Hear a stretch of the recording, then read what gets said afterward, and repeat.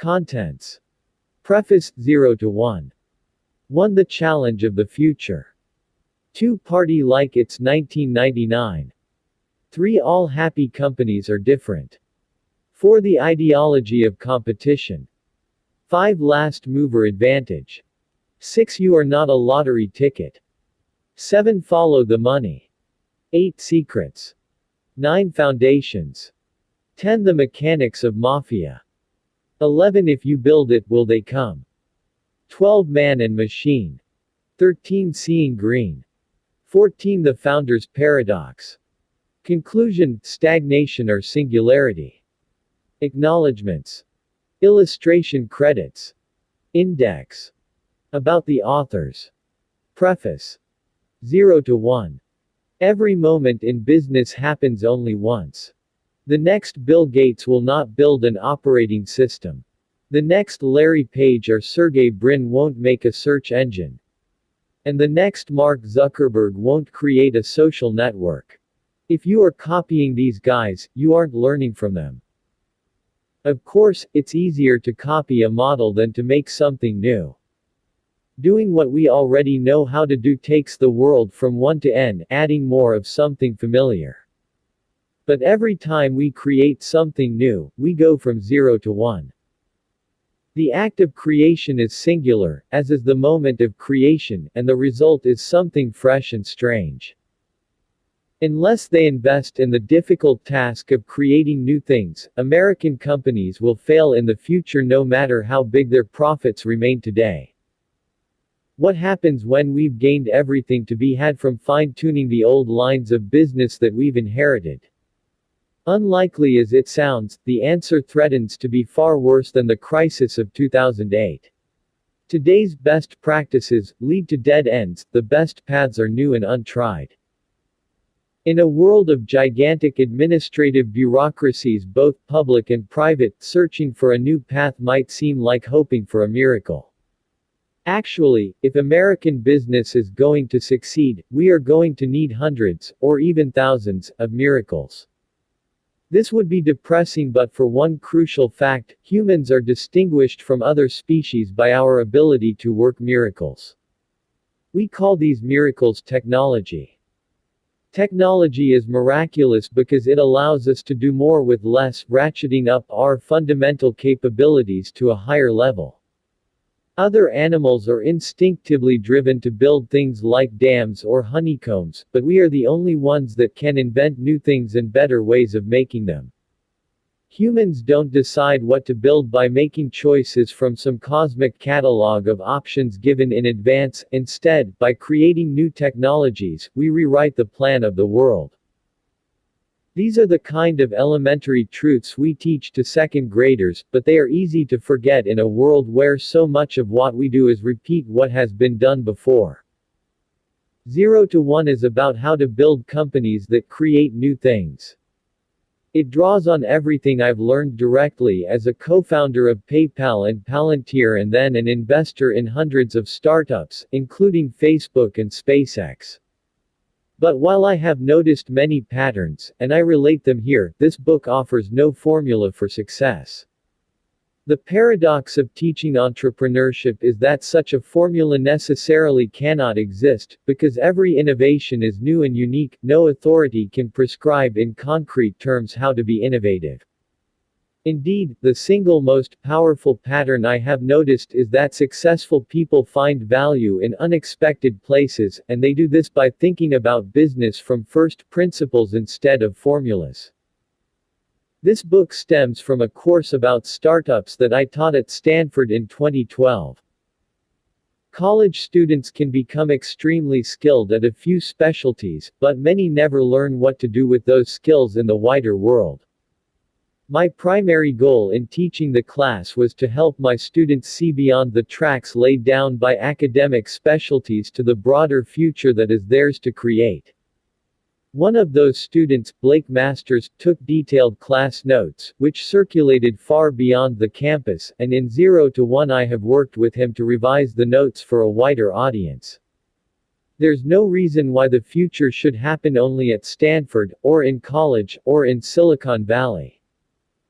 The challenge of the future.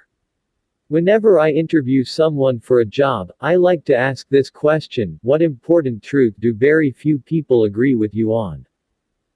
This question sounds easy because it's straightforward. Actually, it's very hard to answer. It's intellectually difficult because the knowledge that everyone is taught in school is by definition agreed upon. And it's psychologically difficult because anyone trying to answer must say something she knows to be unpopular. Brilliant thinking is rare, but courage is in even shorter supply than genius. Most commonly, I hear answers like the following. Our educational system is broken and urgently needs to be fixed. America is exceptional. There is no God. Those are bad answers. The first and the second statements might be true, but many people already agree with them. The third statement simply takes one side in a familiar debate. A good answer takes the following form: most people believe in X, but the truth is the opposite of X. I'll give my own answer later in this chapter. What does this contrarian question have to do with the future? In the most minimal sense, the future is simply the set of all moments yet to come. But what makes the future distinctive and important isn't that it hasn't happened yet, but rather that it will be a time when the world looks different from today. In this sense, if nothing about our society changes for the next 100 years, then the future is over 100 years away. If things change radically in the next decade, then the future is nearly at hand. No one can predict the future exactly, but we know two things: it's going to be different, and it must be rooted in today's world. Most answers to the contrarian question are different ways of seeing the present. Good answers are as close as we can come to looking into the future. 0 to 1, the future of progress. When we think about the future, we hope for a future of progress. That progress can take one of two forms. Horizontal or extensive progress means copying things that work, going from 1 to n. Horizontal progress is easy to imagine because we already know what it looks like. Vertical or intensive progress means doing new things, going from 0 to 1. Vertical progress is harder to imagine because it requires doing something nobody else has ever done. If you take one typewriter and build 100, you have made horizontal progress. If you have a typewriter and build a word processor, you have made vertical progress. At the macro level, the single word for horizontal progress is globalization. Taking things that work somewhere and making them work everywhere. China is the paradigmatic example of globalization. Its 20-year plan is to become like the United States is today.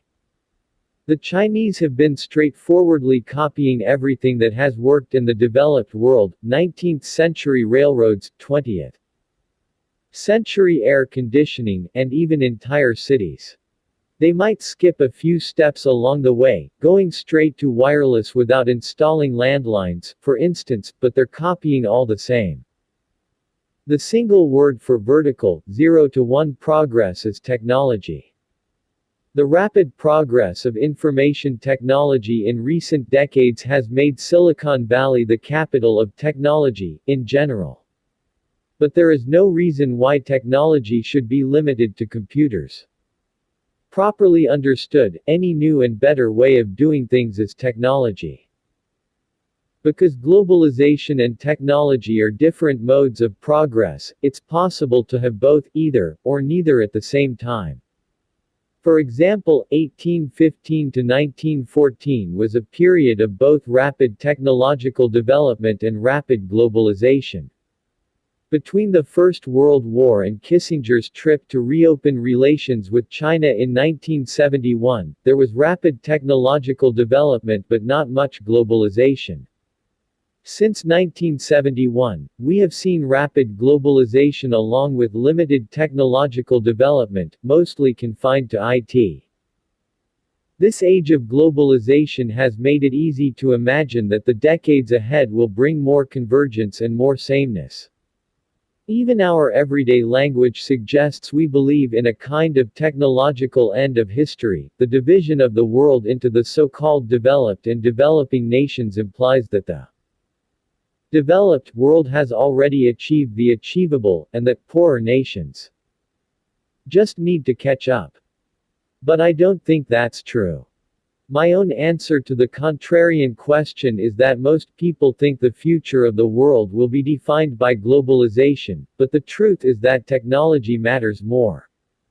Without technological change, if China doubles its energy production over the next 2 decades, it will also double its air pollution. If every one of India's hundreds of millions of households were to live the way Americans already do, using only today's tools, the result would be environmentally catastrophic. Spreading old ways to create wealth around the world will result in devastation, not riches. In a world of scarce resources, globalization without new technology is unsustainable. New technology has never been an automatic feature of history. Our ancestors lived in static, zero-sum societies where success meant seizing things from others.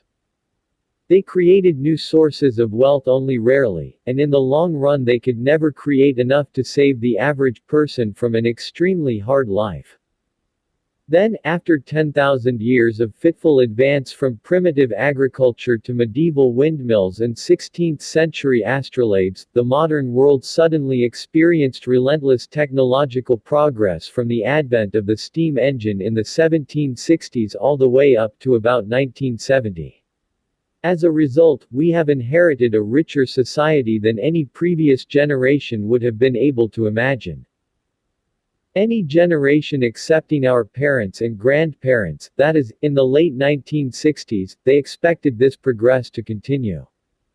They looked forward to a 4-day workweek, energy too cheap to meter, and vacations on the moon.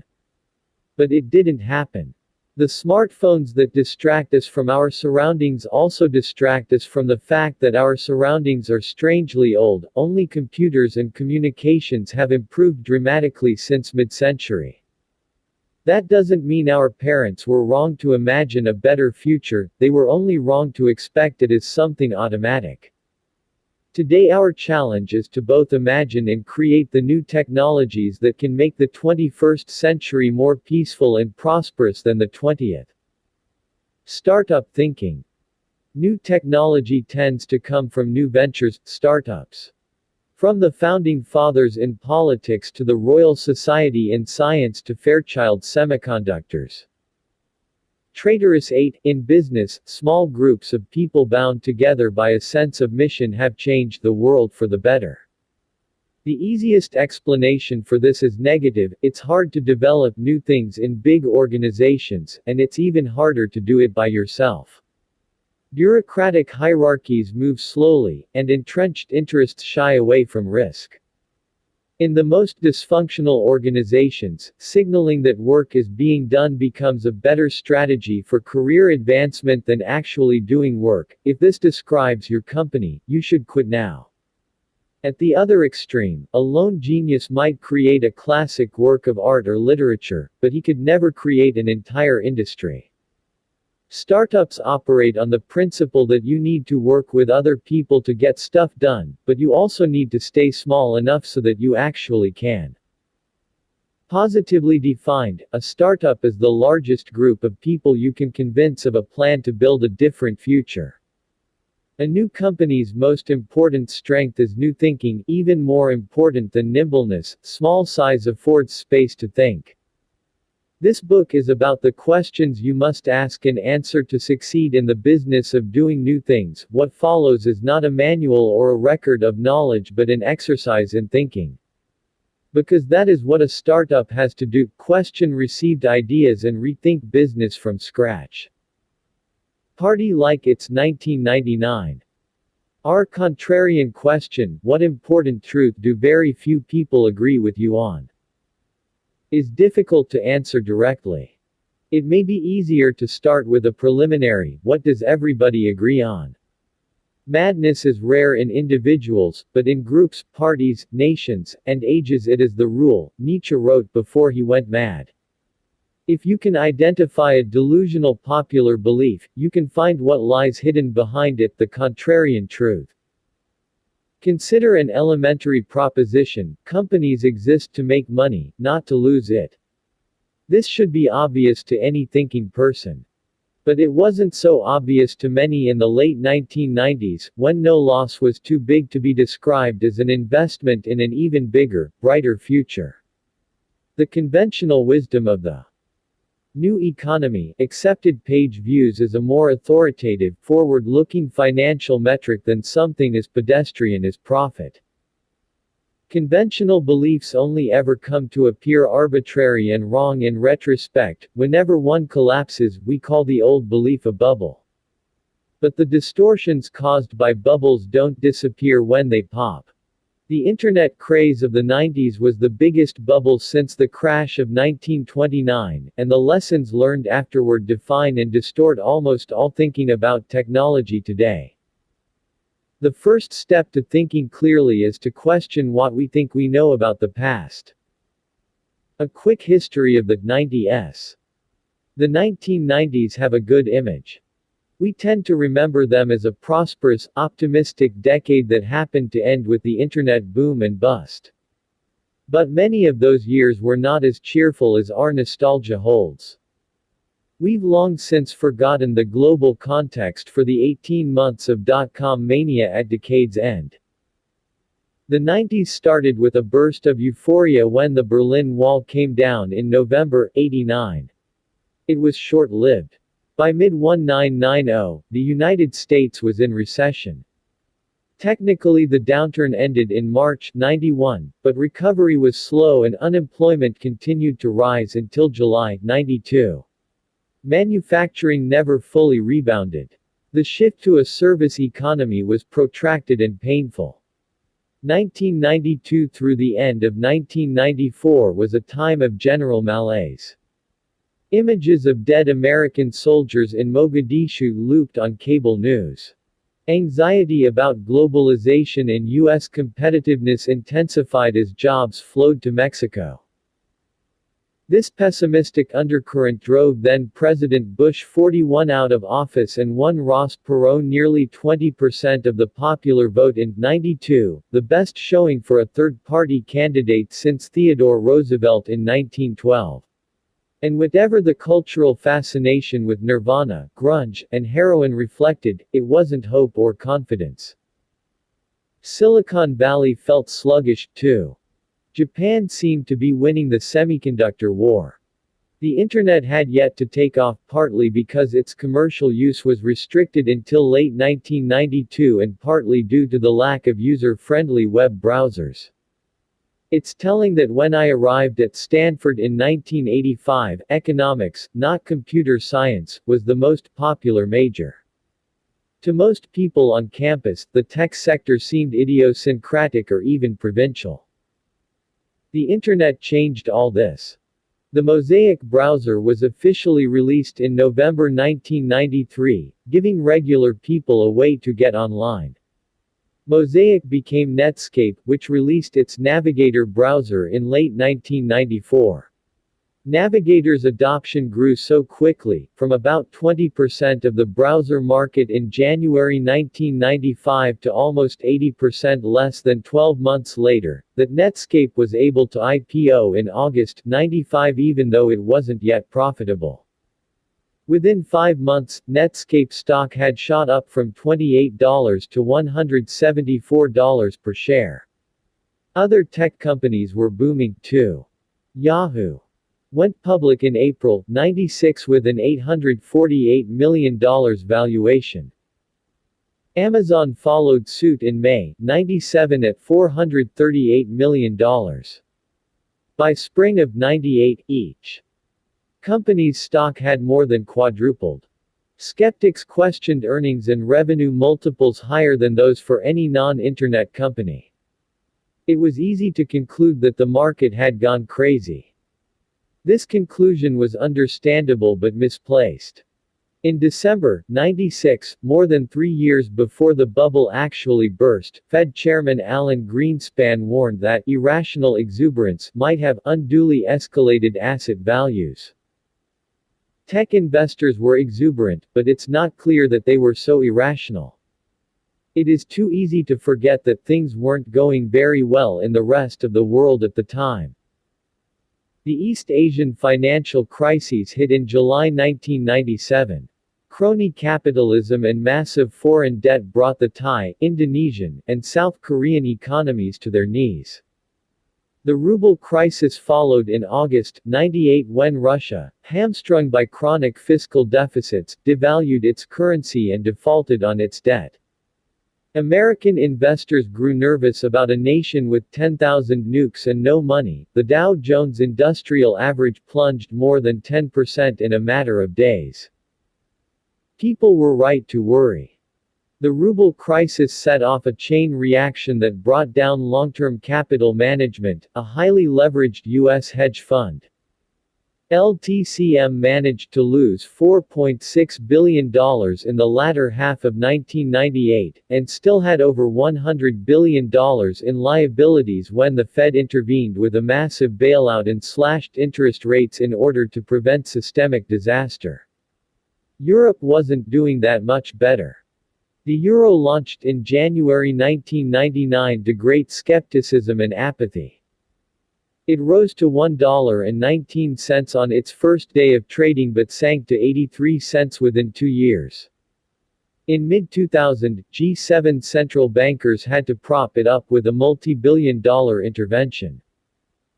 So the backdrop for the short-lived dot-com mania that started in September 1998 was a world in which nothing else seemed to be working. The old economy couldn't handle the challenges of globalization. Something needed to work, and work in a big way, if the future was going to be better at all. By indirect proof, the new economy of the Internet was the only way forward. Mania, September 1998 to March 2000.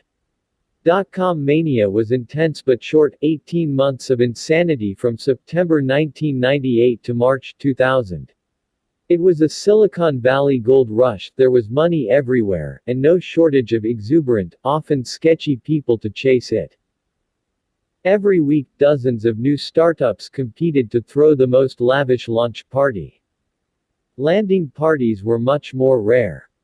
Paper millionaires would rack up $1,000 dinner bills and try to pay with shares of their startup stock.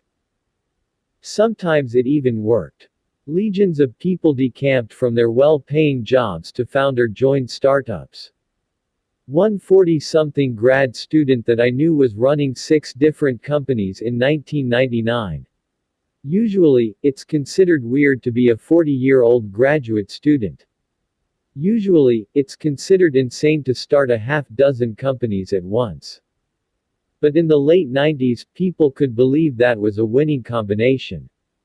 Everybody should have known that the mania was unsustainable. The most successful companies seemed to embrace a sort of anti-business model where they lost money as they grew.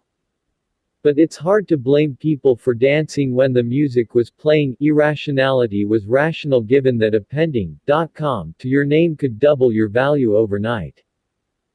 PayPal mania. When I was running PayPal in late 1999, I was scared out of my wits, not because I didn't believe in our company, but because it seemed like everyone else in the valley was ready to believe anything at all. Everywhere I looked, people were starting and flipping companies with alarming casualness. One acquaintance told me how he had planned an IPO from his living room before he'd even incorporated his company, and he didn't think that was weird. In this kind of environment, acting sanely began to seem eccentric. At least PayPal had a suitably grand mission, the kind that post-bubble skeptics would later describe as grandiose. We wanted to create a new internet currency to replace the US dollar. Our first product let people beam money from one palmpalot to another. However, nobody had any use for that product except the journalists who voted it one of the 10 worst business ideas of 1999. Palmpalots were still too exotic then, but email was already commonplace, so we decided to create a way to send and receive payments over email. By the fall of '99, our email payment product worked well, anyone could log into our website and easily transfer money. But we didn't have enough customers, growth was slow, and expenses mounted. For PayPal to work, we needed to attract a critical mass of at least 1 million users. Advertising was too ineffective to justify the cost. Prospective deals with big banks kept falling through. So we decided to pay people to sign up. We gave new customers $10 for joining, and we gave them $10 more every time they referred a friend. This got us hundreds of thousands of new customers and an exponential growth rate. Of course, this customer acquisition strategy was unsustainable on its own. When you pay people to be your customers, exponential growth means an exponentially growing cost structure. Crazy costs were typical at that time in the Valley. But we thought our huge costs were sane. Given a large user base, PayPal had a clear path to profitability by taking a small fee on customers' transactions. We knew we'd need more funding to reach that goal. We also knew that the boom was going to end. Since we didn't expect investors' faith in our mission to survive the coming crash, we moved fast to raise funds while we could. On February 16, 2000, the Wall Street Journal ran a story lauding our viral growth and suggesting that PayPal was worth $500 million. When we raised $100 million the next month, our lead investor took the journal's back-of-the-envelope valuation as authoritative. Other investors were in even more of a hurry. A South Korean firm wired us $5 million without first negotiating a deal or signing any documents. When I tried to return the money, they wouldn't tell me where to send it. That March 2000 financing round bought us the time we needed to make PayPal a success. Just as we closed the deal, the bubble popped. Lessons learned. 'Cause they say 2000 party over, oops. Out of time. So tonight I'm gonna party like it's 1999. Prince. The Nasdaq reached 5,048 at its peak in the middle of March 2000 and then crashed to 3,321 in the middle of April. By the time it bottomed out at 1,114 in October 2002, the country had long since interpreted the market's collapse as a kind of divine judgment against the technological optimism of the 90s. The era of cornucopian hope was relabeled as an era of crazed greed and declared to be definitely over. Everyone learned to treat the future as fundamentally indefinite, and to dismiss as an extremist anyone with plans big enough to be measured in years instead of quarters. Globalization replaced technology as the hope for the future. Since the 90s migration from bricks to clicks didn't work as hoped, investors went back to bricks, housing, and BRIC's globalization. The result was another bubble, this time in real estate. The entrepreneurs who stuck with Silicon Valley learned 4 big lessons from the dot-com crash that still guide business thinking today. 1. Make incremental advances. Grand visions inflated the bubble, so they should not be indulged. Anyone who claims to be able to do something great is suspect, and anyone who wants to change the world should be more humble. Small, incremental steps are the only safe path forward. 2. Stay lean and flexible. All companies must be lean, which is code for unplanned. You should not know what your business will do. Planning is arrogant and inflexible. Instead, you should try things out, iterate, and treat entrepreneurship as agnostic experimentation. 3. Improve on the competition. Don't try to create a new market prematurely. The only way to know you have a real business is to start with an already existing customer, so you should build your company by improving on recognizable products already offered by successful competitors. 4. Focus on product, not sales. If your product requires advertising or salespeople to sell it, it's not good enough. Technology is primarily about product development, not distribution. Bubble-era advertising was obviously wasteful, so the only sustainable growth is viral growth. These lessons have become dogma in the startup world. Those who would ignore them are presumed to invite the justified doom visited upon technology in the Great Crash of 2000. And yet the opposite principles are probably more correct. 1. It is better to risk boldness than triviality. 2. A bad plan is better than no plan. 3. Competitive markets destroy profits. 4. Sales matters just as much as product. It's true that there was a bubble in technology. The late 90s was a time of hubris. People believed in going from 0 to 1. Too few startups were actually getting there, and many never went beyond talking about it. But people understood that we had no choice but to find ways to do more with less. The market high of March 2000 was obviously a peak of insanity, less obvious but more important, it was also a peak of clarity. People looked far into the future, saw how much valuable new technology we would need to get there safely, and judged themselves capable of creating it. We still need new technology, and we may even need some 1999-style hubris and exuberance to get it. To build the next generation of companies, we must abandon the dogmas created after the crash. That doesn't mean the opposite ideas are automatically true. You can't escape the madness of crowds by dogmatically rejecting them. Instead, ask yourself, how much of what you know about business is shaped by mistaken reactions to past mistakes? The most contrarian thing of all is not to oppose the crowd but to think for yourself. All happy companies are different. The business version of our contrarian question is, what valuable company is nobody building? This question is harder than it looks, because your company could create a lot of value without becoming very valuable itself. Creating value is not enough, you also need to capture some of the value you create. This means that even very big businesses can be bad businesses. For example, U.S. airline companies serve millions of passengers and create hundreds of billions of dollars of value each year. But in 2012, when the average airfare each way was $178, the airlines made only 37 cents per passenger trip. Compare them to Google, which creates less value but captures far more.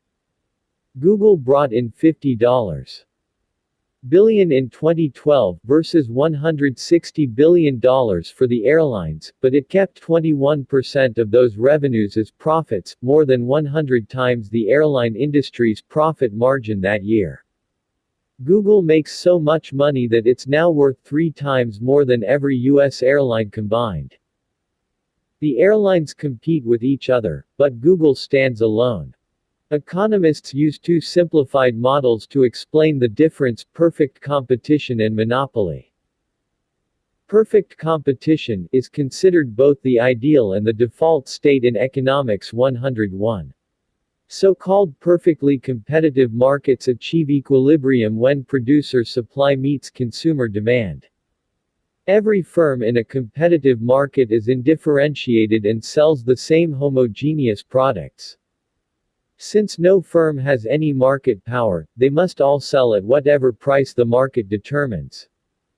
If there is money to be made, new firms will enter the market, increase supply, drive prices down, and thereby eliminate the profits that attracted them in the first place. If too many firms enter the market, they'll suffer losses, some will fold, and prices will rise back to sustainable levels. Under perfect competition, in the long run no company makes an economic profit. The opposite of perfect competition is monopoly. Whereas a competitive firm must sell at the market price, a monopoly owns its market, so it can set its own prices. Since it has no competition, it produces at the quantity and price combination that maximizes its profits. To an economist, every monopoly looks the same, whether it deviously eliminates rivals, secures a license from the state, or innovates its way to the top. In this book, we're not interested in illegal bullies or government favorites. By monopoly, we mean the kind of company that's so good at what it does that no other firm can offer a close substitute. Google is a good example of a company that went from 0 to 1. It hasn't competed in search since the early 2000s, when it definitively distanced itself from Microsoft and Yahoo. Americans mythologize competition and credit it with saving us from socialist bread lines. Actually, capitalism and competition are opposites. Capitalism is premised on the accumulation of capital, but under perfect competition all profits get competed away. The lesson for entrepreneurs is clear: if you want to create and capture lasting value, don't build an undifferentiated commodity business. Lies people tell. How much of the world is actually monopolistic? How much is truly competitive? It's hard to say, because our common conversation about these matters is so confused. To the outside observer, all businesses can seem reasonably alike, so it's easy to perceive only small differences between them. But the reality is much more binary than that. There's an enormous difference between perfect competition and monopoly, and most businesses are much closer to one extreme than we commonly realize. The confusion comes from a universal bias for describing market conditions in self-serving ways. Both monopolists and competitors are incentivized to bend the truth. Monopoly lies. Monopolists lie to protect themselves. They know that bragging about their great monopoly invites being audited, scrutinized, and attacked. Since they very much want their monopoly profits to continue unmolested, they tend to do whatever they can to conceal their monopoly, usually by exaggerating the power of their non-existent competition. Think about how Google talks about its business. It certainly doesn't claim to be a monopoly. But is it one? Well, it depends. A monopoly in what? Let's say that Google is primarily a search engine. As of May 2014, it owns about 68% of the search market. Its closest competitors, Microsoft and Yahoo, have about 19% and 10%, respectively. If that doesn't seem dominant enough, consider the fact that the word Google is now an official entry in the Oxford English Dictionary, as a verb. Don't hold your breath waiting for that to happen to Bing. But suppose we say that Google is primarily an advertising company. That changes things. The U.S. search engine advertising market is $17 billion annually. Online advertising is $37 billion annually. The entire U.S. advertising market is $150 billion. And global advertising is a $495 billion market. So even if Google completely monopolized U.S. search engine advertising, it would own just 3.4% of the global advertising market. From this angle, Google looks like a small player in a competitive world. What if we frame Google as a multifaceted technology company instead? This seems reasonable enough. In addition to its search engine, Google makes dozens of other software products, not to mention robotic cars, Android phones, and wearable computers. But 95% of Google's revenue comes from search advertising. Its other products generated just $2.35 billion in 2012, and its consumer tech products a mere fraction of that. Since consumer tech is a $964 billion market globally, Google owns less than 0.24% of it, a far cry from relevance, let alone monopoly. Framing itself as just another tech company allows Google to escape all sorts of unwanted attention. Competitive lies. Non-monopolists tell the opposite lie: we're in a league of our own. Entrepreneurs are always biased to understate the scale of competition, but that is the biggest mistake a startup can make. The fatal temptation is to describe your market extremely narrowly so that you dominate it by definition. Suppose you want to start a restaurant that serves British food in Palo Alto. No one else is doing it, you might reason. We'll own the entire market. But that's only true if the relevant market is the market for British food specifically. What if the actual market is the Palo Alto restaurant market in general? And what if all the restaurants in nearby towns are part of the relevant market as well? These are hard questions, but the bigger problem is that you have an incentive not to ask them at all. When you hear that most new restaurants fail within 1 or 2 years, your instinct will be to come up with a story about how yours is different. You'll spend time trying to convince people that you are exceptional instead of seriously considering whether that's true. It would be better to pause and consider whether there are people in Palo Alto who would rather eat British food above all else. It's very possible they don't exist. In 2001, my coworkers at PayPal and I would often get lunch on Castro Street in Mountain View. We had our pick of restaurants, starting with obvious categories like Indian, sushi, and burgers. There were more options once we settled on a type, North Indian or South Indian, cheaper or fancier, and so on. In contrast to the competitive local restaurant market, PayPal was at that time the only email-based payments company in the world. We employed fewer people than the restaurants on Castro Street did, but our business was much more valuable than all of those restaurants combined. Starting a new South Indian restaurant is a really hard way to make money. If you lose sight of competitive reality and focus on trivial differentiating factors, maybe you think your naan is superior because of your great-grandmother's recipe, your business is unlikely to survive. Creative industries work this way too. No screenwriter wants to admit that her new movie script simply rehashes what has already been done before. Rather, the pitch is, this film will combine various exciting elements in entirely new ways. It could even be true. Suppose her idea is to have Jay-Z star in a cross between Hackers and Jaws. Rap star joins elite group of hackers to catch the shark that killed his friend. That has definitely never been done before. But, like the lack of British restaurants in Palo Alto, maybe that's a good thing. Non-monopolists exaggerate their distinction by defining their market as the intersection of various smaller markets. British food restaurant Palo Alto. Rap star hackers sharks. Monopolists, by contrast, disguise their monopoly by framing their market as the union of several large markets. Search engine, mobile phones, wearable computers, self-driving cars. What does a monopolist's union story look like in practice? Consider a statement from Google chairman Eric Schmidt's testimony at a 2011 congressional hearing. We face an extremely competitive landscape in which consumers have a multitude of options to access information. Or, translated from PR speak to plain English, Google is a small fish in a big pond. We could be swallowed whole at any time. We are not the monopoly that the government is looking for. Ruthless people. The problem with a competitive business goes beyond lack of profits. Imagine you're running one of those restaurants in Mountain View.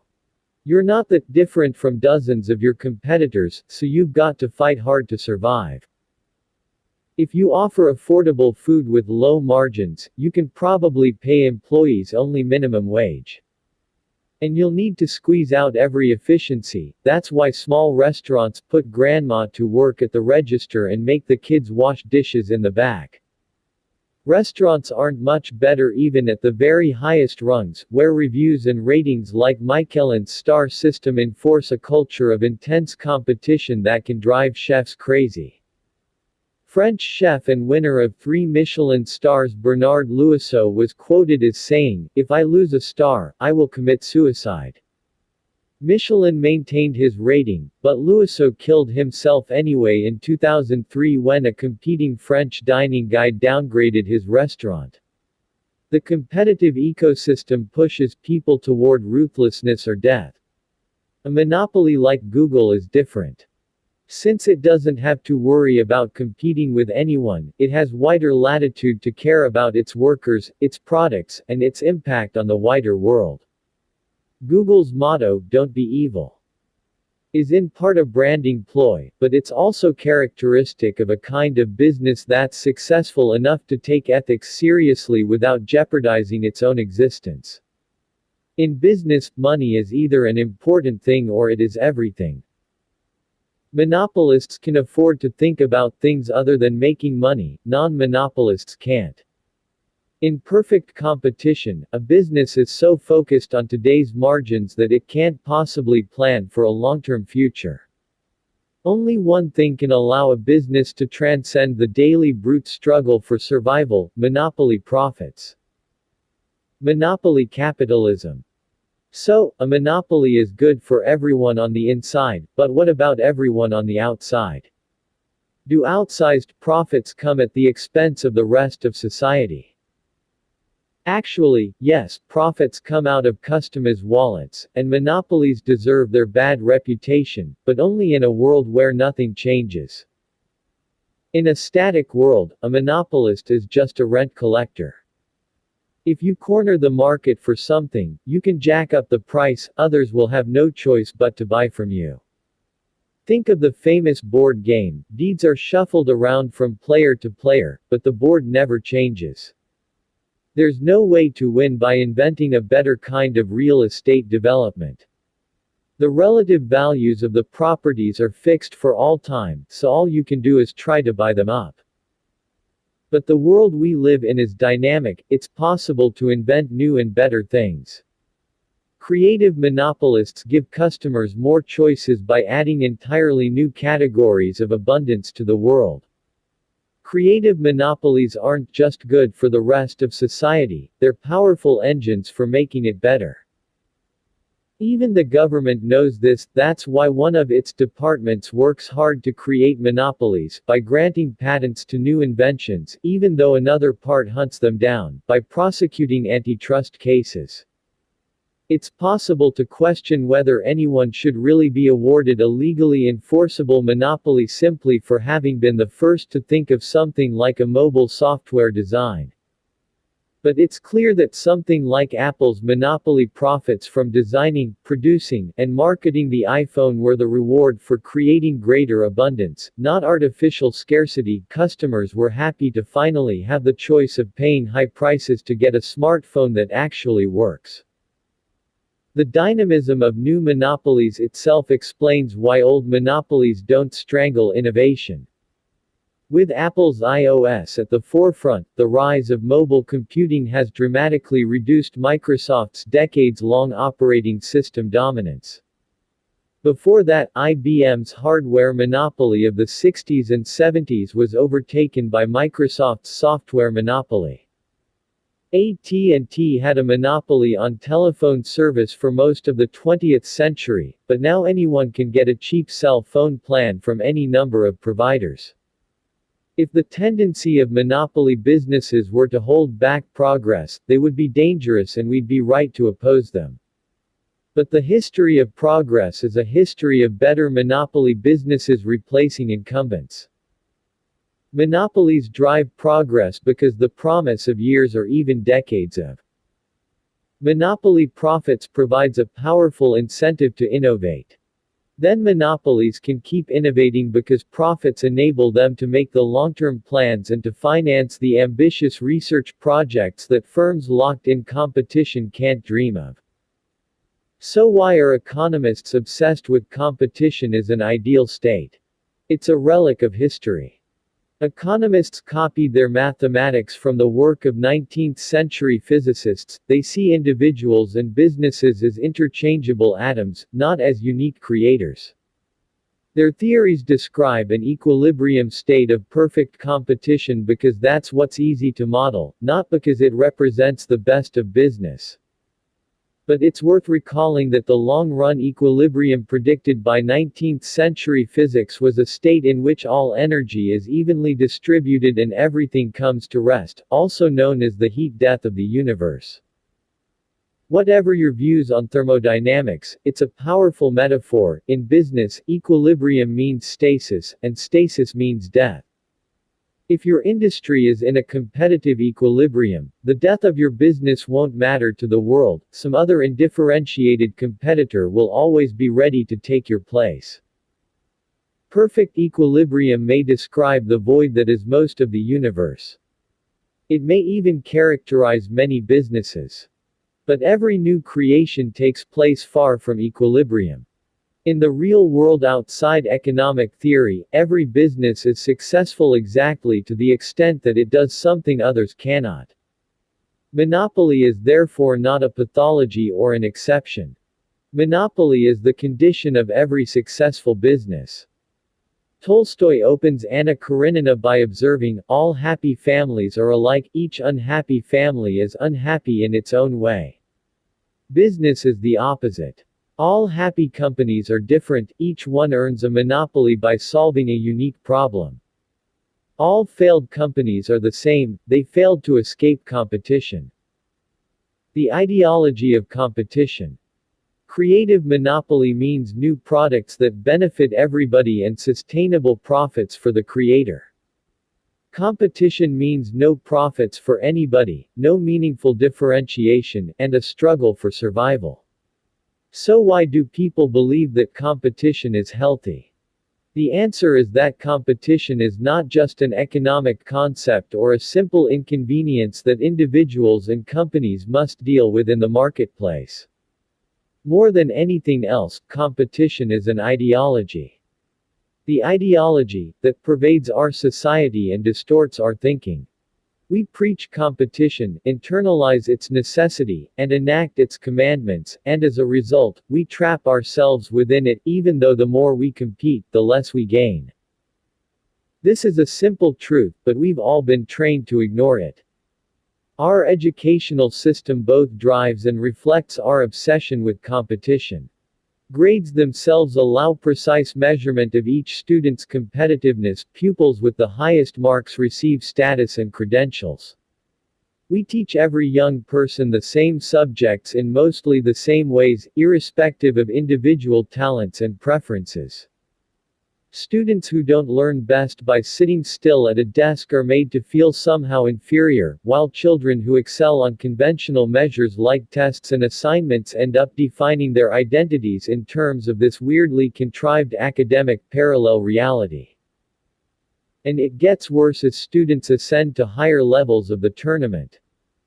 Elite students climb confidently until they reach a level of competition sufficiently intense to beat their dreams out of them. Higher education is the place where people who had big plans in high school get stuck in fierce rivalries with equally smart peers over conventional careers like management consulting and investment banking.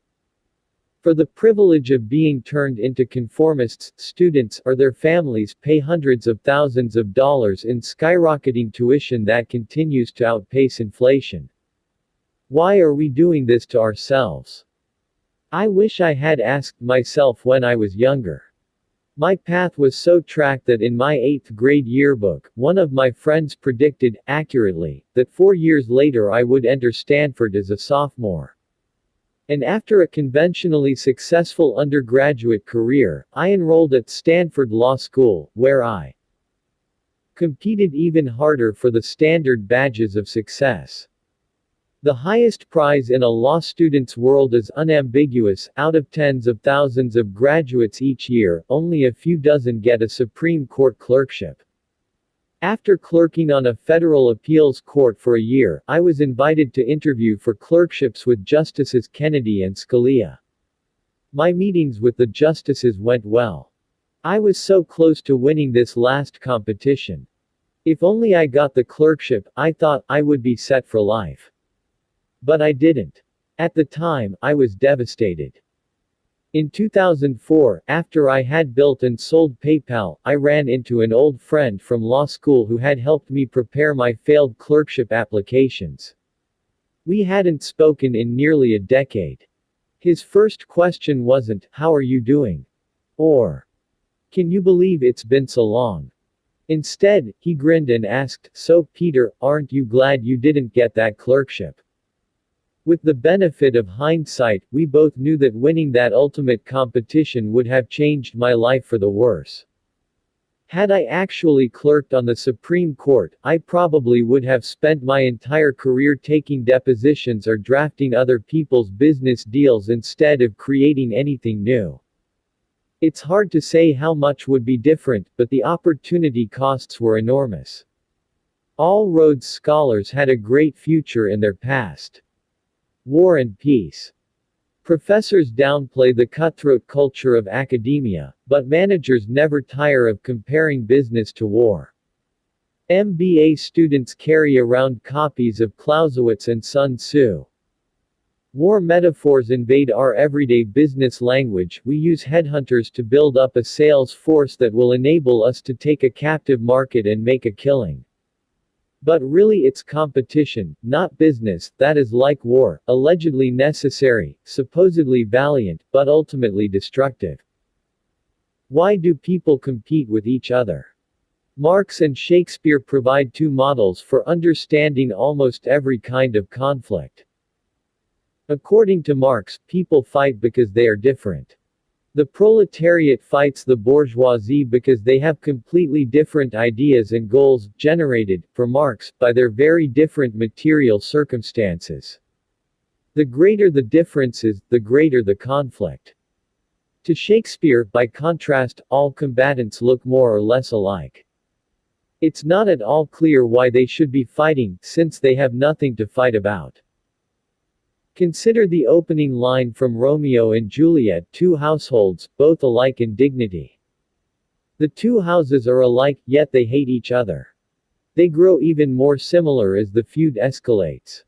Eventually, they lose sight of why they started fighting in the first place. In the world of business, at least, Shakespeare proves the superior guide. Inside a firm, people become obsessed with their competitors for career advancement. Then the firms themselves become obsessed with their competitors in the marketplace. Amid all the human drama, people lose sight of what matters and focus on their rivals instead. Let's test the Shakespearean model in the real world. Imagine a production called Gates and Schmidt based on Romeo and Juliet. Montague is Microsoft. Capulet is Google.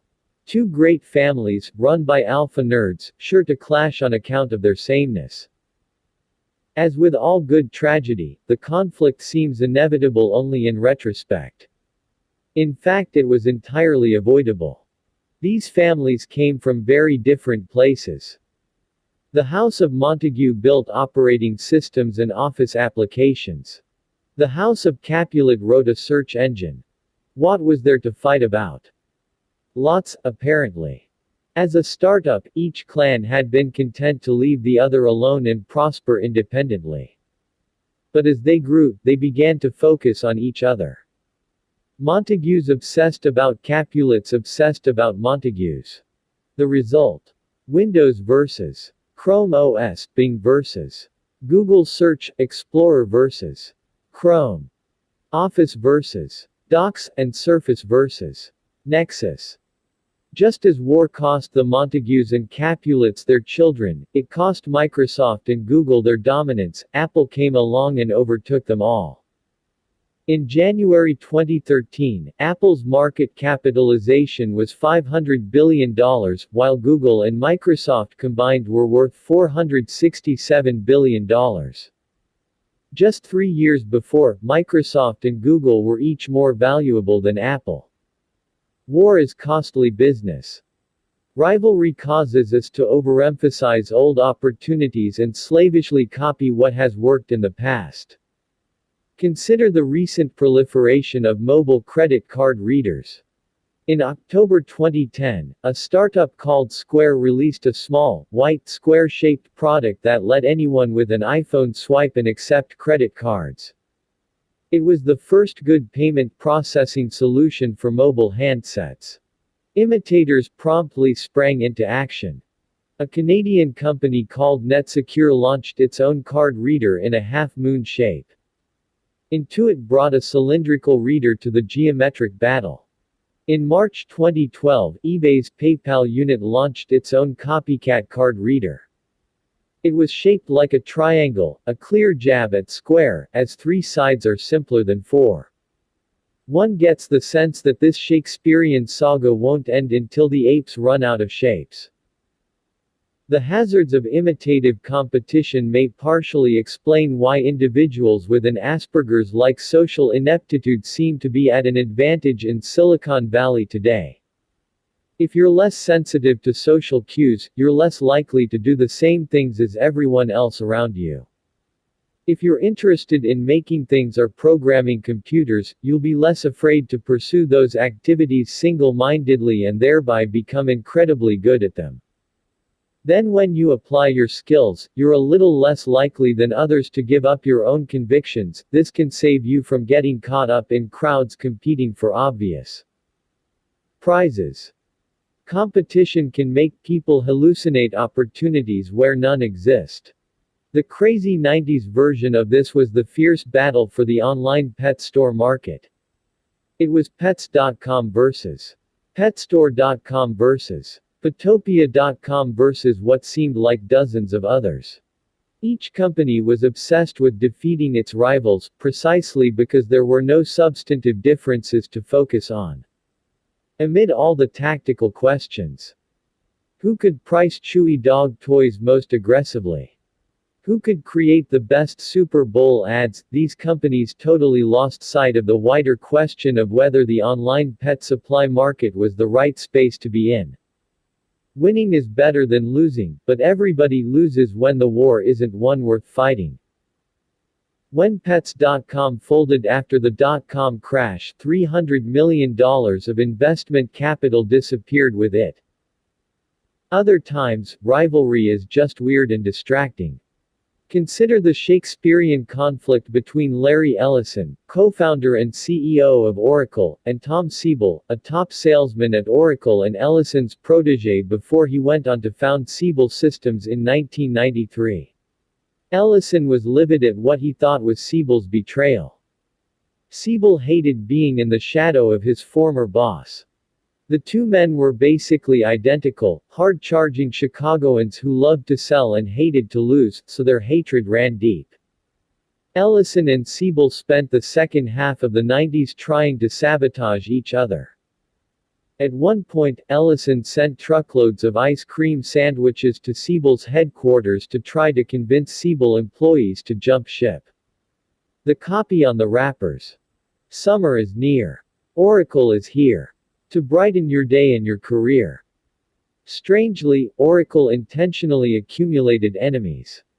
Ellison's theory was that it's always good to have an enemy, so long as it was large enough to appear threatening, and thus motivational to employees, but not so large as to actually threaten the company. So Ellison was probably thrilled when in 1996 a small database company called Informix put up a billboard near Oracle's Redwood Shores headquarters that read, "Caution, Dinosaur Crossing." Another Informix billboard on northbound Highway 101 read, "You've just passed Redwood Shores. So did we."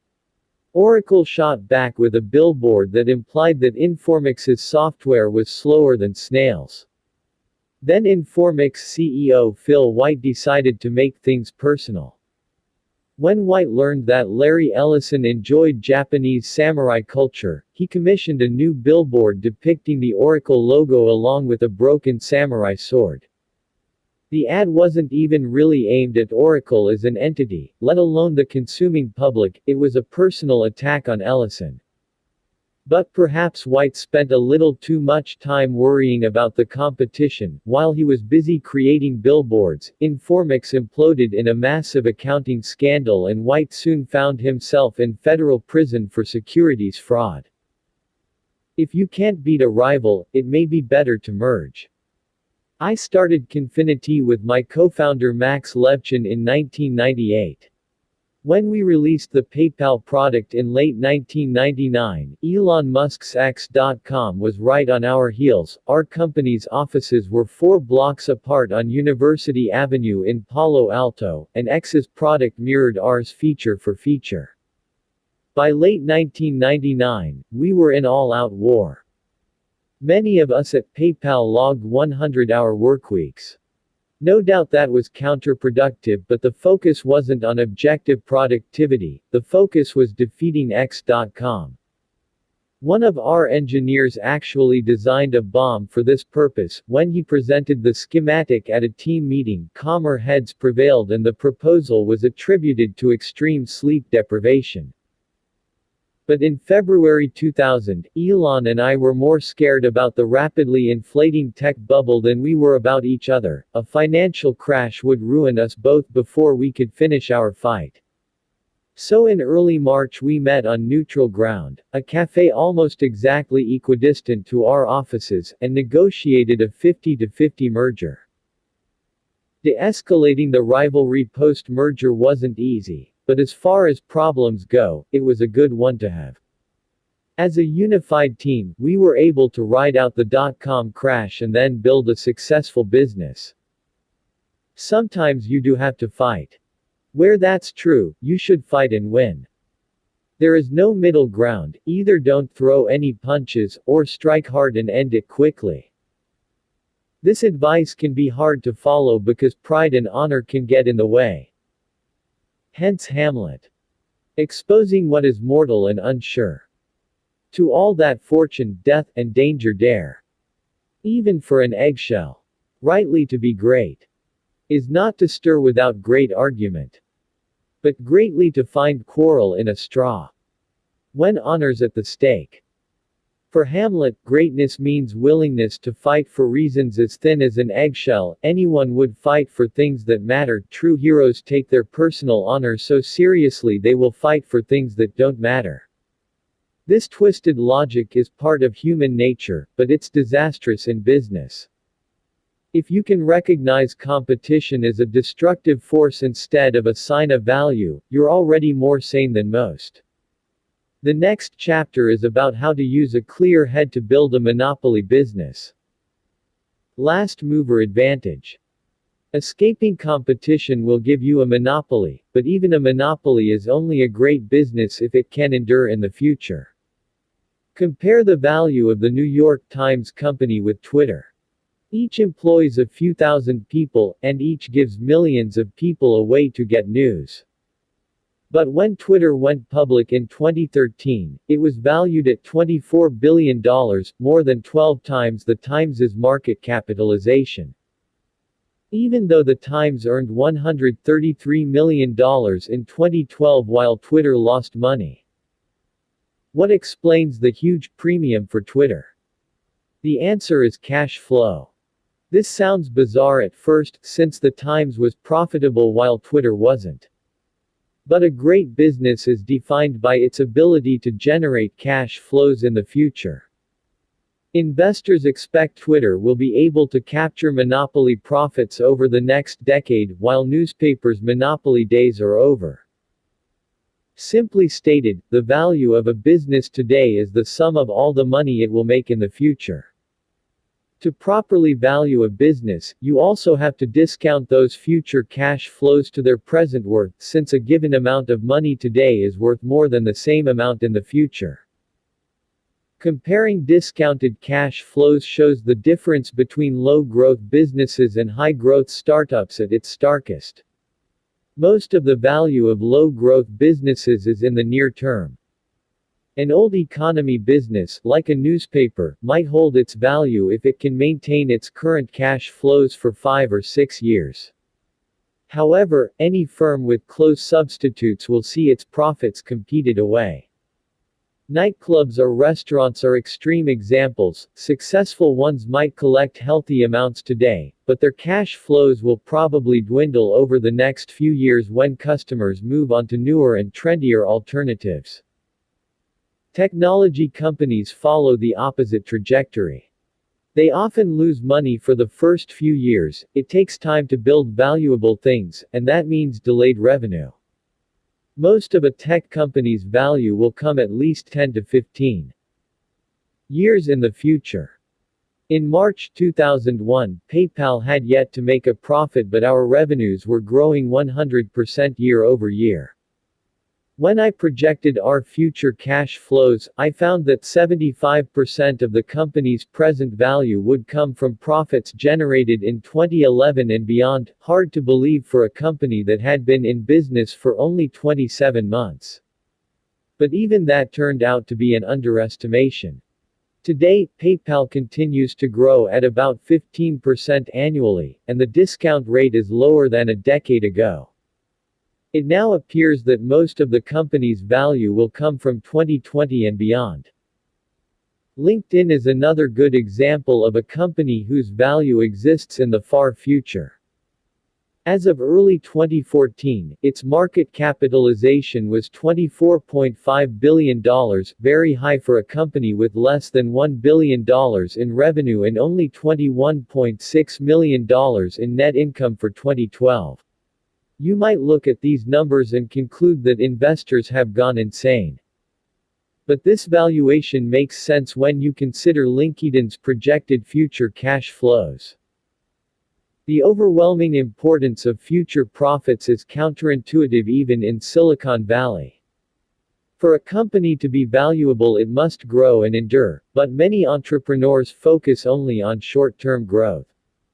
They have an excuse: growth is easy to measure, but durability isn't.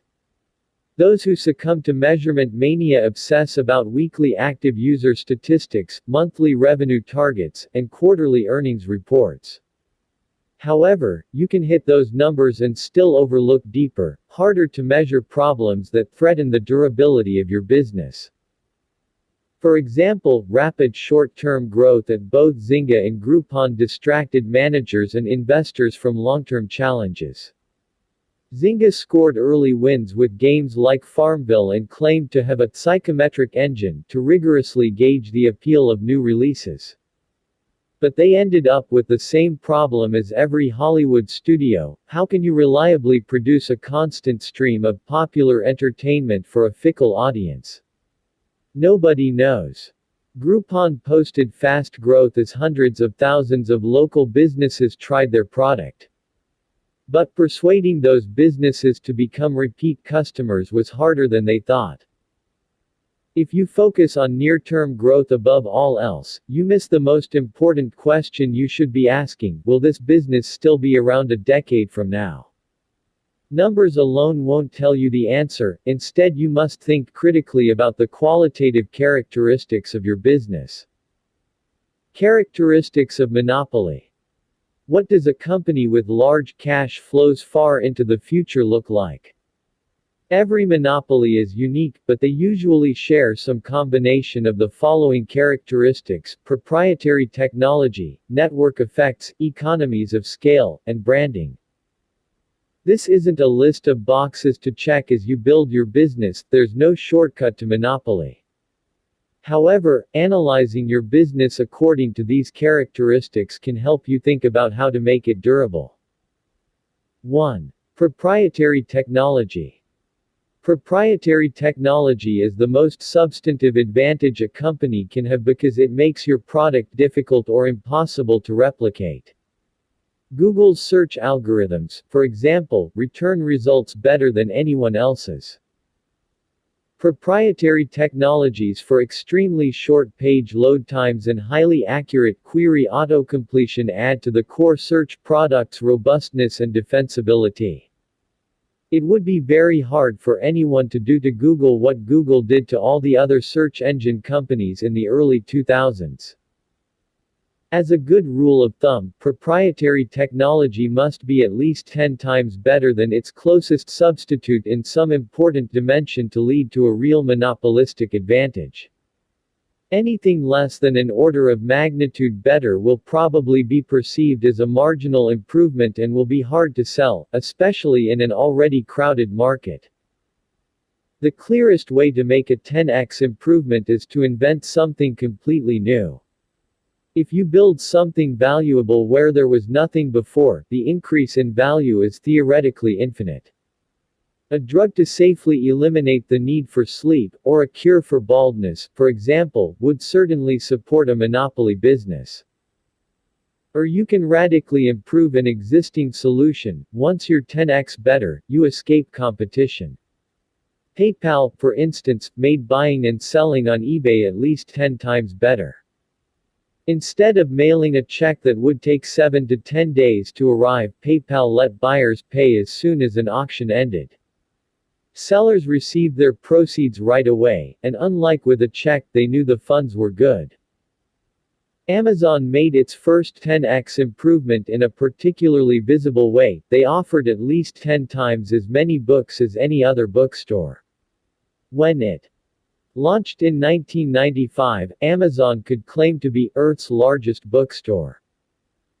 Because, unlike a retail bookstore that might stock 100,000 books, Amazon didn't need to physically store any inventory, it simply requested the title from its supplier whenever a customer made an order. This quantum improvement was so effective that a very unhappy Barnes & Noble filed a lawsuit 3 days before Amazon's IPO, claiming that Amazon was unfairly calling itself a bookstore, when really it was a book broker. You can also make a 10x improvement through superior integrated design. Before 2010, tablet computing was so poor that for all practical purposes the market didn't even exist. Microsoft Windows XP Tablet PC Edition products first shipped in 2002, and Nokia released its own Internet tablet in 2005, but they were a pain to use. Then Apple released the iPad. Design improvements are hard to measure, but it seems clear that Apple improved on anything that had come before by at least an order of magnitude. Tablets went from unusable to useful. 2. Network effects. Network effects make a product more useful as more people use it. For example, if all your friends are on Facebook, it makes sense for you to join Facebook too. Unilaterally choosing a different social network would only make you an eccentric. Network effects can be powerful, but you'll never reap them unless your product is valuable to its very first users when the network is necessarily small. For example, in 1960 a quixotic company called Xanadu set out to build a two-way communication network between all computers, a sort of early, synchronous version of the World Wide Web. After more than 3 decades of futile effort, Xanadu folded just as the web was becoming commonplace. Their technology probably would have worked at scale, but it could have worked only at scale. It required every computer to join the network at the same time, and that was never going to happen. Paradoxically, then, network effects businesses must start with especially small markets.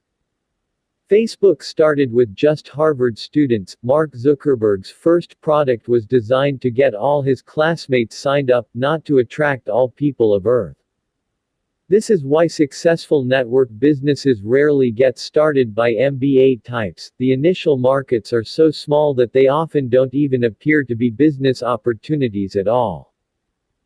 3. Economies of scale. A monopoly business gets stronger as it gets bigger. The fixed costs of creating a product, engineering, management, office space can be spread out over ever greater quantities of sales. Software startups can enjoy especially dramatic economies of scale because the marginal cost of producing another copy of the product is close to zero. Many businesses gain only limited advantages as they grow to large scale. Service businesses especially are difficult to make monopolies. If you own a yoga studio, for example, you'll only be able to serve a certain number of customers. You can hire more instructors and expand to more locations, but your margins will remain fairly low and you'll never reach a point where a core group of talented people can provide something of value to millions of separate clients, as software engineers are able to do. A good startup should have the potential for great scale built into its first design. Twitter already has more than 250 million users today. It doesn't need to add too many customized features in order to acquire more, and there's no inherent reason why it should ever stop growing. 4. Branding. A company has a monopoly on its own brand by definition, so creating a strong brand is a powerful way to claim a monopoly. Today's strongest tech brand is Apple. The attractive looks and carefully chosen materials of products like the iPhone and MacBook, the Apple Store's sleek minimalist design and close control over the consumer experience, the omnipresent advertising campaigns, the price positioning as a maker of premium goods, and the lingering nimbus of Steve Jobs' personal charisma all contribute to a perception that Apple offers products so good as to constitute a category of their own. Many have tried to learn from Apple's success. Paid advertising, branded stores, luxurious materials, playful keynote speeches, high prices, and even minimalist design are all susceptible to imitation. But these techniques for polishing the surface don't work without a strong underlying substance.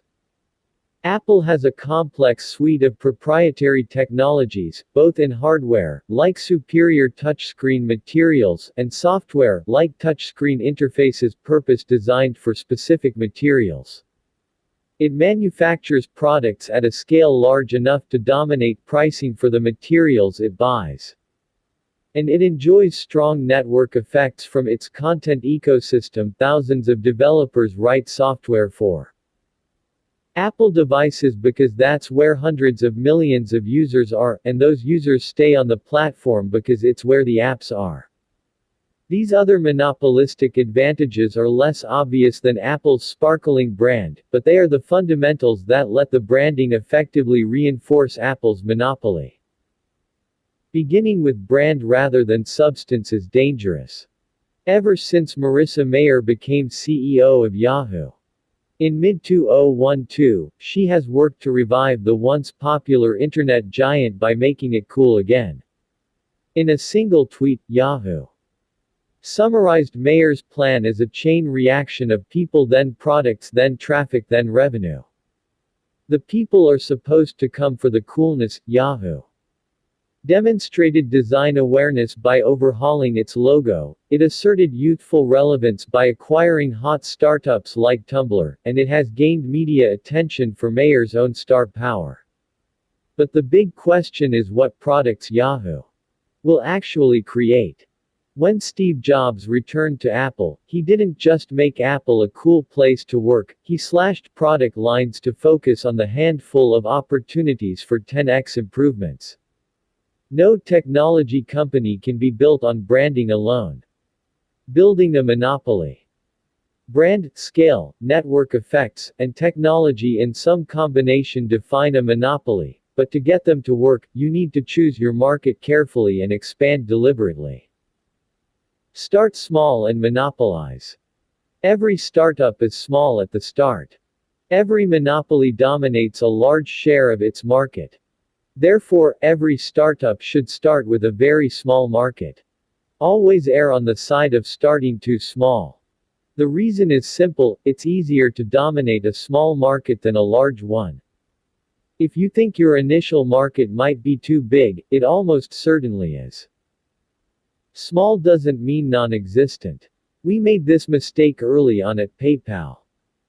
Our first product let people beam money to each other via Palmpalots. It was interesting technology and no one else was doing it. However, the world's millions of Palmpalot users weren't concentrated in a particular place, they had little in common, and they used their devices only episodically. Nobody needed our product, so we had no customers.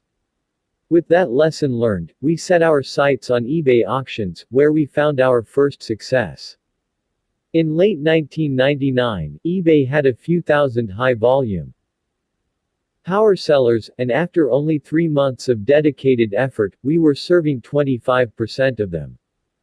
It was much easier to reach a few thousand people who really needed our product than to try to compete for the attention of millions of scattered individuals. The perfect target market for a startup is a small group of particular people concentrated together and served by few or no competitors. Any big market is a bad choice, and a big market already served by competing companies is even worse.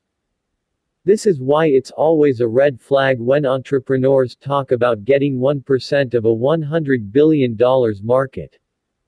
In practice, a large market will either lack a good starting point or it will be open to competition, so it's hard to ever reach that 1%. And even if you do succeed in gaining a small foothold, you'll have to be satisfied with keeping the lights on. Cutthroat competition means your profits will be zero. Scaling up. Once you create and dominate a niche market, then you should gradually expand into related and slightly broader markets. Amazon shows how it can be done. Jeff Bezos's founding vision was to dominate all of online retail, but he very deliberately started with books. There were millions of books to catalog, but they all had roughly the same shape, they were easy to ship, and some of the most rarely sold books, those least profitable for any retail store to keep in stock, also drew the most enthusiastic customers. Amazon became the dominant solution for anyone located far from a bookstore or seeking something unusual. Amazon then had two options: expand the number of people who read books, or expand to adjacent markets. They chose the latter, starting with the most similar markets: CDs, videos, and software. Amazon continued to add categories gradually until it had become the world's general store. The name itself brilliantly encapsulated the company's scaling strategy. The biodiversity of the Amazon rainforest reflected Amazon's first goal of cataloging every book in the world, and now it stands for every kind of thing in the world, period. eBay also started by dominating small niche markets. When it launched its auction marketplace in 1995, it didn't need the whole world to adopt it at once. The product worked well for intense interest groups, like Beanie Baby obsessives. Once it monopolized the Beanie Baby trade, eBay didn't jump straight to listing sports cars or industrial surplus. It continued to cater to small-time hobbyists until it became the most reliable marketplace for people trading online no matter what the item. Sometimes there are hidden obstacles to scaling, a lesson that eBay has learned in recent years. Like all marketplaces, the auction marketplace lent itself to natural monopoly because buyers go where the sellers are and vice versa.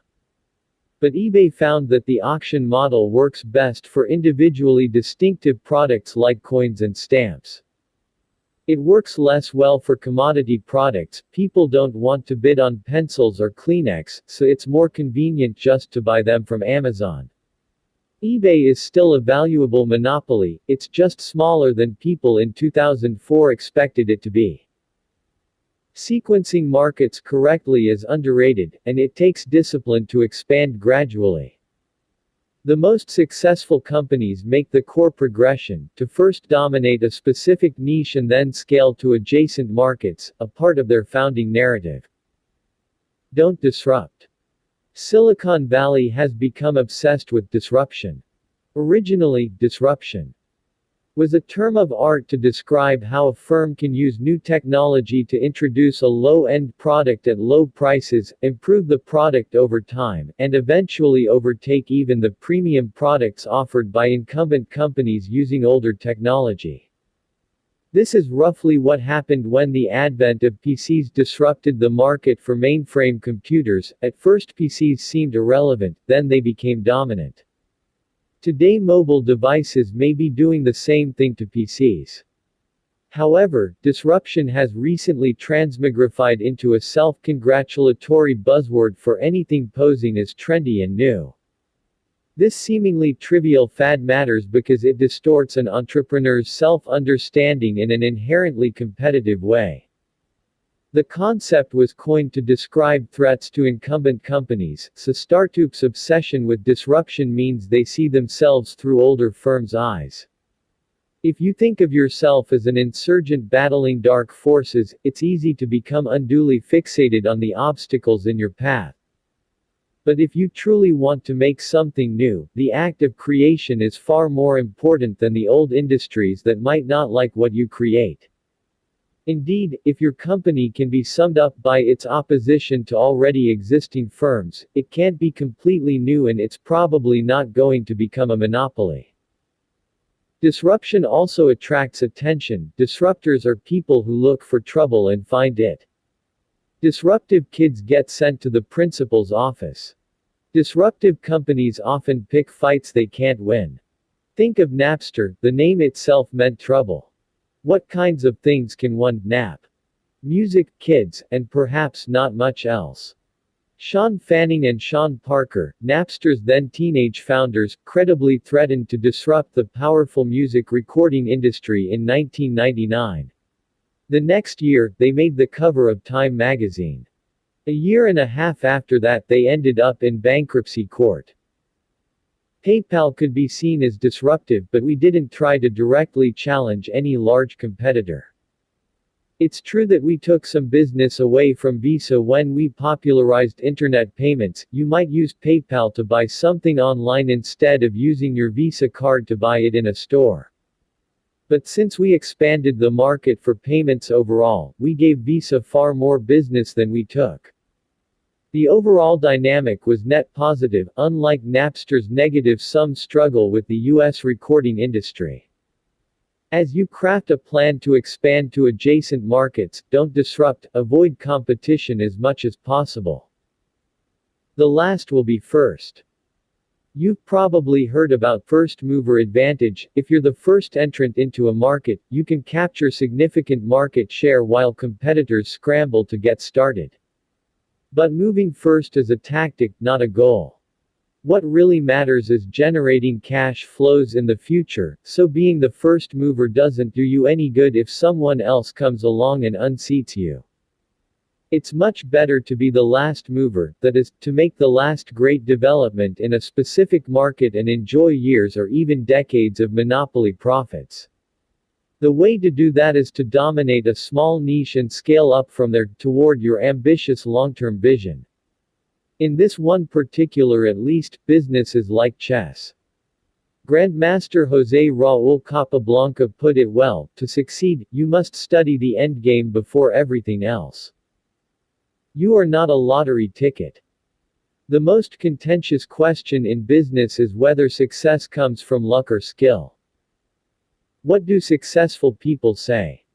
Malcolm Gladwell, a successful author who writes about successful people, declares in Outliers that success results from a patchwork of lucky breaks and arbitrary advantages. Warren Buffett famously considers himself a member of the Lucky Sperm Club and a winner of the ovarian lottery. Jeff Bezos attributes Amazon's success to an incredible planetary alignment, and jokes that it was half luck, half good timing, and the rest brains. Bill Gates even goes so far as to claim that he was lucky to be born with certain skills, though it's not clear whether that's actually possible. Perhaps these guys are being strategically humble. However, the phenomenon of serial entrepreneurship would seem to call into question our tendency to explain success as the product of chance. Hundreds of people have started multiple multi-million-dollar businesses. A few, like Steve Jobs, Jack Dorsey, and Elon Musk, have created several multi-billion-dollar companies. If success were mostly a matter of luck, these kinds of serial entrepreneurs probably wouldn't exist. In January 2013, Jack Dorsey, founder of Twitter and Square, tweeted to his 2 million followers, "Success is never accidental." Most of the replies were unambiguously negative. Referencing the tweet in The Atlantic, reporter Alexis Madrigal wrote that his instinct was to reply, "Success is never accidental," said all multimillionaire white men. It's true that already successful people have an easier time doing new things, whether due to their networks, wealth, or experience. But perhaps we've become too quick to dismiss anyone who claims to have succeeded according to plan. Is there a way to settle this debate objectively? Unfortunately not, because companies are not experiments. To get a scientific answer about Facebook, for example, we'd have to rewind to 2004, create 1,000 copies of the world, and start Facebook in each copy to see how many times it would succeed. But that experiment is impossible. Every company starts in unique circumstances, and every company starts only once. Statistics doesn't work when the sample size is 1. From the Renaissance and the Enlightenment to the mid-20th century, luck was something to be mastered, dominated, and controlled. Everyone agreed that you should do what you could, not focus on what you couldn't. Ralph Waldo Emerson captured this ethos when he wrote, "Shallow men believe in luck, believe in circumstances. Strong men believe in cause and effect." In 1912, after he became the first explorer to reach the South Pole, Roald Amundsen wrote, "Victory awaits him who has everything in order, luck people call it." No one pretended that misfortune didn't exist, but prior generations believed in making their own luck by working hard. If you believe your life is mainly a matter of chance, why read this book? Learning about startups is worthless if you're just reading stories about people who won the lottery. Slot machines for dummies can purport to tell you which kind of rabbit's foot to rub or how to tell which machines are hot, but it can't tell you how to win. Did Bill Gates simply win the intelligence lottery? Was Sheryl Sandberg born with a silver spoon, or did she lean in? When we debate historical questions like these, luck is in the past tense. Far more important are questions about the future. Is it a matter of chance or design? Can you control your future?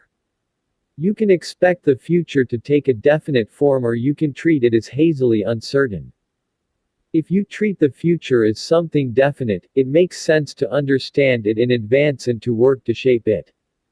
But if you expect an indefinite future ruled by randomness, you'll give up on trying to master it. Indefinite attitudes to the future explain what's most dysfunctional in our world today. Process trumps substance. When people lack concrete plans to carry out, they use formal rules to assemble a portfolio of various options.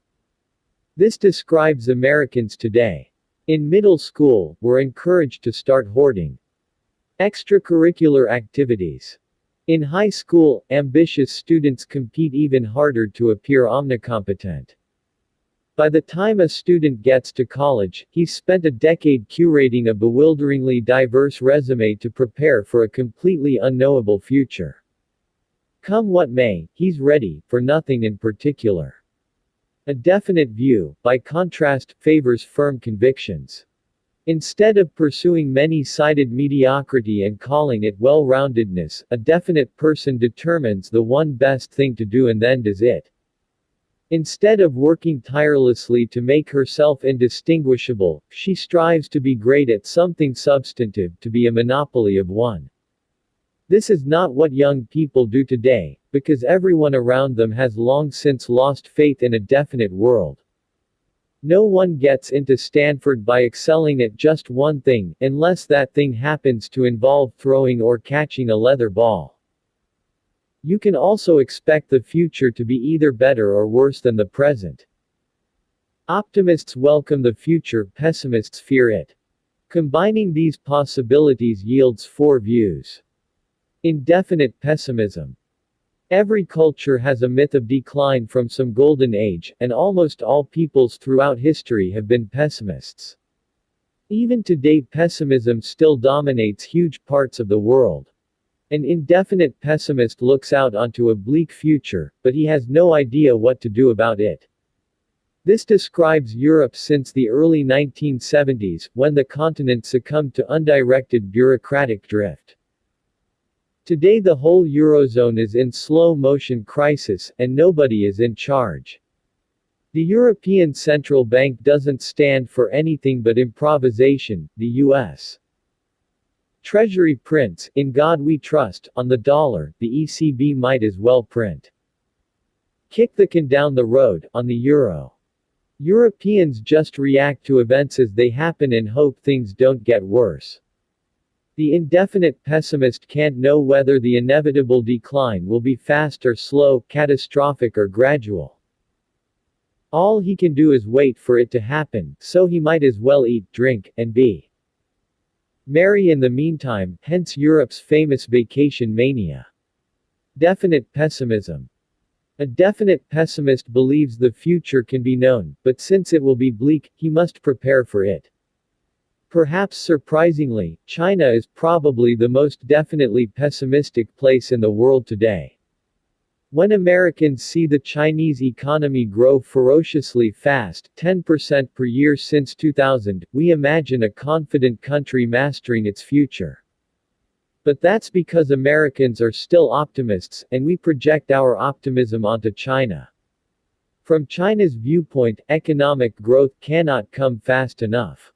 Every other country is afraid that China is going to take over the world. China is the only country afraid that it won't. China can grow so fast only because its starting base is so low.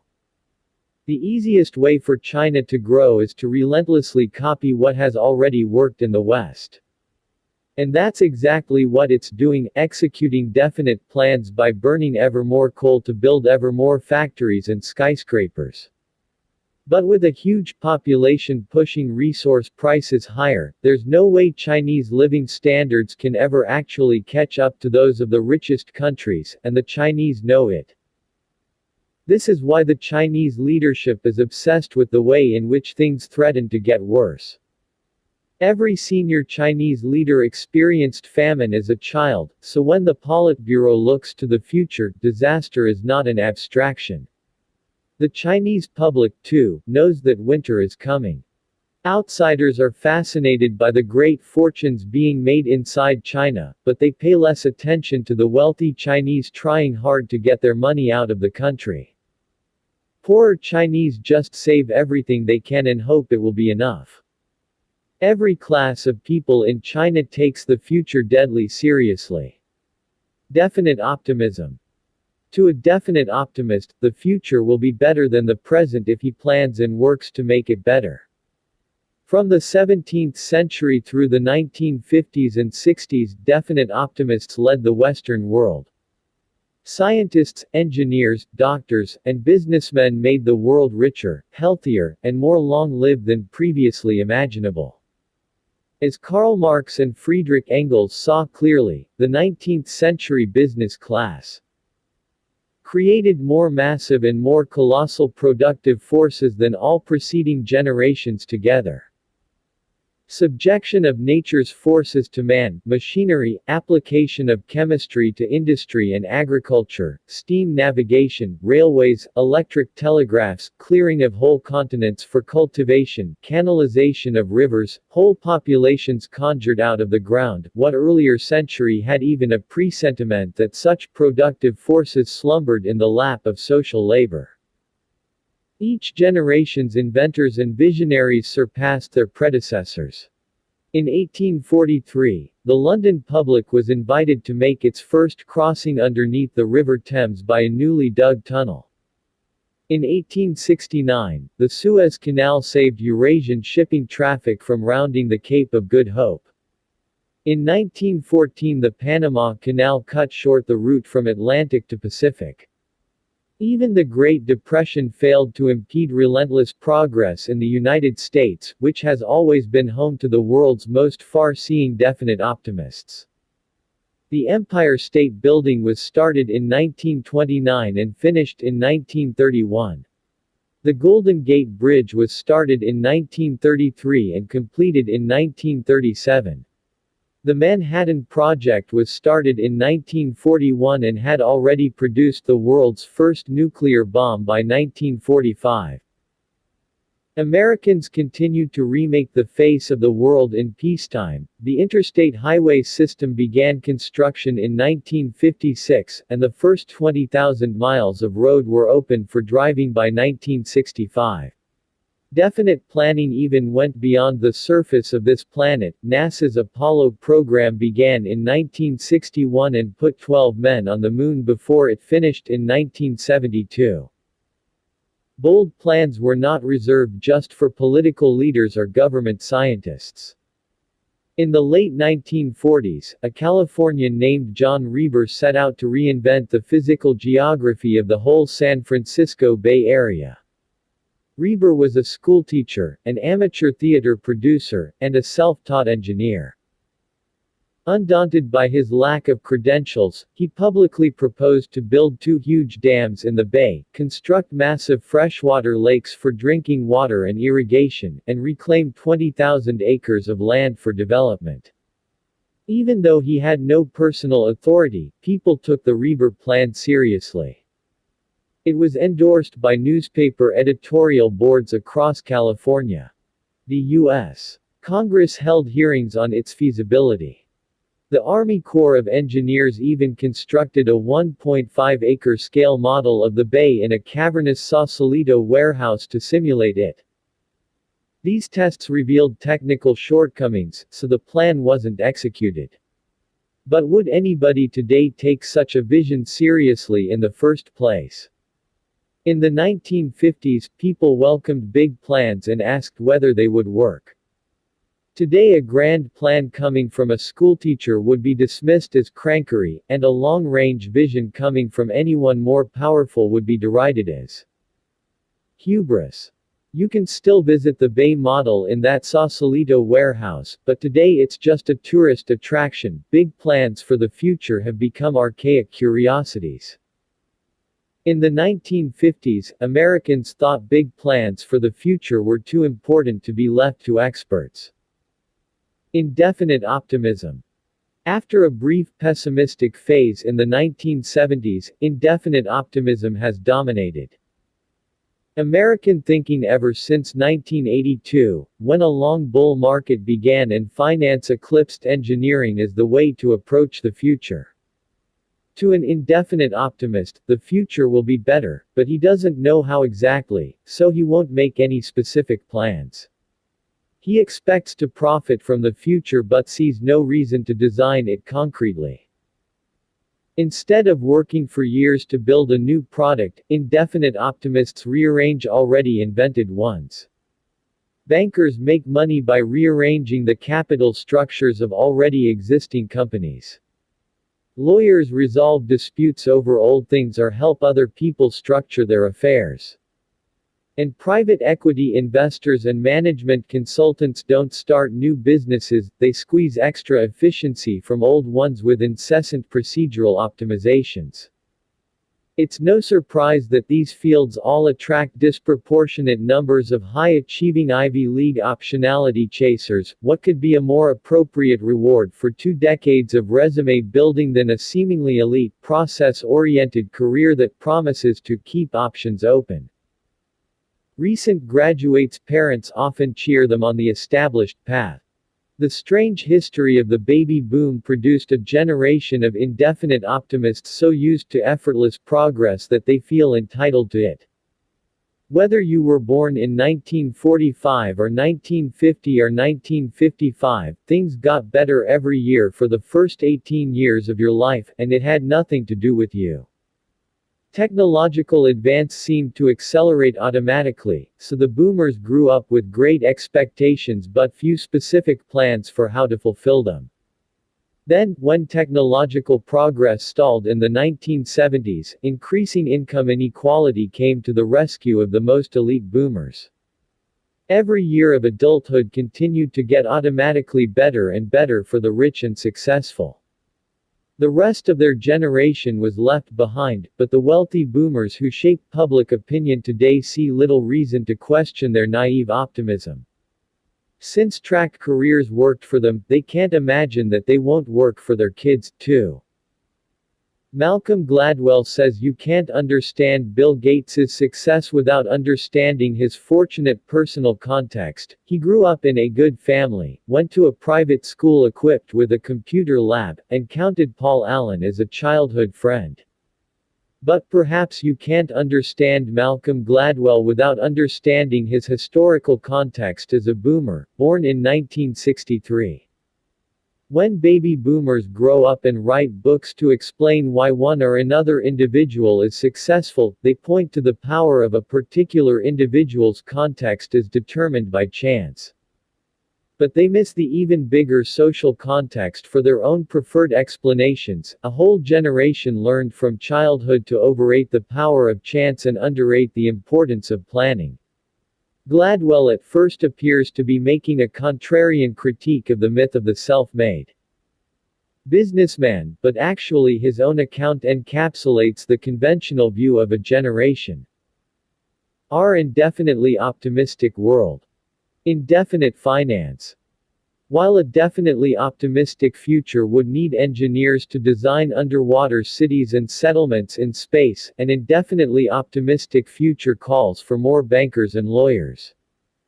Finance epitomizes indefinite thinking because it's the only way to make money when you have no idea how to create wealth.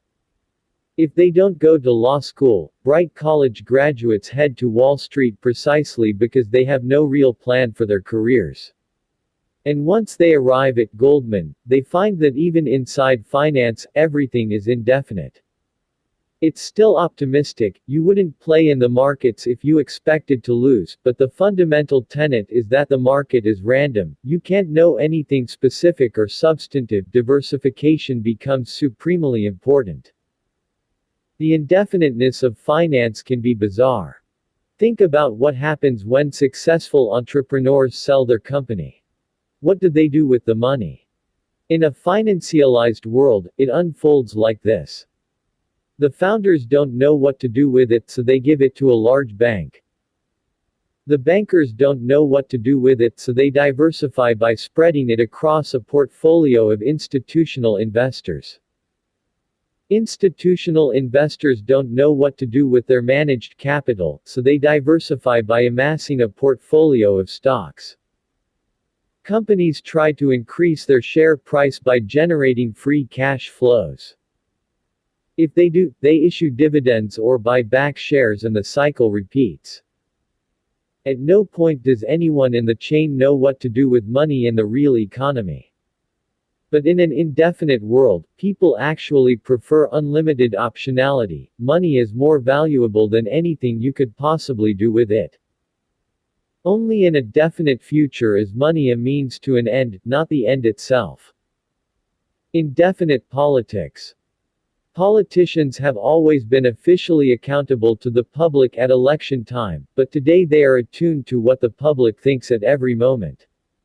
Modern polling enables politicians to tailor their image to match pre-existing public opinion exactly, so for the most part they do. Nate Silver's election predictions are remarkably accurate, but even more remarkable is how big a story they become every 4 years.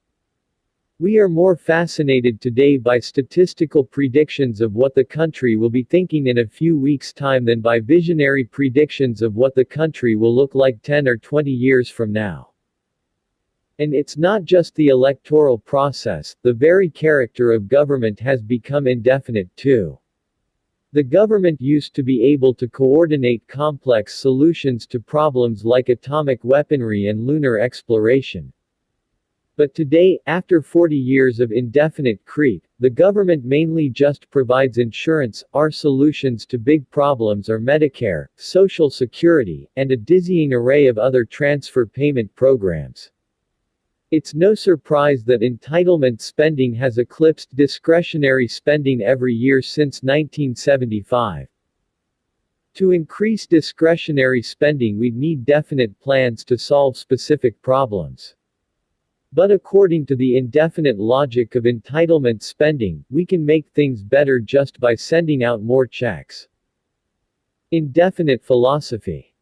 You can see the shift to an indefinite attitude not just in politics but in the political philosophers whose ideas underpin both left and right.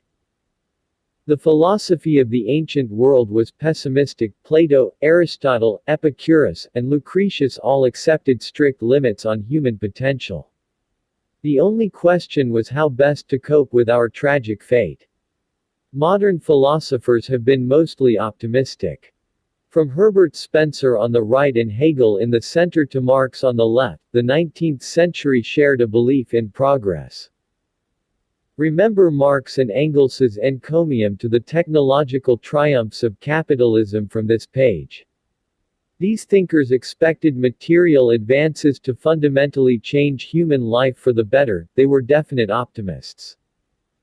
In the late 20th century, indefinite philosophies came to the fore.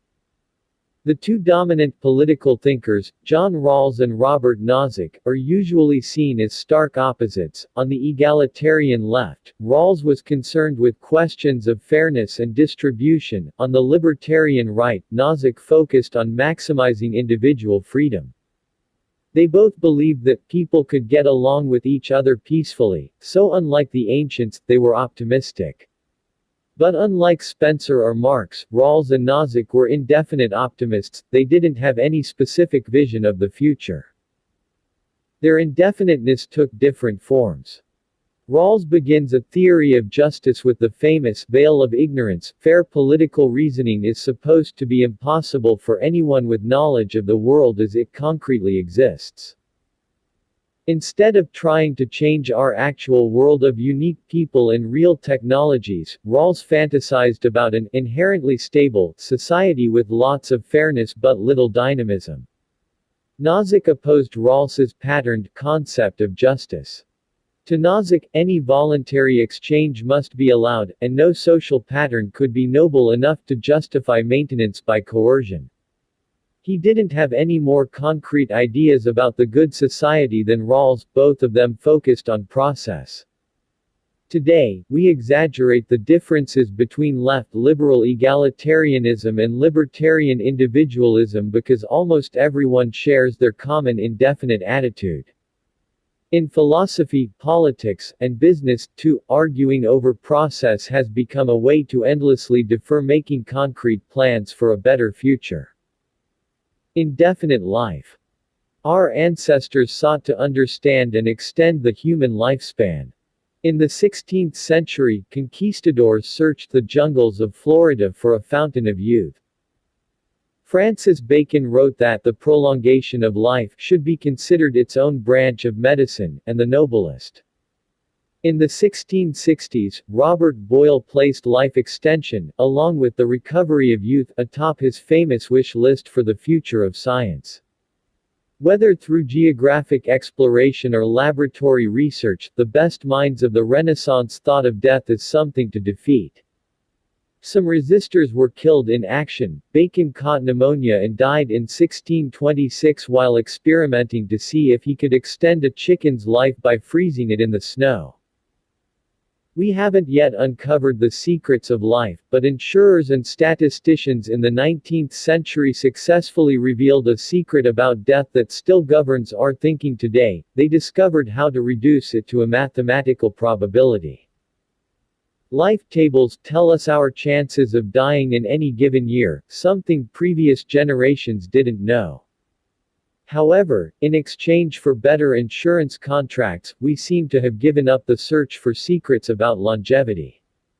Systematic knowledge of the current range of human lifespans has made that range seem natural.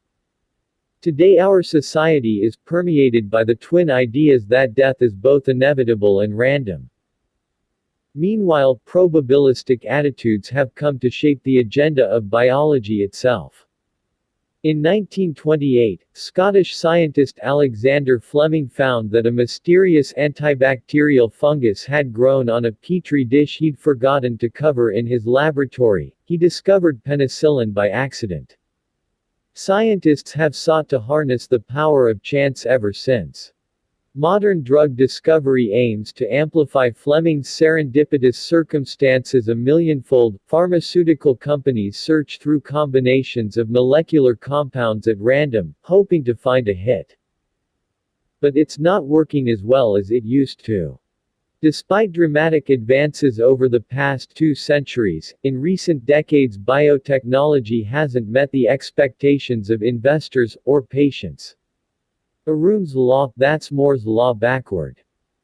observes that the number of new drugs approved per billion dollars spent on R&D has halved every 9 years since 1950. Since information technology accelerated faster than ever during those same years, the big question for biotech today is whether it will ever see similar progress. Compare biotech startups to their counterparts in computer software. Biotech startups are an extreme example of indefinite thinking. Researchers experiment with things that just might work instead of refining definite theories about how the body's systems operate. Biologists say they need to work this way because the underlying biology is hard. According to them, IT startups work because we created computers ourselves and designed them to reliably obey our commands. Biotech is difficult because we didn't design our bodies, and the more we learn about them, the more complex they turn out to be. But today it's possible to wonder whether the genuine difficulty of biology has become an excuse for biotech startups' indefinite approach to business in general. Most of the people involved expect some things to work eventually, but few want to commit to a specific company with the level of intensity necessary for success. It starts with the professors who often become part-time consultants instead of full-time employees, even for the biotech startups that begin from their own research. Then everyone else imitates the professor's indefinite attitude. It's easy for libertarians to claim that heavy regulation holds biotech back, and it does, but indefinite optimism may pose an even greater challenge for the future of biotech. Is indefinite optimism even possible? What kind of future will our indefinitely optimistic decisions bring about? If American households were saving, at least they could expect to have money to spend later. And if American companies were investing, they could expect to reap the rewards of new wealth in the future. But U.S. households are saving almost nothing. And U.S. companies are letting cash pile up on their balance sheets without investing in new projects because they don't have any concrete plans for the future. The other three views of the future can work. Definite optimism works when you build the future you envision. Definite pessimism works by building what can be copied without expecting anything new. Indefinite pessimism works because it's self-fulfilling. If you're a slacker with low expectations, they'll probably be met. But indefinite optimism seems inherently unsustainable. How can the future get better if no one plans for it? Actually, most everybody in the modern world has already heard an answer to this question. Progress without planning is what we call evolution. Darwin himself wrote that life tends to progress without anybody intending it. Every living thing is just a random iteration on some other organism, and the best iterations win. Darwin's theory explains the origin of trilobites and dinosaurs, but can it be extended to domains that are far removed? Just as Newtonian physics can't explain black holes or the Big Bang, it's not clear that Darwinian biology should explain how to build a better society or how to create a new business out of nothing. Yet in recent years Darwinian, or pseudo-Darwinian, metaphors have become common in business. Journalists analogize literal survival in competitive ecosystems to corporate survival in competitive markets. Hence all the headlines like digital Darwinism, dot-com Darwinism, and survival of the clickiest. Even in engineering-driven Silicon Valley, the buzzwords of the moment call for building a lean startup that can adapt and evolve to an ever-changing environment. Would-be entrepreneurs are told that nothing can be known in advance. We're supposed to listen to what customers say they want, make nothing more than a minimum viable product, and iterate our way to success. But leanness is a methodology, not a goal. Making small changes to things that already exist might lead you to a local maximum, but it won't help you find the global maximum. You could build the best version of an app that lets people order toilet paper from their iPhone. But iteration without a bold plan won't take you from 0 to 1. A company is the strangest place of all for an indefinite optimist. Why should you expect your own business to succeed without a plan to make it happen? Darwinism may be a fine theory in other contexts, but in startups, intelligent design works best. The return of design. What would it mean to prioritize design over chance? Today, good design is an aesthetic imperative, and everybody from slackers to yuppies carefully curates their outward appearance. It's true that every great entrepreneur is first and foremost a designer. Anyone who has held an iDevice or a smoothly machined MacBook has felt the result of Steve Jobs' obsession with visual and experiential perfection. But the most important lesson to learn from Jobs has nothing to do with aesthetics. The greatest thing Jobs designed was his business. Apple imagined and executed definite multi-year plans to create new products and distribute them effectively. Forget minimum viable products. Ever since he started Apple in 1976, Jobs saw that you can change the world through careful planning, not by listening to focus group feedback or copying others. Successes. Long-term planning is often undervalued by our indefinite short-term world. When the first iPod was released in October 2001, industry analysts couldn't see much more than a nice feature for Macintosh users that doesn't make any difference to the rest of the world. Jobs planned the iPod to be the first of a new generation of portable post-PC devices, but that secret was invisible to most people. One look at the company's stock chart shows the harvest of this multi-year plan. The power of planning explains the difficulty of valuing private companies. When a big company makes an offer to acquire a successful startup, it almost always offers too much or too little. Founders only sell when they have no more concrete visions for the company, in which case the acquirer probably overpaid. Definite founders with robust plans don't sell, which means the offer wasn't high enough. When Yahoo offered to buy Facebook for $1 billion in July 2006, I thought we should at least consider it. But Mark Zuckerberg walked into the board meeting and announced, "Okay, guys, this is just a formality, it shouldn't take more than 10 minutes. We're obviously not going to sell here." Mark saw where he could take the company, and Yahoo didn't. A business with a good definite plan will always be underrated in a world where people see the future as random. You are not a lottery ticket. We have to find our way back to a definite future, and the Western world needs nothing short of a cultural revolution to do it. Where to start? John Rawls will need to be displaced in philosophy departments. Malcolm Gladwell must be persuaded to change his theories. And pollsters have to be driven from politics. But the philosophy professors and the Gladwells of the world are set in their ways, to say nothing of our politicians. It's extremely hard to make changes in those crowded fields, even with brains and good intentions. A startup is the largest endeavor over which you can have definite mastery. You can have agency not just over your own life, but over a small and important part of the world. It begins by rejecting the unjust tyranny of chance. You are not a lottery ticket. Follow the money. Money makes money. For whoever has will be given more, and they will have an abundance. Whoever does not have even what they have will be taken from them. Matthew 25:29. Albert Einstein made the same observation when he stated that compound interest was the eighth wonder of the world, the greatest mathematical discovery of all time, or even, the most powerful force in the universe.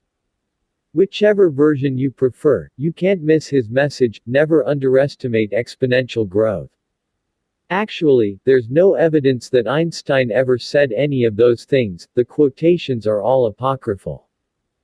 But this very misattribution reinforces the message. Having invested the principle of a lifetime's brilliance, Einstein continues to earn interest on it from beyond the grave by receiving credit for things he never said. Most sayings are forgotten.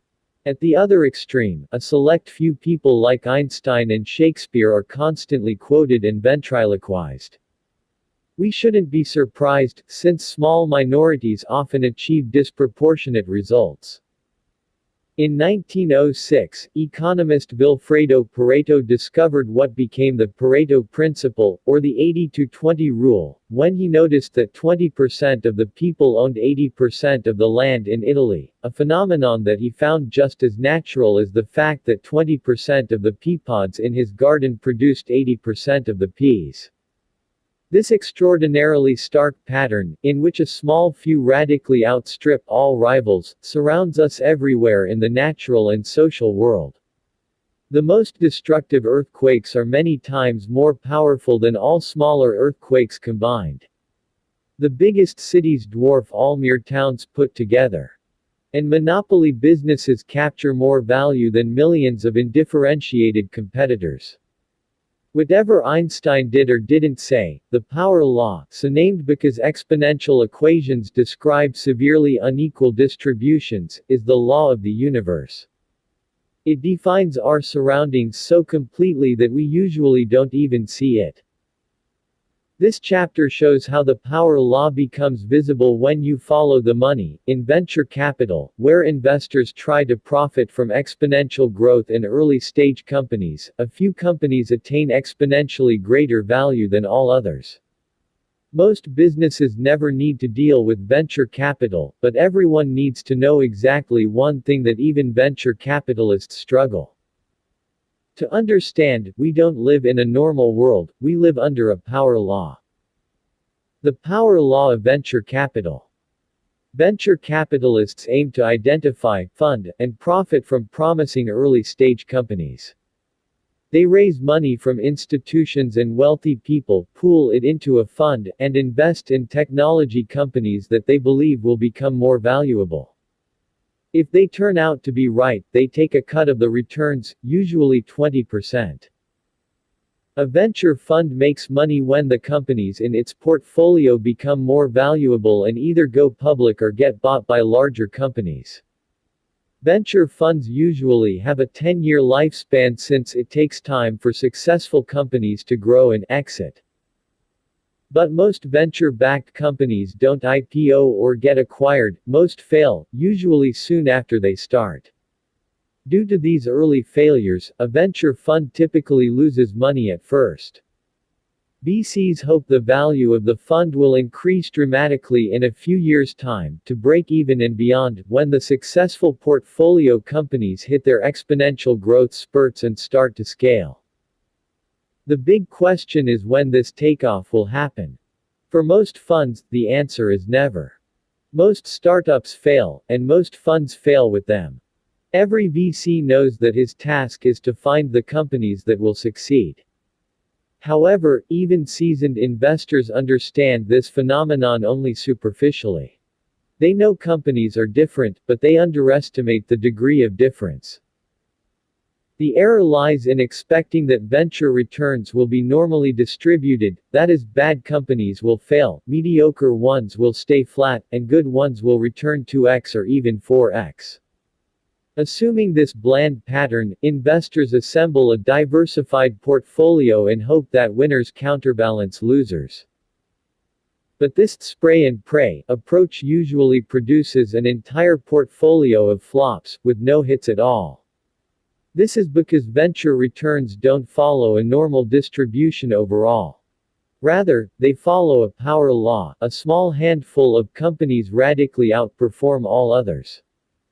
If you focus on diversification instead of single-minded pursuit of the very few companies that can become overwhelmingly valuable, you'll miss those rare companies in the first place. This graph shows the stark reality versus the perceived relative homogeneity. Our results at Founders Fund illustrate this skewed pattern. Facebook, the best investment in our 2005 fund, returned more than all the others combined. Palantir, the second best investment, is set to return more than the sum of every other investment aside from Facebook. This highly uneven pattern is not unusual, we see it in all our other funds as well. The biggest secret in venture capital is that the best investment in a successful fund equals or outperforms the entire rest of the fund combined. This implies two very strange rules for VCs. First, only invest in companies that have the potential to return the value of the entire fund. This is a scary rule, because it eliminates the vast majority of possible investments. Even quite successful companies usually succeed on a more humble scale. This leads to rule number 2, because rule number 1 is so restrictive there can't be any other rules. Consider what happens when you break the first rule. Andreessen Horowitz invested $250,000 in Instagram in 2010. When Facebook bought Instagram just 2 years later for $1 billion, Andreessen netted $78 million, a 312x return in less than 2 years. That's a phenomenal return, befitting the firm's reputation as one of the Valley's best. But in a weird way it's not nearly enough, because Andreessen Horowitz has a $1.5 billion fund, if they only wrote $250,000. Checks, they would need to find 19 Instagrams just to break even. This is why investors typically put a lot more money into any company worth funding. And to be fair, Andreessen would have invested more in Instagram's later rounds had it not been conflicted out by a previous investment.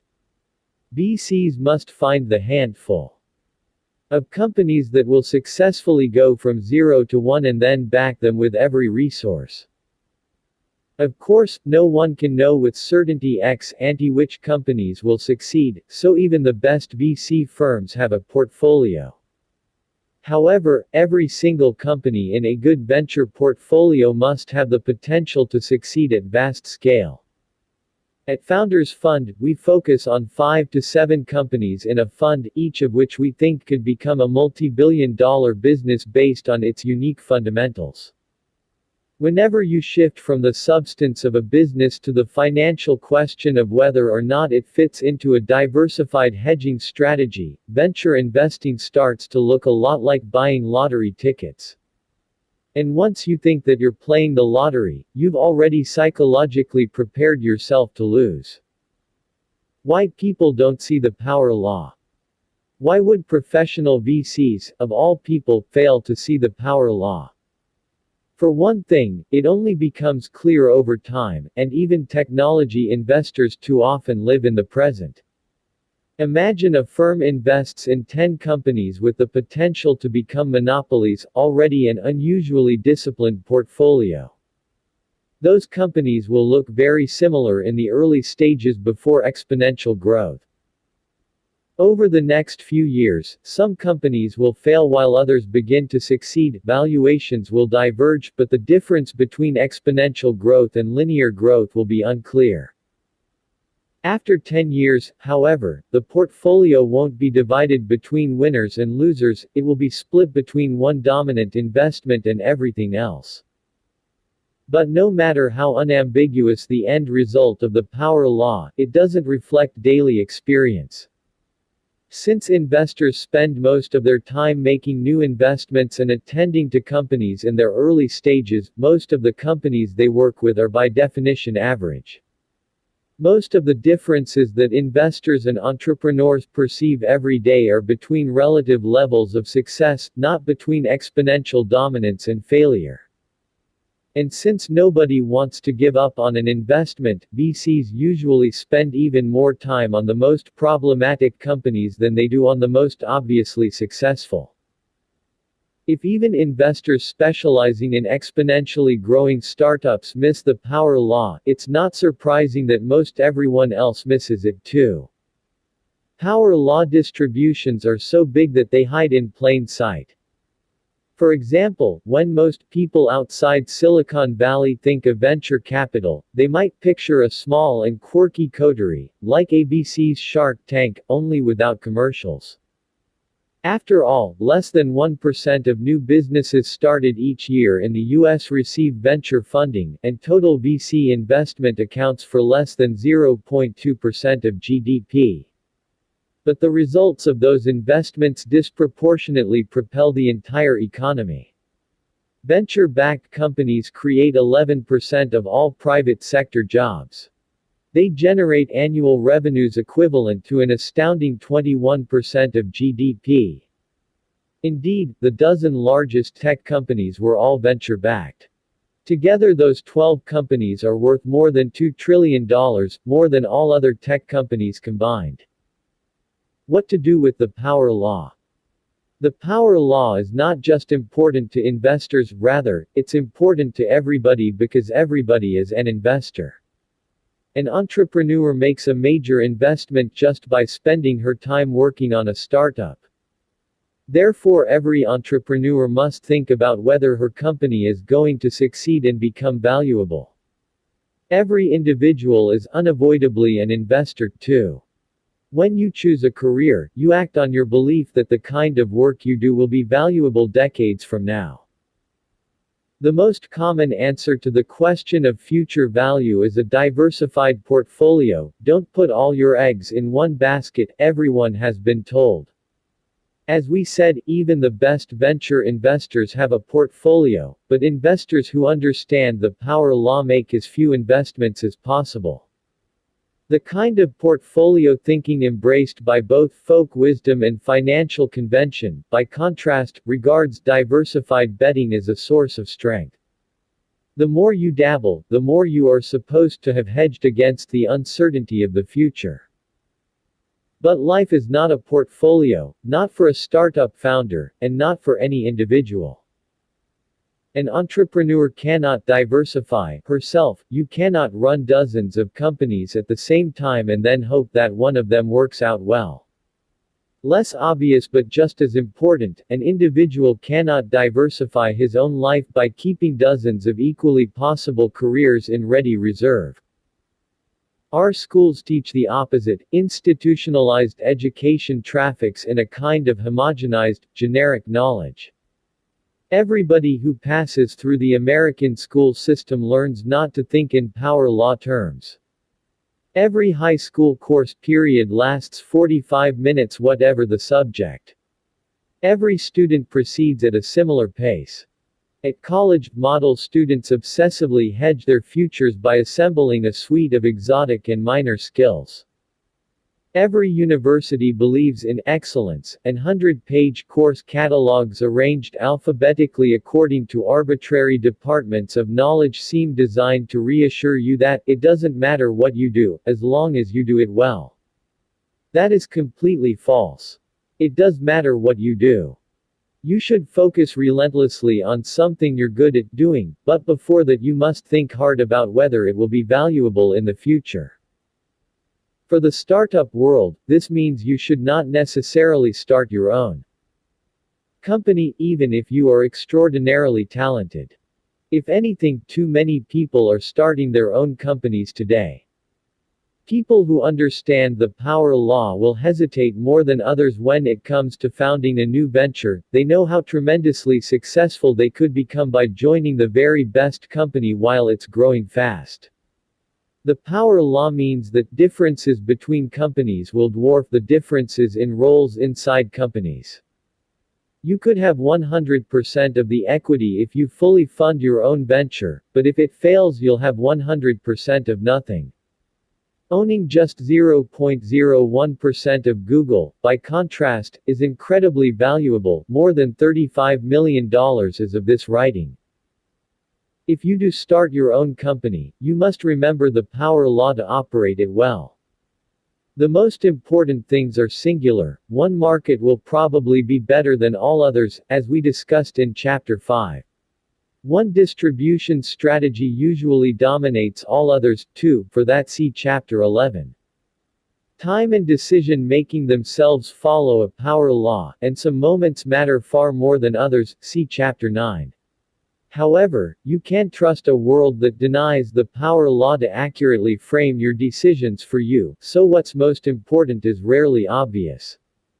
It might even be secret. But in a power law world, you can't afford not to think hard about where your actions will fall on the curve. Secrets.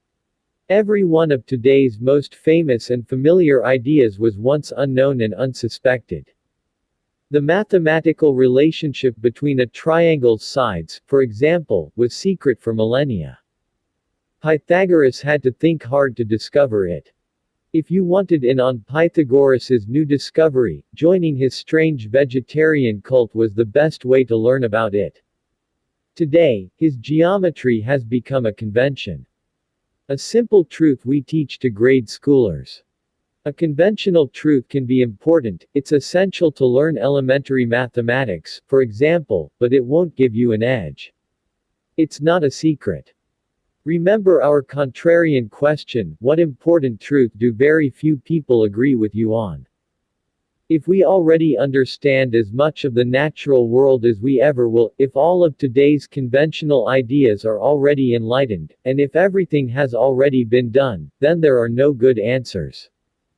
Contrarian thinking doesn't make any sense unless the world still has secrets left to give up.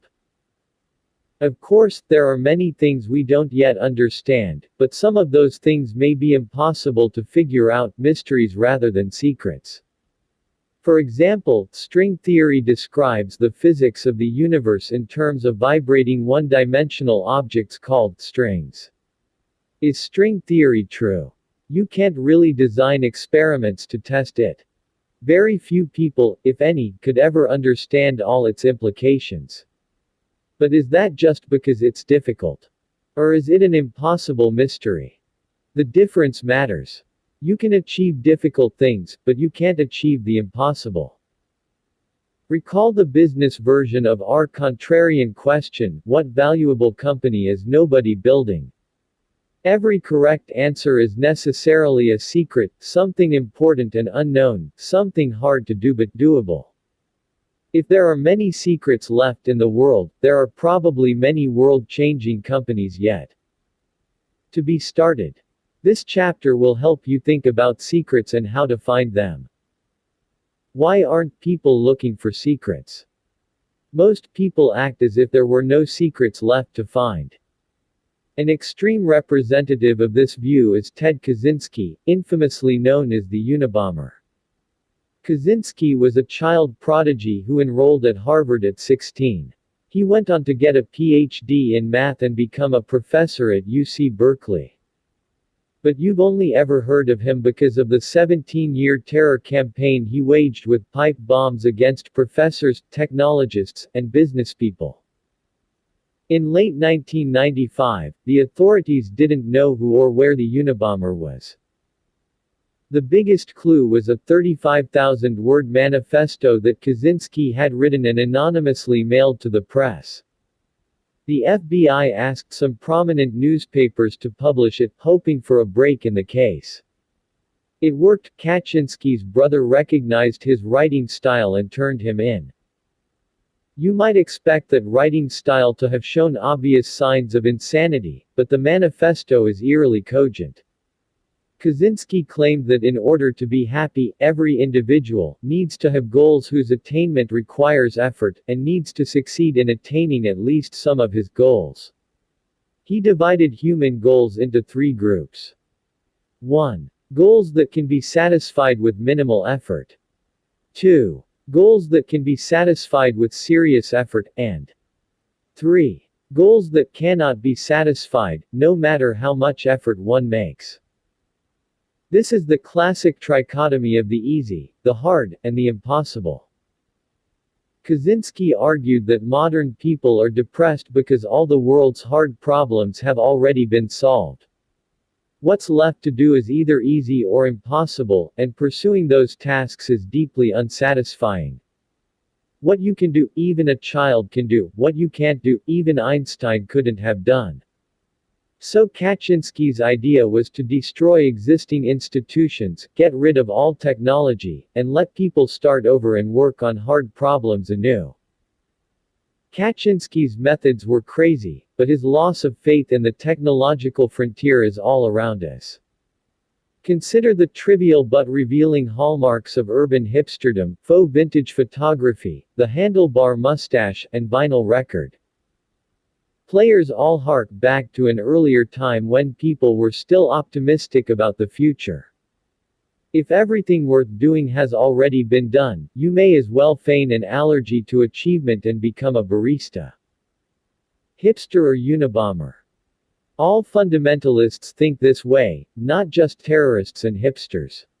Religious fundamentalism, for example, allows no middle ground for hard questions. There are easy truths that children are expected to rattle off, and then there are the mysteries of God, which can't be explained. In between, the zone of hard truths, lies heresy. In the modern religion of environmentalism, the easy truth is that we must protect the environment. Beyond that, Mother Nature knows best, and she cannot be questioned. Free marketeers worship a similar logic. The value of things is set by the market. Even a child can look up stock quotes. But whether those prices make sense is not to be second-guessed. The market knows far more than you ever could. Why has so much of our society come to believe that there are no hard secrets left? It might start with geography. There are no blank spaces left on the map anymore. If you grew up in the 18th century, there were still new places to go. After hearing tales of foreign adventure, you could become an explorer yourself. This was probably true up through the 19th and early 20th centuries. After that point, photography from National Geographic showed every Westerner what even the most exotic, underexplored places on Earth look like. Today, explorers are found mostly in history books and children's tales. Parents don't expect their kids to become explorers any more than they expect them to become pirates or sultans. Perhaps there are a few dozen uncontacted tribes somewhere deep in the Amazon, and we know there remains one last earthly frontier in the depths of the oceans. But the unknown seems less accessible than ever. Along with the natural fact that physical frontiers have receded, 4 social trends have conspired to root out belief in secrets. First is incrementalism. From an early age, we are taught that the right way to do things is to proceed one very small step at a time, day by day, grade by grade. If you overachieve and end up learning something that's not on the test, you won't receive credit for it. But in exchange for doing exactly what's asked of you, and for doing it just a bit better than your peers, you'll get an A. This process extends all the way up through the tenure track, which is why academics usually chase large numbers of trivial publications instead of new frontiers. Second is risk aversion. People are scared of secrets because they are scared of being wrong. By definition, a secret hasn't been vetted by the mainstream. If your goal is to never make a mistake in your life, you shouldn't look for secrets. The prospect of being lonely but right, dedicating your life to something that no one else believes in, is already hard. The prospect of being lonely and wrong can be unbearable. Third is complacency. Social elites have the most freedom and ability to explore new thinking, but they seem to believe in secrets the least. Why search for a new secret if you can comfortably collect rents on everything that has already been done? Every fall, the deans at top law schools and business schools welcome the incoming class with the same implicit message: you got into this elite institution. Your worries are over. You're set for life. But that's probably the kind of thing that's true only if you don't believe it. Fourth is flatness. As globalization advances, people perceive the world as one homogeneous, highly competitive marketplace. The world is flat. Given that assumption, anyone who might have had the ambition to look for a secret will first ask himself, if it were possible to discover something new, wouldn't someone from the faceless global talent pool of smarter and more creative people have found it already? This voice of doubt can dissuade people from even starting to look for secrets in a world that seems too big a place for any individual to contribute something unique. There's an optimistic way to describe the result of these trends. Today, you can't start a cult. 40 years ago, people were more open to the idea that not all knowledge was widely known. From the Communist Party to the Hare Krishnas, large numbers of people thought they could join some enlightened vanguard that would show them the way. Very few people take unorthodox ideas seriously today, and the mainstream sees that as a sign of progress. We can be glad that there are fewer crazy cults now, yet that gain has come at great cost. We have given up our sense of wonder at secrets left to be discovered. The world according to convention. How must you see the world if you don't believe in secrets? You'd have to believe we've already solved all great questions. If today's conventions are correct, we can afford to be smug and complacent. God's in his heaven, all's right with the world. For example, a world without secrets would enjoy a perfect understanding of justice. Every injustice necessarily involves a moral truth that very few people recognize early on. In a democratic society, a wrongful practice persists only when most people don't perceive it to be unjust. At first, only a small minority of abolitionists knew that slavery was evil. That view has rightly become conventional, but it was still a secret in the early 19th century.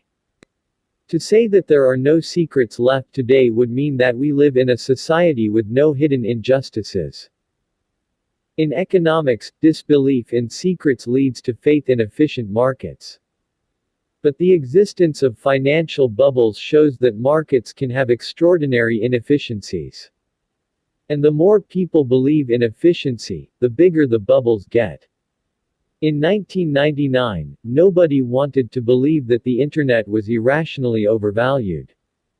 The same was true of housing in 2005. Fed Chairman Alan Greenspan had to acknowledge some signs of froth in local markets, but stated that a bubble in home prices for the nation as a whole does not appear likely. The market reflected all knowable information and couldn't be questioned. Then home prices fell across the country, and the financial crisis of 2008 wiped out trillions. The future turned out to hold many secrets that economists could not make vanish simply by ignoring them.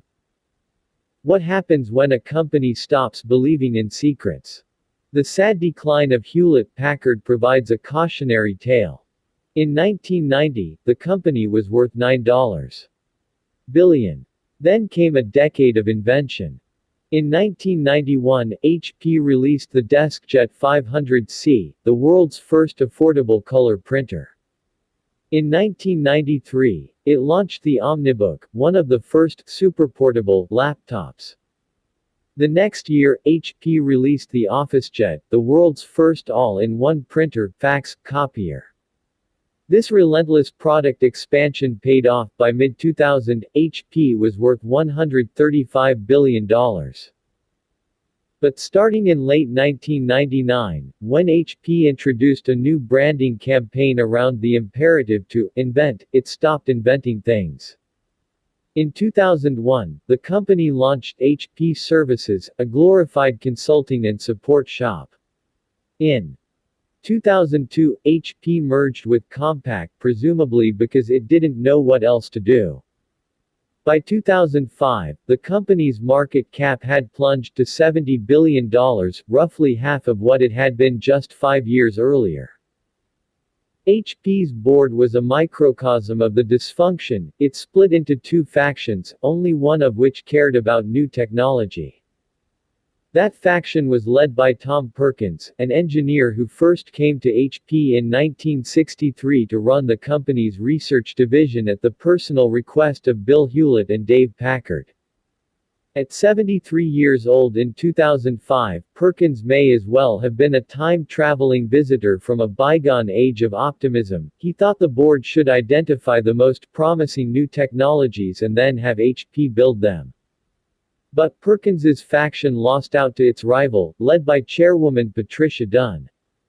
A banker by trade, Dunn argued that charting a plan for future technology was beyond the board's competence. She thought the board should restrict itself to a night watchman's role. Was everything proper in the accounting department? Were people following all the rules? Amid this infighting, someone on the board started leaking information to the press. When it was exposed that Dunn arranged a series of illegal wiretaps to identify the source, the backlash was worse than the original dissension, and the board was disgraced.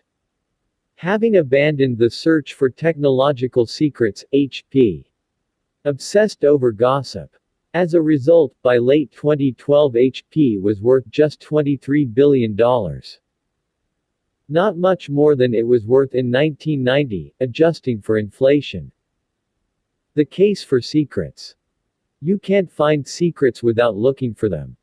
Andrew Wiles demonstrated this when he proved Fermat's last theorem after 358 years of fruitless inquiry by other mathematicians, the kind of sustained failure that might have suggested an inherently impossible task.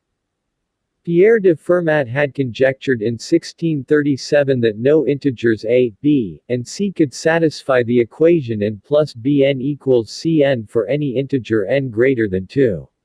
He claimed to have a proof, but he died without writing it down, so his conjecture long remained a major unsolved problem in mathematics. Wiles started working on it in 1986, but he kept it a secret until 1993, when he knew he was nearing a solution. After 9 years of hard work, Wiles proved the conjecture in 1995. He needed brilliance to succeed, but he also needed a faith in secrets. If you think something hard is impossible, you'll never even start trying to achieve it. Belief in secrets is an effective truth. The actual truth is that there are many more secrets left to find, but they will yield only to relentless searchers. There is more to do in science, medicine, engineering, and in technology of all kinds. We are within reach not just of marginal goals set at the competitive edge of today's conventional disciplines, but of ambitions so great that even the boldest minds of the scientific revolution hesitated to announce them directly. We could cure cancer, dementia, and all the diseases of age and metabolic decay. We can find new ways to generate energy that free the world from conflict over fossil fuels. We can invent faster ways to travel from place to place over the surface of the planet. We can even learn how to escape it entirely and settle new frontiers. But we will never learn any of these secrets unless we demand to know them and force ourselves to look. The same is true of business. Great companies can be built on open but unsuspected secrets about how the world works. Consider the Silicon Valley startups that have harnessed the spare capacity that is all around us but often ignored. Before Airbnb, travelers had little choice but to pay high prices for a hotel room, and property owners couldn't easily and reliably rent out their unoccupied space. Airbnb saw untapped supply and unaddressed demand where others saw nothing at all. The same is true of private car services Lyft and Uber. Few people imagined that it was possible to build a billion-dollar business by simply connecting people who want to go places with people willing to drive them there. We already had state-licensed taxicabs and private limousines, only. By believing in and looking for secrets could you see beyond the convention to an opportunity hidden in plain sight. The same reason that so many internet companies, including Facebook, are often underestimated, their very simplicity, is itself an argument for secrets. If insights that look so elementary in retrospect can support important and valuable businesses, there must remain many great companies still to start. How to find secrets. There are two kinds of secrets, secrets of nature and secrets about people. Natural secrets exist all around us. To find them, one must study some undiscovered aspect of the physical world. Secrets about people are different, they are things that people don't know about themselves or things they hide because they don't want others to know.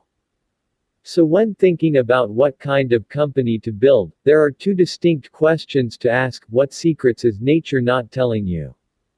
What secrets are people not telling you? It's easy to assume that natural secrets are the most important. The people who look for them can sound intimidatingly authoritative. This is why physics PhDs are notoriously difficult to work with, because they know the most fundamental truths, they think they know all truths. But does understanding electromagnetic theory automatically make you a great marriage counselor? Does a gravity theorist know more about your business than you do? At PayPal, I once interviewed a physics PhD for an engineering job. Halfway through my first question, he shouted, "Stop. I already know what you're going to ask." But he was wrong. It was the easiest no-hire decision I've ever made. Secrets about people are relatively underappreciated. Maybe that's because you don't need a dozen years of higher education to ask the questions that uncover them. What are people not allowed to talk about? What is forbidden or taboo? Sometimes looking for natural secrets and looking for human secrets lead to the same truth. Consider the monopoly secret again. Competition and capitalism are opposites. If you didn't already know it, you could discover it the natural, empirical way. Do a quantitative study of corporate profits and you'll see they're eliminated by competition. But you could also take the human approach and ask, what are people running companies not allowed to say? You would notice that monopolists downplay their monopoly status to avoid scrutiny, while competitive firms strategically exaggerate their uniqueness. The differences between firms only seem small on the surface, in fact, they are enormous. The best place to look for secrets is where no one else is looking. Most people think only in terms of what they've been taught. Schooling itself aims to impart conventional wisdom. So you might ask, are there any fields that matter but haven't been standardized and institutionalized? Physics, for example, is a real major at all major universities, and it's set in its ways. The opposite of physics might be astrology, but astrology doesn't matter. What about something like nutrition? Nutrition matters for everybody, but you can't major in it at Harvard. Most top scientists go into other fields. Most of the big studies were done 30 or 40 years ago, and most are seriously flawed. The food pyramid that told us to eat low fat and enormous amounts of grains was probably more a product of lobbying by big food than real science. Its chief impact has been to aggravate our obesity epidemic. There's plenty more to learn. We know more about the physics of faraway stars than we know about human nutrition. It won't be easy, but it's not obviously impossible, exactly the kind of field that could yield secrets. What to do with secrets? If you find a secret, you face a choice. Do you tell anyone? Or do you keep it to yourself? It depends on the secret. Some are more dangerous than others. As Faust tells Wagner, the few who knew what might be learned, foolish enough to put their whole heart on show, and reveal their feelings to the crowd below. Mankind has always crucified and burned. Unless you have perfectly conventional beliefs, it's rarely a good idea to tell everybody everything that you know. So who do you tell? Whoever you need to, and no more. In practice, there's always a golden mean between telling nobody and telling everybody, and that's a company. The best entrepreneurs know this. Every great business is built around a secret that's hidden from the outside. A great company is a conspiracy to change the world. When you share your secret, the recipient becomes a fellow conspirator. As Tolkien wrote in The Lord of the Rings, the road goes ever on and on, down from the door where it began. Life is a long journey. The road marked out by the steps of previous travelers has no end in sight. But later on in the tale, another verse appears, still round the corner there may wait a new road or a secret gate. And though we pass them by today, tomorrow we may come this way, and take the hidden paths that run towards the moon or to the sun. The road doesn't have to be infinite after all. Take the hidden paths. Foundations. Every great company is unique, but there are a few things that every business must get right at the beginning. I stress this so often that friends have teasingly nicknamed it Thiel's Law. A startup messed up at its foundation cannot be fixed. Beginnings are special. They are qualitatively different from all that comes afterward. This was true 13.8 billion years ago, at the founding of our cosmos. In the earliest microseconds of its existence, the universe expanded by a factor of 1030, a million trillion trillion. As cosmogonic epochs came and went in those first few moments, the very laws of physics were different from those we know today. It was also true 227 years ago at the founding of our country. Fundamental questions were open for debate by the framers during the few months they spent together at the Constitutional Convention. How much power should the central government have? How should representation in Congress be apportioned? Whatever your views on the compromises reached that summer in Philadelphia, they've been hard to change ever since. After ratifying the Bill of Rights in 1791, we've amended the Constitution only 17 times. Today, California has the same representation in the Senate as Alaska, even though it has more than 50 times as many people. Maybe that's a feature, not a bug. But we're probably stuck with it as long as the United States exists. Another constitutional convention is unlikely. Today we debate only smaller questions. Companies are like countries in this way. Bad decisions made early on, if you choose the wrong partners or hire the wrong people, for example, are very hard to correct after they are made. It may take a crisis on the order of bankruptcy before anybody will even try to correct them. As a founder, your first job is to get the first things right, because you cannot build a great company on a flawed foundation. Founding matrimony. When you start something, the first and most crucial decision you make is whom to start it with. Choosing a co-founder is like getting married, and founder conflict is just as ugly as divorce. Optimism abounds at the start of every relationship. It's unromantic to think soberly about what could go wrong, so people don't. But if the founders develop irreconcilable differences, the company becomes the victim. In 1999, Luke Nosek was one of my co-founders at PayPal, and I still work with him today at Founders Fund. But a year before PayPal, I invested in a company Luke started with someone else. It was his first startup, it was one of my first investments. Neither of us realized it then, but the venture was doomed to fail from the beginning because Luke and his co-founder were a terrible match. Luke is a brilliant and eccentric thinker, his co-founder was an MBA type who didn't want to miss out on the 90s gold rush. They met at a networking event, talked for a while, and decided to start a company together. That's no better than marrying the first person you meet at the slot machines in Vegas. You might hit the jackpot, but it probably won't work. Their company blew up and I lost my money. Now when I consider investing in a startup, I study the founding teams.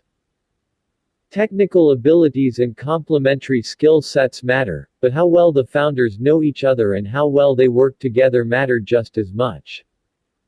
Founders should share a prehistory before they start a company together. Otherwise they're just rolling dice. Ownership, possession, and control. It's not just founders who need to get along. Everyone in your company needs to work well together. A Silicon Valley libertarian might say you could solve this problem by restricting yourself to a sole proprietorship.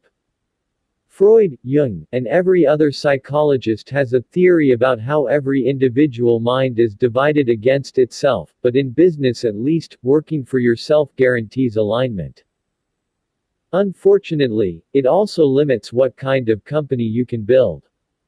It's very hard to go from 0 to 1 without a team. A Silicon Valley anarchist might say you could achieve perfect alignment as long as you hire just the right people, who will flourish peacefully without any guiding structure. Serendipity and even free-form chaos at the workplace are supposed to help disrupt all the old rules made and obeyed by the rest of the world. And indeed, if men were angels, no government would be necessary. But anarchic companies miss what James Madison saw: men aren't angels. That's why executives who manage companies and directors who govern them have separate roles to play. It's also why founders and investors' claims on a company are formally defined. You need good people who get along, but you also need a structure to help keep everyone aligned for the long term. To anticipate likely sources of misalignment in any company, it's useful to distinguish between three concepts. Ownership, who legally owns a company's equity. Possession, who actually runs the company on a day-to-day basis. Control, who formally governs the company's affairs. A typical startup allocates ownership among founders, employees, and investors. The managers and employees who operate the company enjoy possession. And a board of directors, usually comprising founders and investors, exercises control. In theory, this division works smoothly. Financial upside from part ownership attracts and rewards investors and workers. Effective possession motivates and empowers founders and employees. It means they can get stuff done. Oversight from the board places managers' plans in a broader perspective. In practice, distributing these functions among different people makes sense, but it also multiplies opportunities for misalignment. To see misalignment at its most extreme, just visit the DMV. Suppose you need a new driver's license. Theoretically, it should be easy to get one. The DMV is a government agency, and we live in a democratic republic. All power resides in the people, who elect representatives to serve them in government.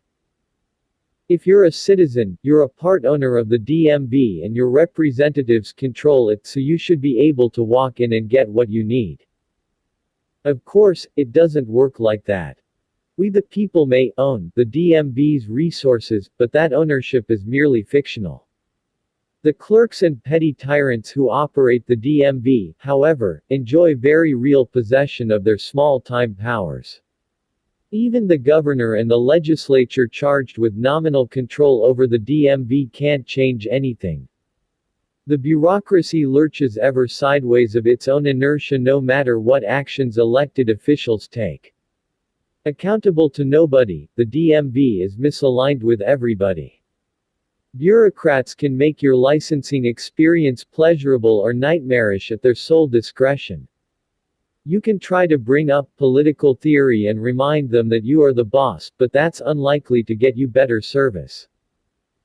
Big corporations do better than the DMV, but they're still prone to misalignment, especially between ownership and possession. The CEO of a huge company like General Motors, for example, will own some of the company's stock but only a trivial portion of the total. Therefore he's incentivized to reward himself through the power of possession rather than the value of ownership. Posting good quarterly results will be enough for him to keep his high salary and corporate jet. Misalignment can creep in even if he receives stock compensation in the name of shareholder value. If that stock comes as a reward for short-term performance, he will find it more lucrative and much easier to cut costs instead of investing in a plan that might create more value for all shareholders far in the future. Unlike corporate giants, early-stage startups are small enough that founders usually have both ownership and possession. Most conflicts in a startup erupt between ownership and control, that is, between founders and investors on the board. The potential for conflict increases over time as interests diverge. A board member might want to take a company public as soon as possible to score a win for his venture firm, while the founders would prefer to stay private and grow the business. In the boardroom, less is more. The smaller the board, the easier it is for the directors to communicate, to reach consensus, and to exercise effective oversight. However, that very effectiveness means that a small board can forcefully oppose management in any conflict. This is why it's crucial to choose wisely. Every single member of your board matters. Even one problem director will cause you pain, and may even jeopardize your company's future. A board of 3 is ideal. Your board should never exceed 5 people, unless your company is publicly held. Government regulations effectively mandate that public companies have larger boards, the average is 9 members. By far the worst you can do is to make your board extra large. When unsavvy observers see a non-profit organization with dozens of people on its board, they think, "Look how many great people are committed to this organization. It must be extremely well run." Actually, a huge board will exercise no effective oversight at all, it merely provides cover for whatever microdictator actually runs the organization. If you want that kind of free reign from your board, blow it up to giant size. If you want an effective board, keep it small. On the bus or off the bus. As a general rule, everyone you involve with your company should be involved full-time.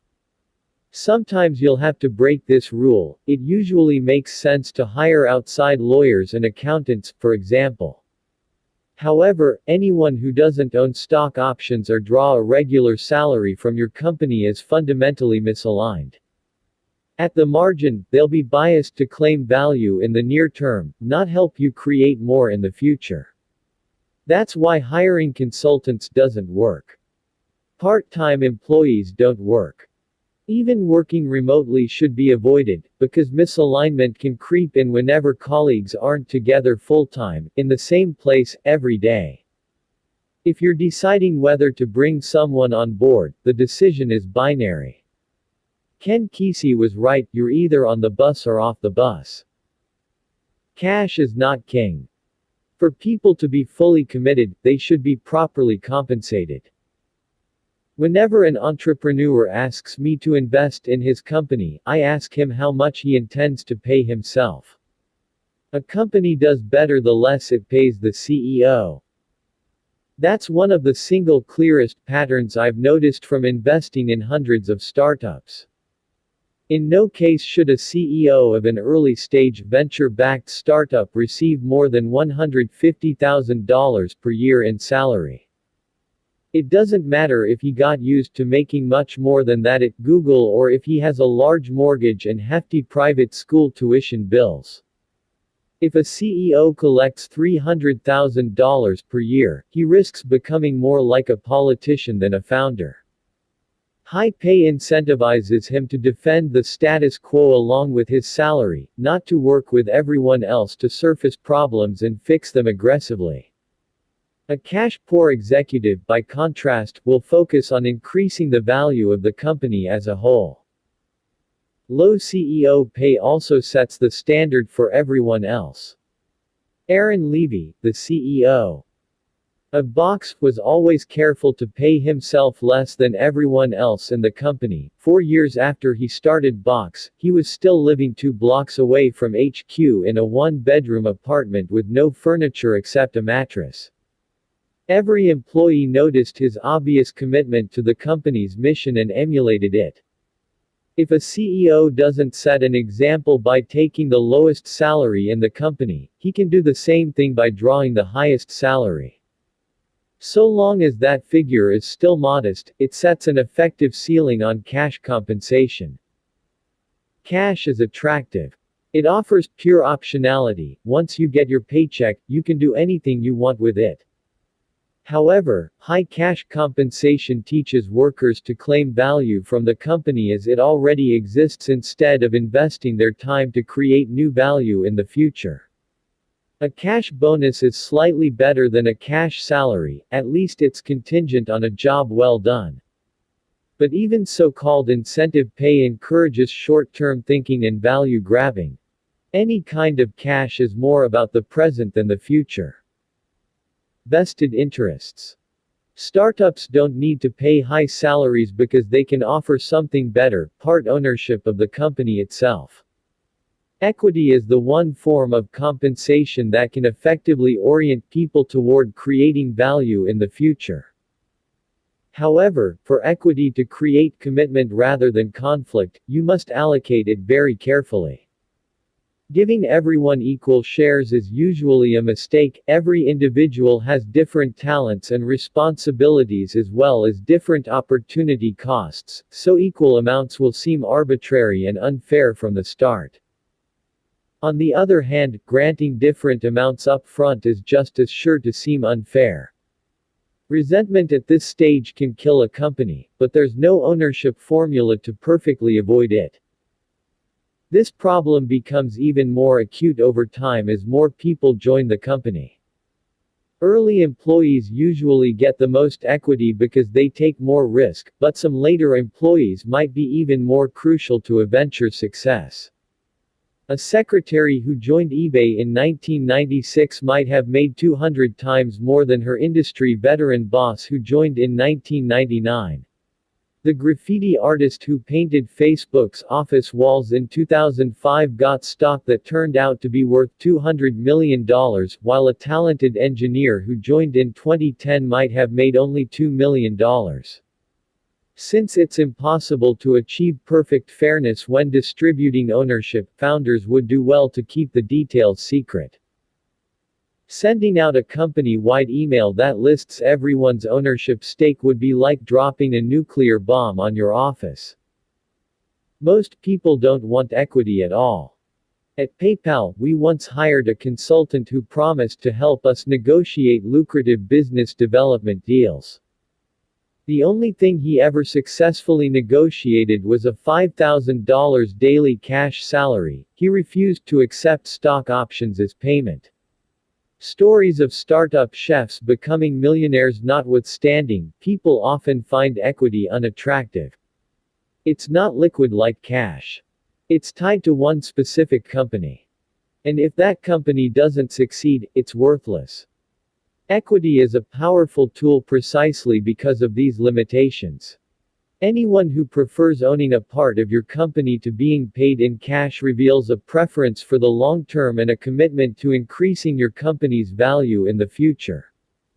Equity can't create perfect incentives, but it's the best way for a founder to keep everyone in the company broadly aligned.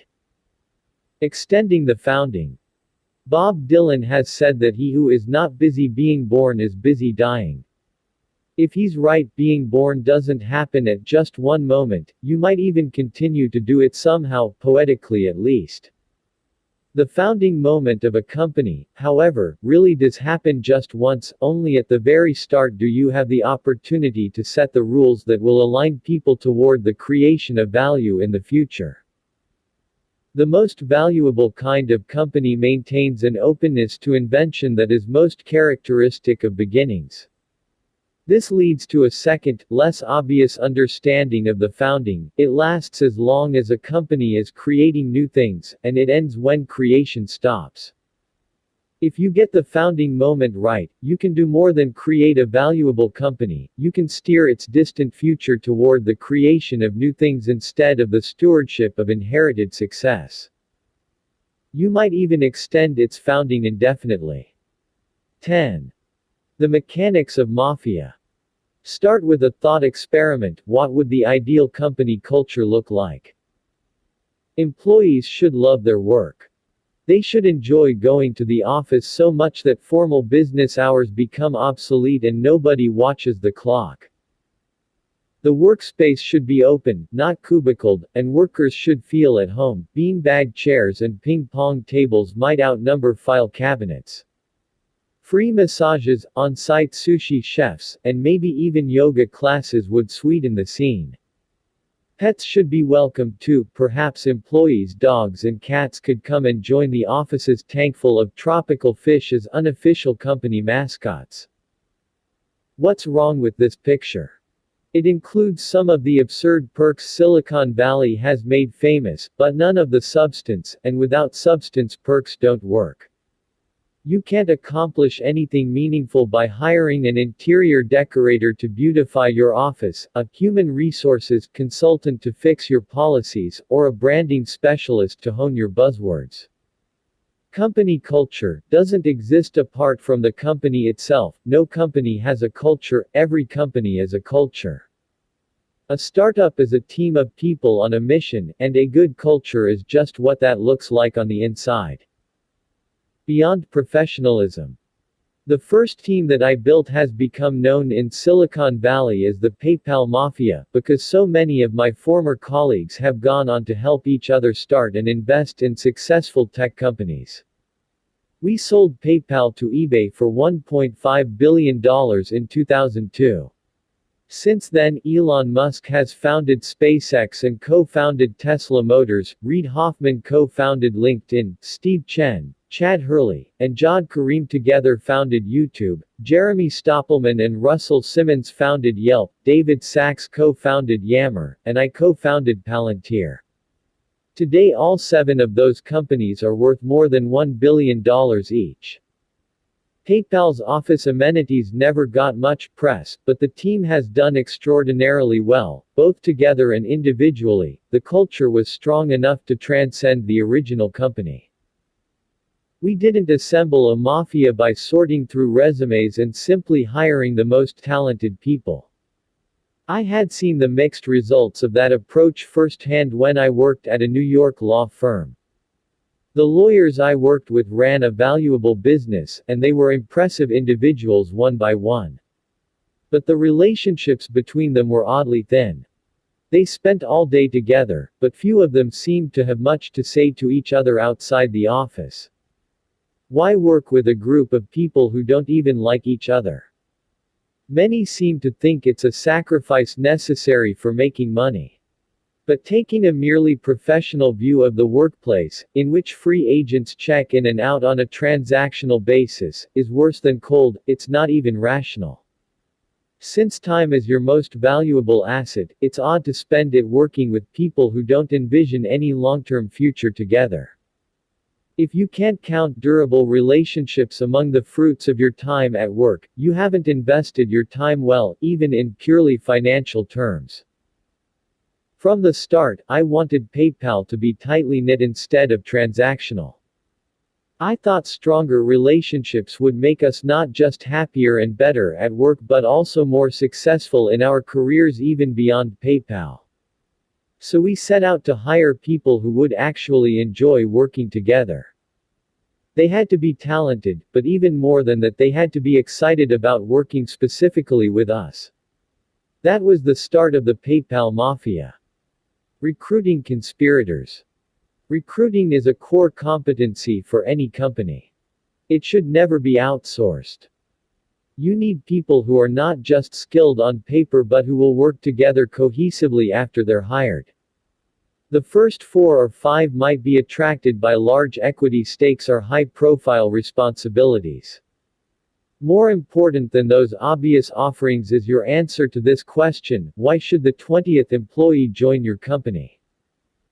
Talented people don't need to work for you, they have plenty of options. You should ask yourself a more pointed version of the question: why would someone join your company as its 20th engineer when she could go work at Google for more money and more prestige? Here are some bad answers: your stock options will be worth more here than elsewhere. You'll get to work with the smartest people in the world. You can help solve the world's most challenging problems. What's wrong with valuable stock, smart people, or pressing problems? Nothing, but every company makes these same claims, so they won't help you stand out. General and undifferentiated pitches don't say anything about why a recruit should join your company instead of many others. The only good answers are specific to your company, so you won't find them in this book. But there are 2 general kinds of good answers: answers about your mission and answers about your team. You'll attract the employees you need if you can explain why your mission is compelling, not why it's important in general, but why you're doing something important that no one else is going to get done. That's the only thing that can make its importance unique.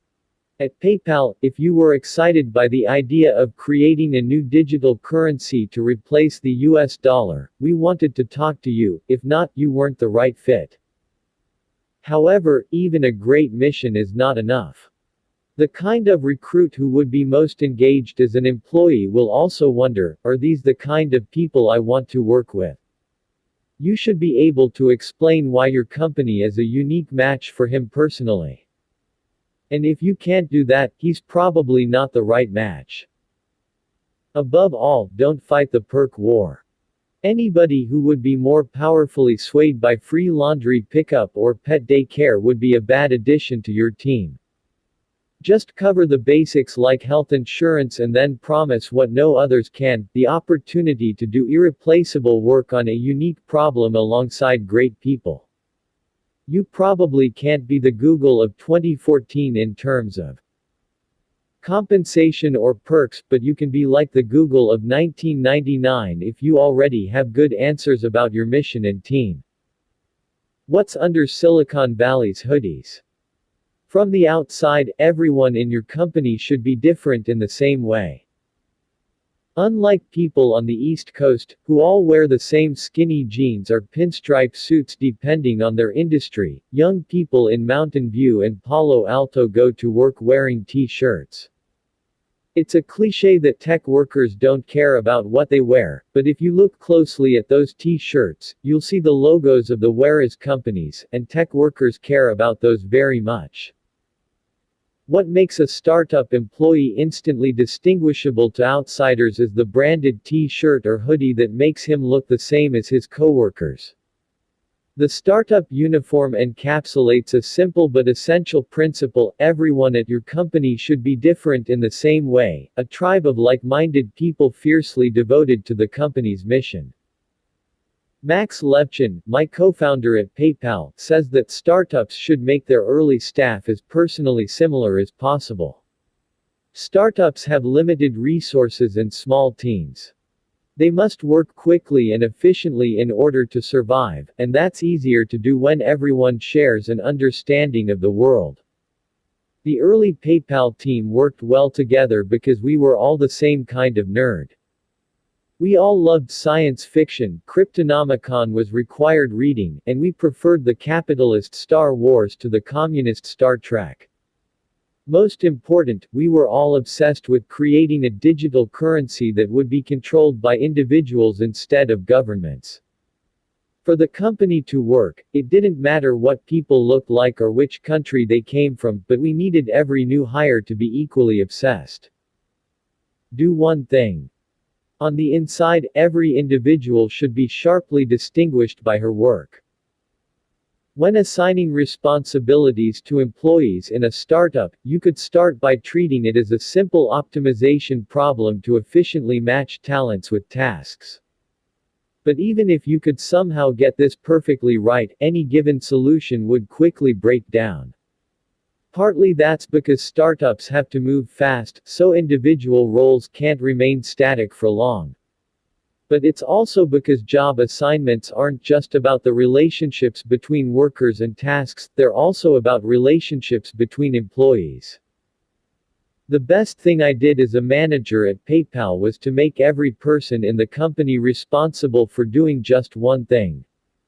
Every employee's one thing was unique, and everyone knew I would evaluate him only on that one thing. I had started doing this just to simplify the task of managing people. But then I noticed a deeper result: defining roles reduced conflict. Most fights inside a company happen when colleagues compete for the same responsibilities. Startups face an especially high risk of this since job roles are fluid at the early stages. Eliminating competition makes it easier for everyone to build the kinds of long-term relationships that transcend mere professionalism. More than that, internal peace is what enables a startup to survive at all. When a startup fails, we often imagine it succumbing to predatory rivals in a competitive ecosystem. But every company is also its own ecosystem, and factional strife makes it vulnerable to outside threats. Internal conflict is like an autoimmune disease: the technical cause of death may be pneumonia, but the real cause remains hidden from plain view. Of cults and consultants. In the most intense kind of organization, members hang out only with other members. They ignore their families and abandon the outside world. In exchange, they experience strong feelings of belonging, and maybe get access to esoteric truths denied to ordinary people. We have a word for such organizations: cults. Cultures of total dedication look crazy from the outside, partly because the most notorious cults were homicidal. Jim Jones and Charles Manson did not make good exits. But entrepreneurs should take cultures of extreme dedication seriously. Is a lukewarm attitude to one's work a sign of mental health? Is a merely professional attitude the only sane approach? The extreme opposite of a cult is a consulting firm like Accenture. Not only does it lack a distinctive mission of its own, but individual consultants are regularly dropping in and out of companies to which they have no long-term connection whatsoever. Every company culture can be plotted on a linear spectrum. The best startups might be considered slightly less extreme kinds of cults. The biggest difference is that cults tend to be fanatically wrong about something important. People at a successful startup are fanatically right about something those outside it have missed. You're not going to learn those kinds of secrets from consultants, and you don't need to worry if your company doesn't make sense to conventional professionals. Better to be called a cult, or even a mafia. 11. If you build it, will they come? Even though sales is everywhere, most people underrate its importance. Silicon Valley underrates it more than most. The geek classic The Hitchhiker's Guide to the Galaxy even explains the founding of our planet as a reaction against salesmen. When an imminent catastrophe requires the evacuation of humanity's original home, the population escapes on 3 giant ships. The thinkers, leaders, and achievers take the A ship, the salespeople and consultants get the B ship, and the workers and artisans take the C ship. The B ship leaves first, and all its passengers rejoice vainly. But the salespeople don't realize they are caught in a ruse. The A ship and C ship people had always thought that the B ship people were useless, so they conspired to get rid of them. And it was the B ship that landed on Earth. Distribution may not matter in fictional worlds, but it matters in ours.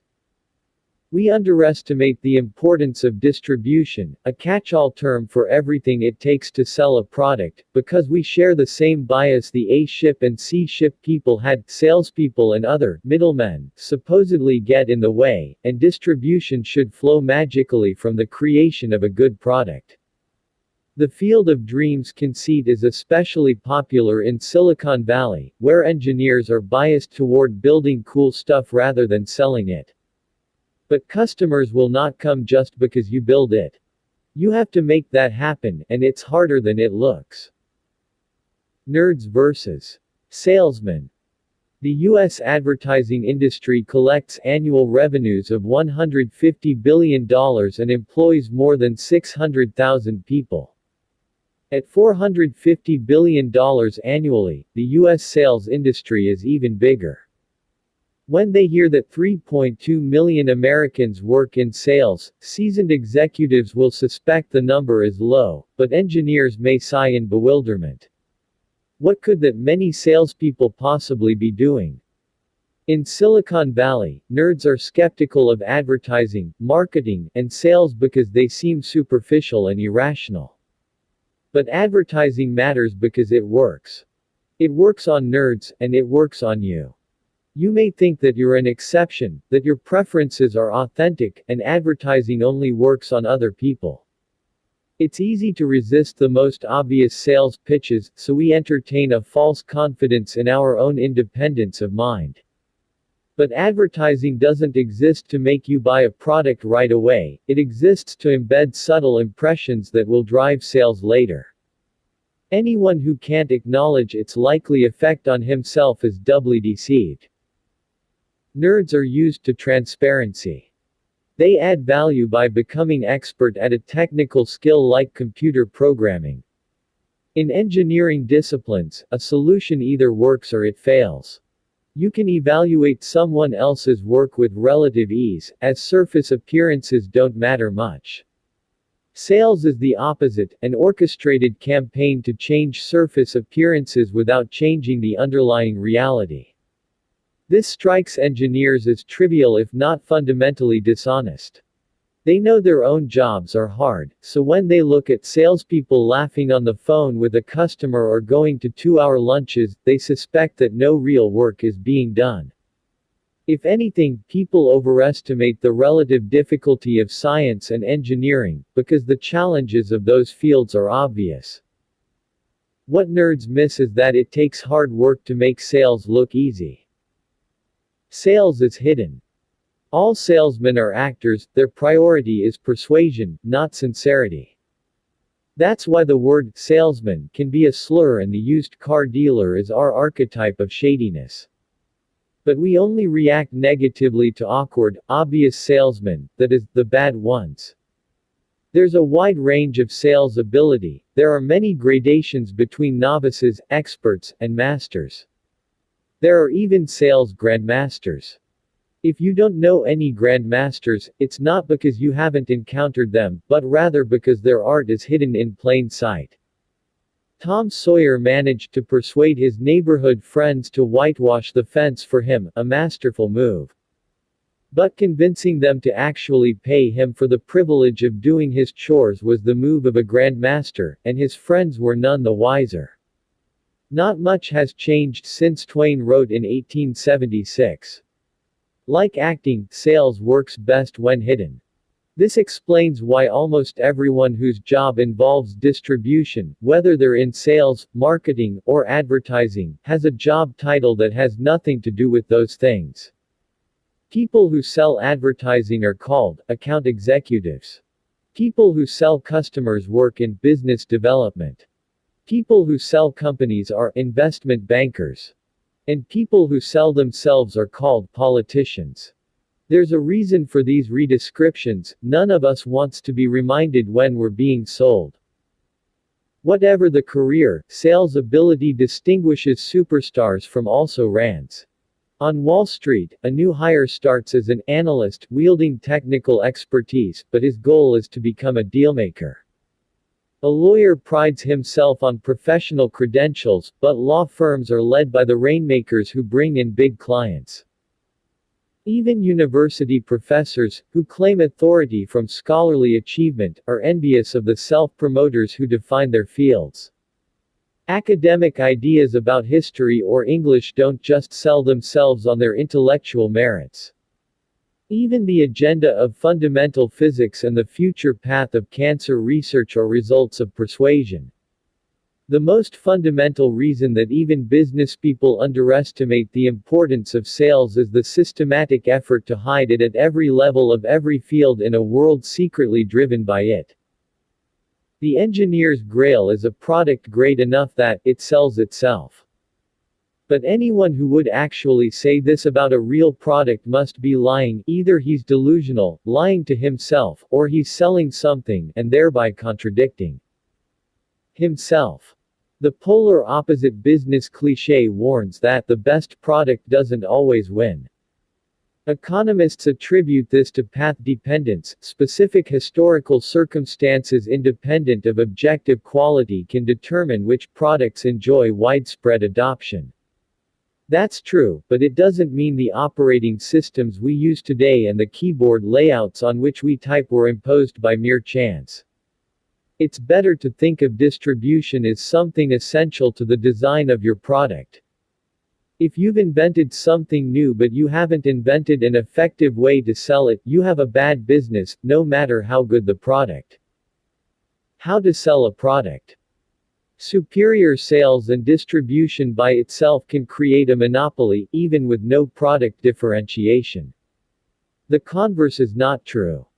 No matter how strong your product, even if it easily fits into already established habits and anybody who tries it likes it immediately, you must still support it with a strong distribution plan.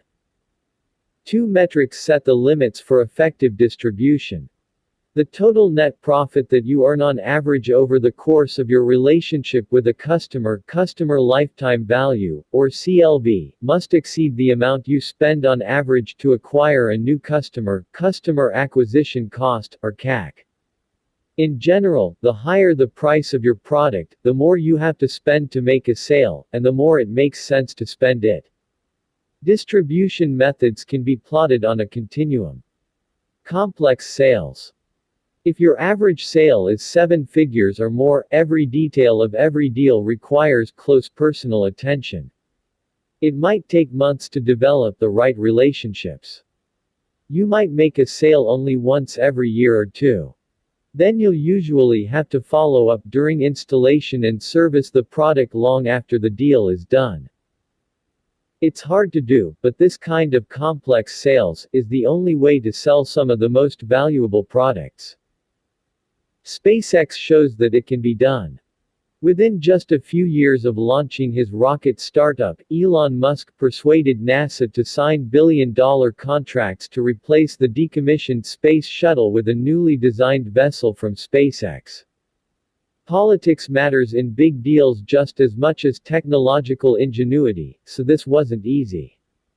SpaceX employs more than 3,000 people, mostly in California.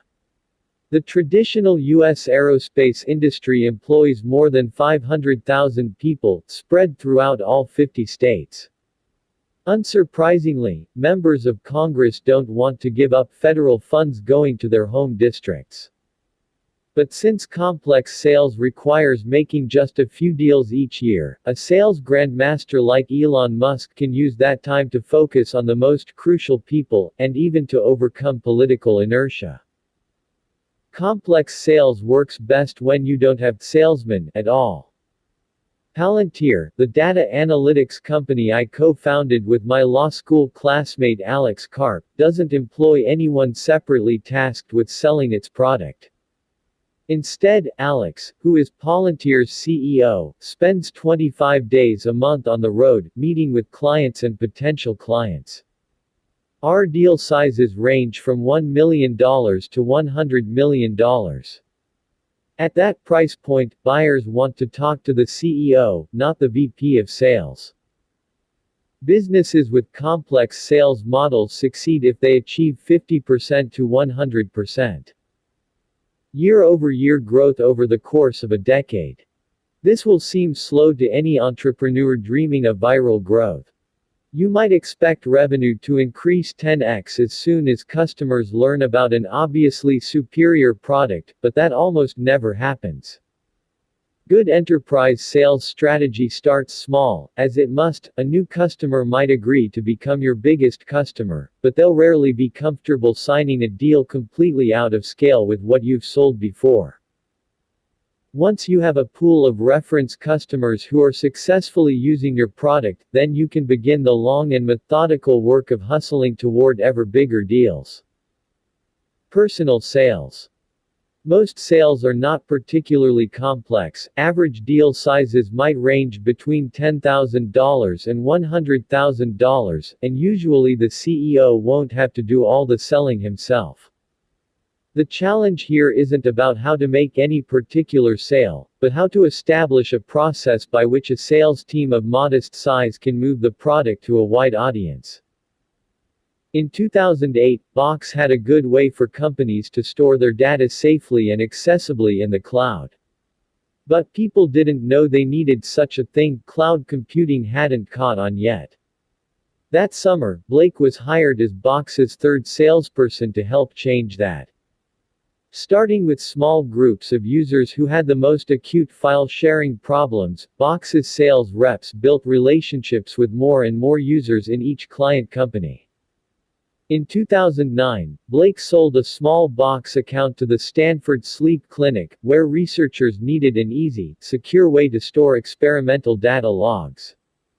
Today the university offers a Stanford-branded Box account to every one of its students and faculty members, and Stanford Hospital runs on Box. If it had started off by trying to sell the president of the university on an enterprise-wide solution, Box would have sold nothing. A complex sales approach would have made Box a forgotten startup failure. Instead, personal sales made it a multi-billion-dollar business. Sometimes the product itself is a kind of distribution. ZocDoc is a founder's fund portfolio company that helps people find and book medical appointments online. The company charges doctors a few $100s per month to be included in its network. With an average deal size of just a few $1,000s, ZocDoc needs lots of salespeople, so many that they have an internal recruiting team to do nothing but hire more.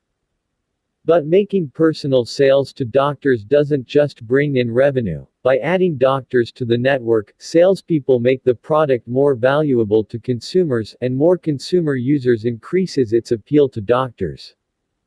More than 5 million people already use the service each month, and if it can continue to scale its network to include a majority of practitioners, it will become a fundamental utility for the U.S. healthcare industry.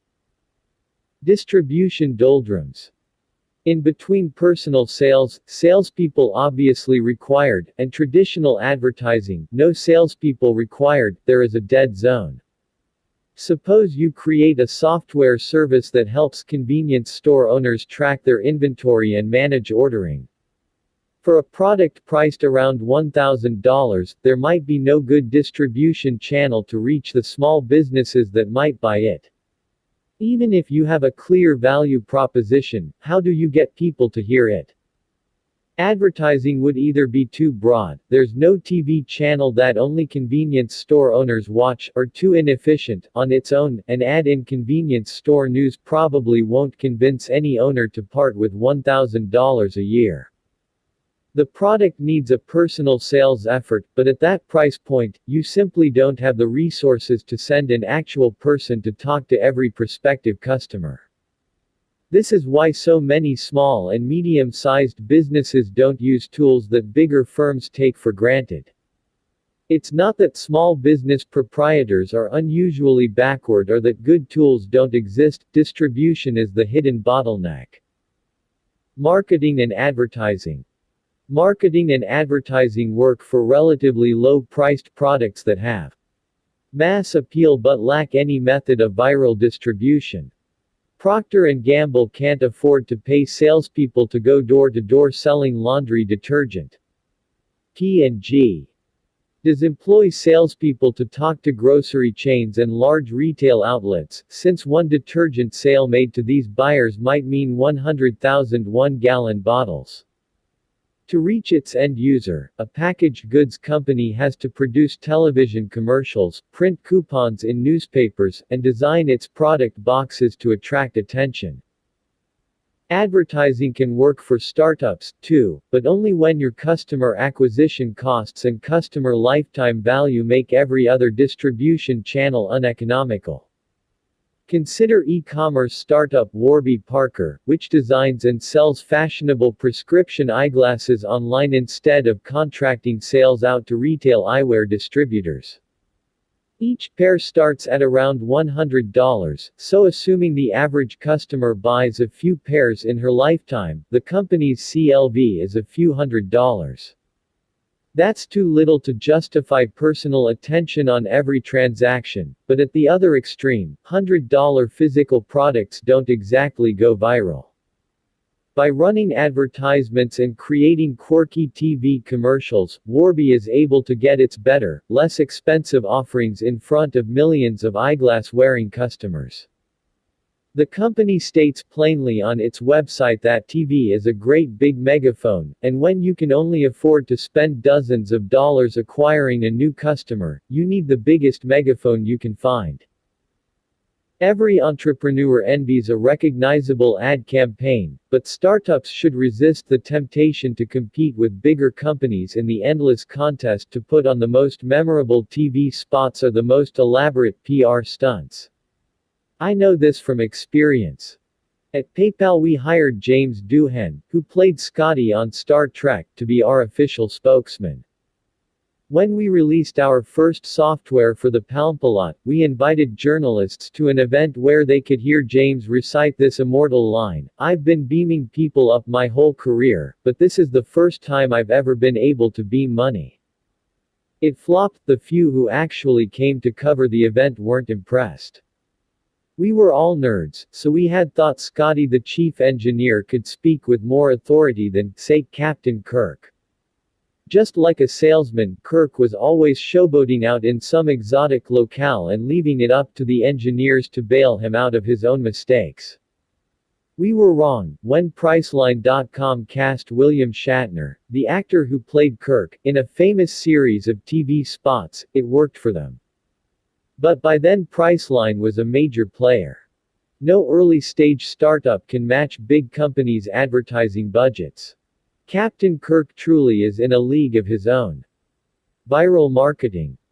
A product is viral if its core functionality encourages users to invite their friends to become users too. This is how Facebook and PayPal both grew quickly. Every time someone shares with a friend or makes a payment, they naturally invite more and more people into the network. This isn't just cheap, it's fast, too. If every new user leads to more than one additional user, you can achieve a chain reaction of exponential growth. The ideal viral loop should be as quick and frictionless as possible. Funny YouTube videos or internet memes get millions of views very quickly because they have extremely short cycle times. People see the kitten, feel warm inside, and forward it to their friends in a matter of seconds. At PayPal, our initial user base was 24 people, all of whom worked at PayPal. Acquiring customers through banner advertising proved too expensive.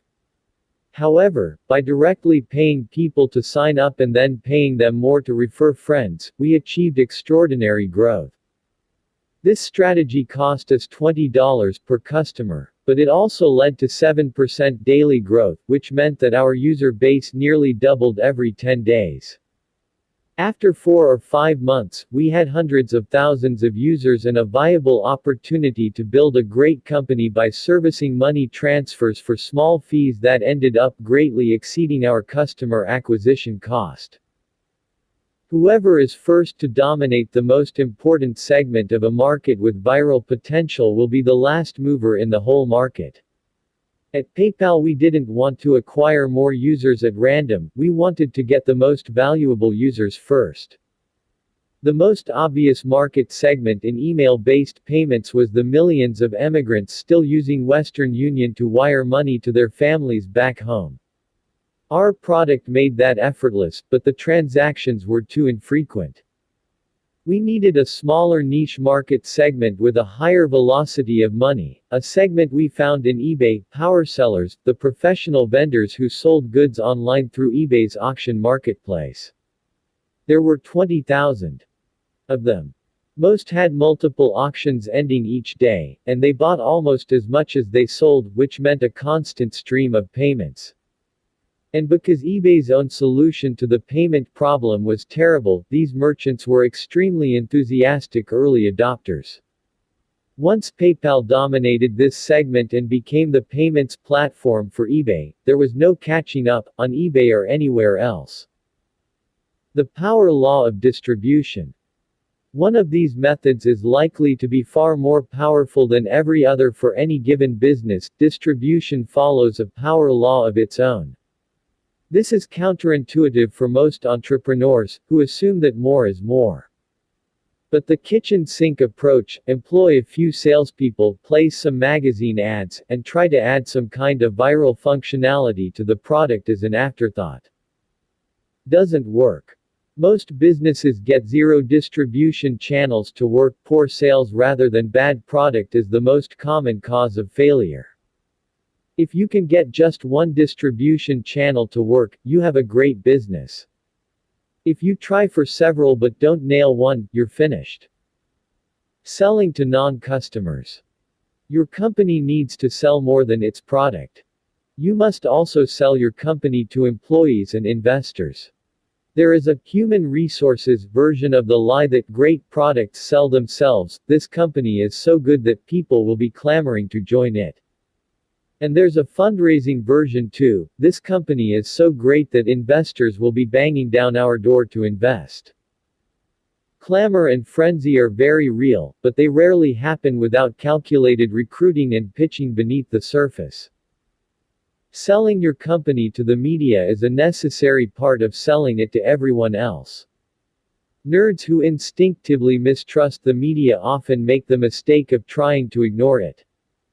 But just as you can never expect people to buy a superior product merely on its obvious merits without any distribution strategy, you should never assume that people will admire your company without a public relations strategy. Even if your particular product doesn't need media exposure to acquire customers because you have a viral distribution strategy, the press can help attract investors and employees. Any prospective employee worth hiring will do his own diligence. What he finds or doesn't find when he Googles you will be critical to the success of your company. Everybody sells. Nerds might wish that distribution could be ignored and salesmen banished to another planet. All of us want to believe that we make up our own minds, that sales doesn't work on us. But it's not true. Everybody has a product to sell, no matter whether you're an employee, a founder, or an investor. It's true even if your company consists of just you and your computer. Look around. If you don't see any salespeople, you're the salesperson. 12. Man and machine. As mature industries stagnate, information technology has advanced so rapidly that it has now become synonymous with technology itself. Today, more than 1.5 billion people enjoy instant access to the world's knowledge using pocket-sized devices. Every one of today's smartphones has thousands of times more processing power than the computers that guided astronauts to the moon. And if Moore's law continues apace, tomorrow's computers will be even more powerful. Computers already have enough power to outperform people in activities we used to think of as distinctively human. In 1997, IBM's Deep Blue defeated world chess champion Garry Kasparov. Jeopardy's best-ever contestant, Ken Jennings, succumbed to IBM's Watson in 2011. And Google's self-driving cars are already on California roads today. Dale Earnhardt Jr. needn't feel threatened by them, but The Guardian worries, on behalf of the millions of chauffeurs and cabbies in the world, that self-driving cars could drive the next wave of unemployment. Everyone expects computers to do more in the future, so much more that some wonder 30 years from now, will there be anything left for people to do? Software is eating the world, venture capitalist Mark Andreessen has announced with a tone of inevitability. VC Andy Kessler sounds almost gleeful when he explains that the best way to create productivity is to get rid of people. Forbes captured a more anxious attitude when it asked readers, "Will a machine replace you?" Futurists can seem like they hope the answer is yes. Luddites are so worried about being replaced that they would rather we stop building new technology altogether. Neither side questions the premise that better computers will necessarily replace human workers. But that premise is wrong. Computers are complements for humans, not substitutes.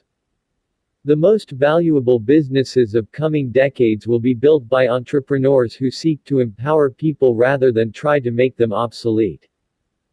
Substitution versus complementarity. 15 years ago, American workers were worried about competition from cheaper Mexican substitutes. And that made sense, because humans really can substitute for each other. Today people think they can hear Ross Perot's giant sucking sound once more, but they trace it back to server farms somewhere in Texas instead of cut-rate factories in Tijuana. Americans fear technology in the near future because they see it as a replay of the globalization of the near past. But the situations are very different. People compete for jobs and for resources, computers compete for neither. Globalization means substitution. When Perot warned about foreign competition, both George H.W. Bush and Bill Clinton preached the gospel of free trade. Since every person has a relative strength at some particular job, in theory the economy maximizes wealth when people specialize according to their advantages and then trade with each other. In practice, it's not unambiguously clear how well free trade has worked, for many workers at least. Gains from trade are greatest when there's a big discrepancy in comparative advantage, but the global supply of workers willing to do repetitive tasks for an extremely small wage is extremely large. People don't just compete to supply labor, they also demand the same resources. While American consumers have benefited from access to cheap toys and textiles from China, they've had to pay higher prices for the gasoline newly desired by millions of Chinese motorists. Whether people eat shark fins in Shanghai or fish tacos in San Diego, they all need food and they all need shelter. And desire doesn't stop at subsistence, people will demand ever more as globalization continues. Now that millions of Chinese peasants can finally enjoy a secure supply of basic calories, they want more of them to come from pork instead of just grain. The convergence of desire is even more obvious at the top. All oligarchs have the same taste in crystal, from Petersburg to Pyongyang. Technology means complementarity. Now think about the prospect of competition from computers instead of competition from human workers. On the supply side, computers are far more different from people than any two people are different from each other. Men and machines are good at fundamentally different things. People have intentionality, we form plans and make decisions in complicated situations. We're less good at making sense of enormous amounts of data. Computers are exactly the opposite, they excel at efficient data processing, but they struggle to make basic judgments that would be simple for any human. To understand the scale of this variance, consider another of Google's computer for human substitution projects. In 2012, one of their supercomputers made headlines when, after scanning 10 million thumbnails of YouTube videos, it learned to identify a cat with 75% accuracy. That seems impressive, until you remember that an average 4-year-old can do it flawlessly. When a cheap laptop beats the smartest mathematicians at some tasks, but even a supercomputer with 16,000 CPUs can't beat a child at others, you can tell that humans and computers are not just more or less powerful than each other. They're categorically different. The stark differences between man and machine mean that gains from working with computers are much higher than gains from trade with other people. We don't trade with computers any more than we trade with livestock or lamps. And that's the point, computers are tools, not rivals. The differences are even deeper on the demand side. Unlike people in industrializing countries, computers don't yearn for more luxurious foods or beachfront villas in Cape Ferret. All they require is a nominal amount of electricity, which they're not even smart enough to want. When we design new computer technology to help solve problems, we get all the efficiency gains of a hyper-specialized trading partner without having to compete with it for resources. Properly understood, technology is the one way for us to escape competition in a globalizing world. As computers become more and more powerful, they won't be substitutes for humans, they'll be complements. Complementary businesses. Complementarity between computers and humans isn't just a macro-scale fact. It's also the path to building a great business. I came to understand this from my experience at PayPal. In mid-2000, we had survived the dot-com crash and we were growing fast, but we faced one huge problem: we were losing upwards of $10 million to credit card fraud every month. Since we were processing hundreds or even thousands of transactions per minute, we couldn't possibly review each one. No human quality control team could work that fast. So we did what any group of engineers would do: we tried to automate a solution. First, Max Levchin assembled an elite team of mathematicians to study the fraudulent transfers in detail. Then we took what we learned and wrote software to automatically identify and cancel bogus transactions in real time. But it quickly became clear that this approach wouldn't work either. After an hour or two, the thieves would catch on and change their tactics. We were dealing with an adaptive enemy, and our software couldn't adapt in response. The fraudsters' adaptive evasions fooled our automatic detection algorithms, but we found that they didn't fool our human analysts as easily. So Max and his engineers rewrote the software to take a hybrid approach. The computer would flag the most suspicious transactions on a well-designed user interface, and human operators would make the final judgment as to their legitimacy. Thanks to this hybrid system, we named it Igor, after the Russian fraudster who bragged that we'd never be able to stop him. We turned our first quarterly profit in the first quarter of 2002, as opposed to a quarterly loss of $29.3 million 1 year before. The FBI asked us if we'd let them use Igor to help detect financial crime. And Max was able to boast, grandiosely but truthfully, that he was the Sherlock Holmes of the Internet underground. This kind of man-machine symbiosis enabled PayPal to stay in business, which in turn enabled hundreds of thousands of small businesses to accept the payments they needed to thrive on the Internet. None of it would have been possible without the man-machine solution, even though most people would never see it or even hear about it. I continued to think about this after we sold PayPal in 2002. If humans and computers together could achieve dramatically better results than either could attain alone, what other valuable businesses could be built on this core principle? The next year, I pitched Alex Karp, an old Stanford classmate, and Stephen Cohen, a software engineer, on a new startup idea. We would use the human computer hybrid approach from PayPal's security system to identify terrorist networks and financial fraud. We already knew the FBI was interested, and in 2004 we founded Palantir, a software company that helps people extract insight from divergent sources of information. The company is on track to book sales of $1 billion in 2014, and Forbes has called Palantir's software the killer app for its rumored role in helping the government locate Osama bin Laden. We have no details to share from that operation, but we can say that neither human intelligence by itself nor computers alone will be able to make us safe. America's two biggest spy agencies take opposite approaches. The Central Intelligence Agency is run by spies who privilege humans. The National Security Agency is run by generals who prioritize computers. CIA analysts have to wade through so much noise that it's very difficult to identify the most serious threats. NSA computers can process huge quantities of data, but machines alone cannot authoritatively determine whether someone is plotting a terrorist act.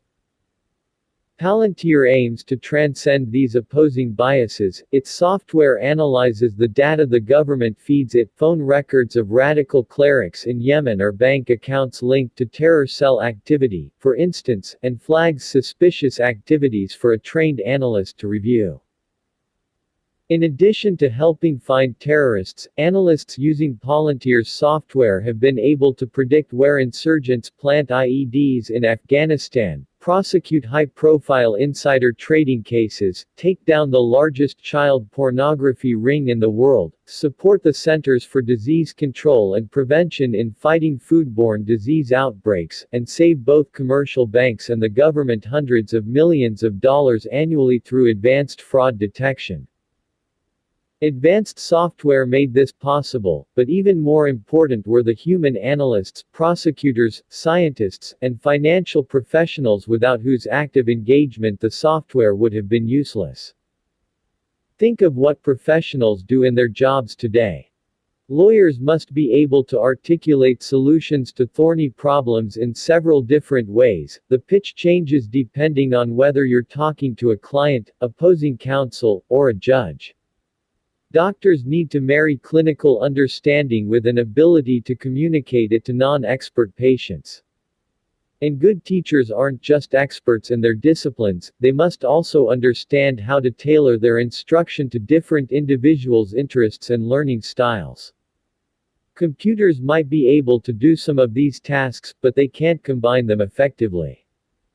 Better technology in law, medicine, and education won't replace professionals, it will allow them to do even more. LinkedIn has done exactly this for recruiters.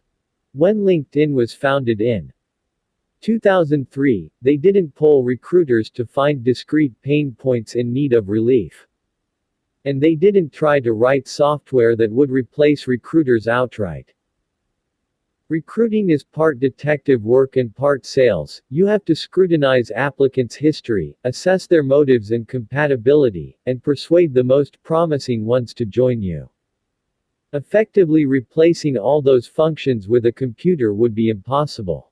Instead, LinkedIn set out to transform how recruiters did their jobs.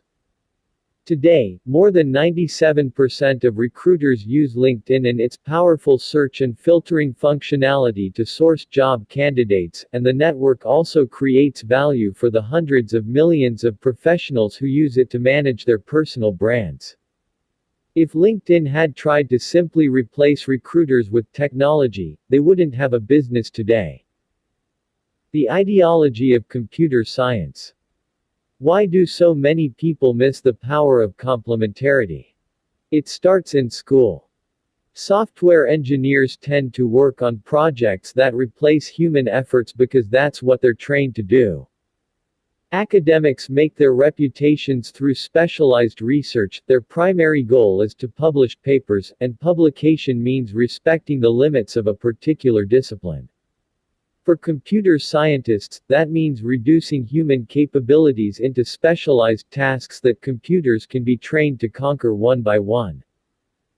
Just look at the trendiest fields in computer science today. The very term machine learning evokes imagery of replacement, and its boosters seem to believe that computers can be taught to perform almost any task, so long as we feed them enough training data. Any user of Netflix or Amazon has experienced the results of machine learning firsthand. Both companies use algorithms to recommend products based on your viewing and purchase history. Feed them more data and the recommendations get ever better. Google Translate works the same way, providing rough but serviceable translations into any of the 80 languages it supports, not because the software understands human language, but because it has extracted patterns through statistical analysis of a huge corpus of text. The other buzzword that epitomizes a bias toward substitution is big data. Today's companies have an insatiable appetite for data, mistakenly believing that more data always creates more value. But big data is usually dumb data. Computers can find patterns that elude humans, but they don't know how to compare patterns from different sources or how to interpret complex behaviors. Actionable insights can only come from a human analyst, or the kind of generalized artificial intelligence that exists only in science fiction. We have let ourselves become enchanted by big data only because we exoticize technology. We're impressed with small feats accomplished by computers alone, but we ignore big achievements from complementarity because the human contribution makes them less uncanny. Watson, Deep Blue, and ever better machine learning algorithms are cool. But the most valuable companies in the future won't ask what problems can be solved with computers alone. Instead, they'll ask, how can computers help humans solve hard problems? Ever smarter computers, friend or foe. The future of computing is necessarily full of unknowns. It's become conventional to see ever smarter anthropomorphized robot intelligences like Siri and Watson as harbingers of things to come. Once computers can answer all our questions, perhaps they'll ask why they should remain subservient to us at all. The logical endpoint to this substitutionist thinking is called strong AI, computers that eclipse humans on every important dimension. Of course, the Luddites are terrified by the possibility. It even makes the futurists a little uneasy. It's not clear whether strong AI would save humanity or doom it. Technology is supposed to increase our mastery over nature and reduce the role of chance in our lives. Building smarter than human computers could actually bring chance back with a vengeance. Strong AI is like a cosmic lottery ticket. If we win, we get utopia. If we lose, Skynet substitutes us out of existence. But even if strong AI is a real possibility rather than an imponderable mystery, it won't happen anytime soon. Replacement by computers is a worry for the 22nd century. Indefinite fears about the far future shouldn't stop us from making definite plans today. Luddites claim that we shouldn't build the computers that might replace people someday. Crazed futurists argue that we should.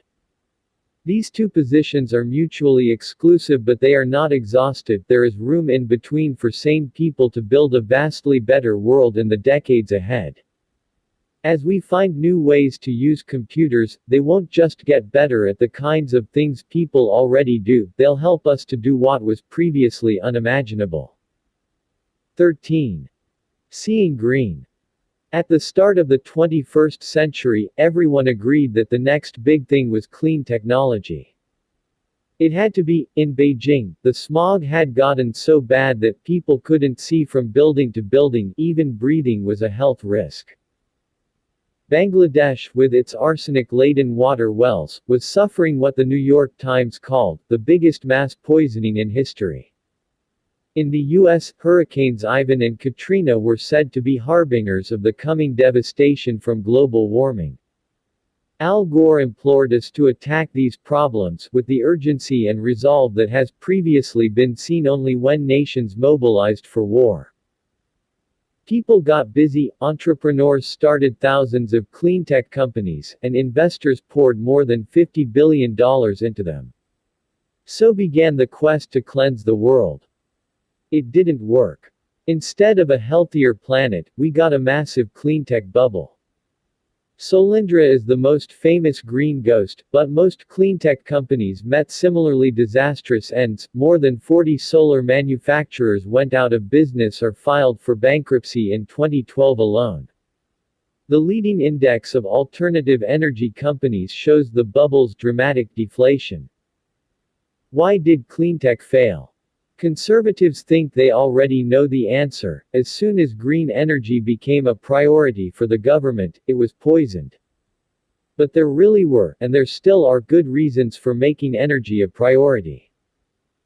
And the truth about cleantech is more complex and more important than government failure.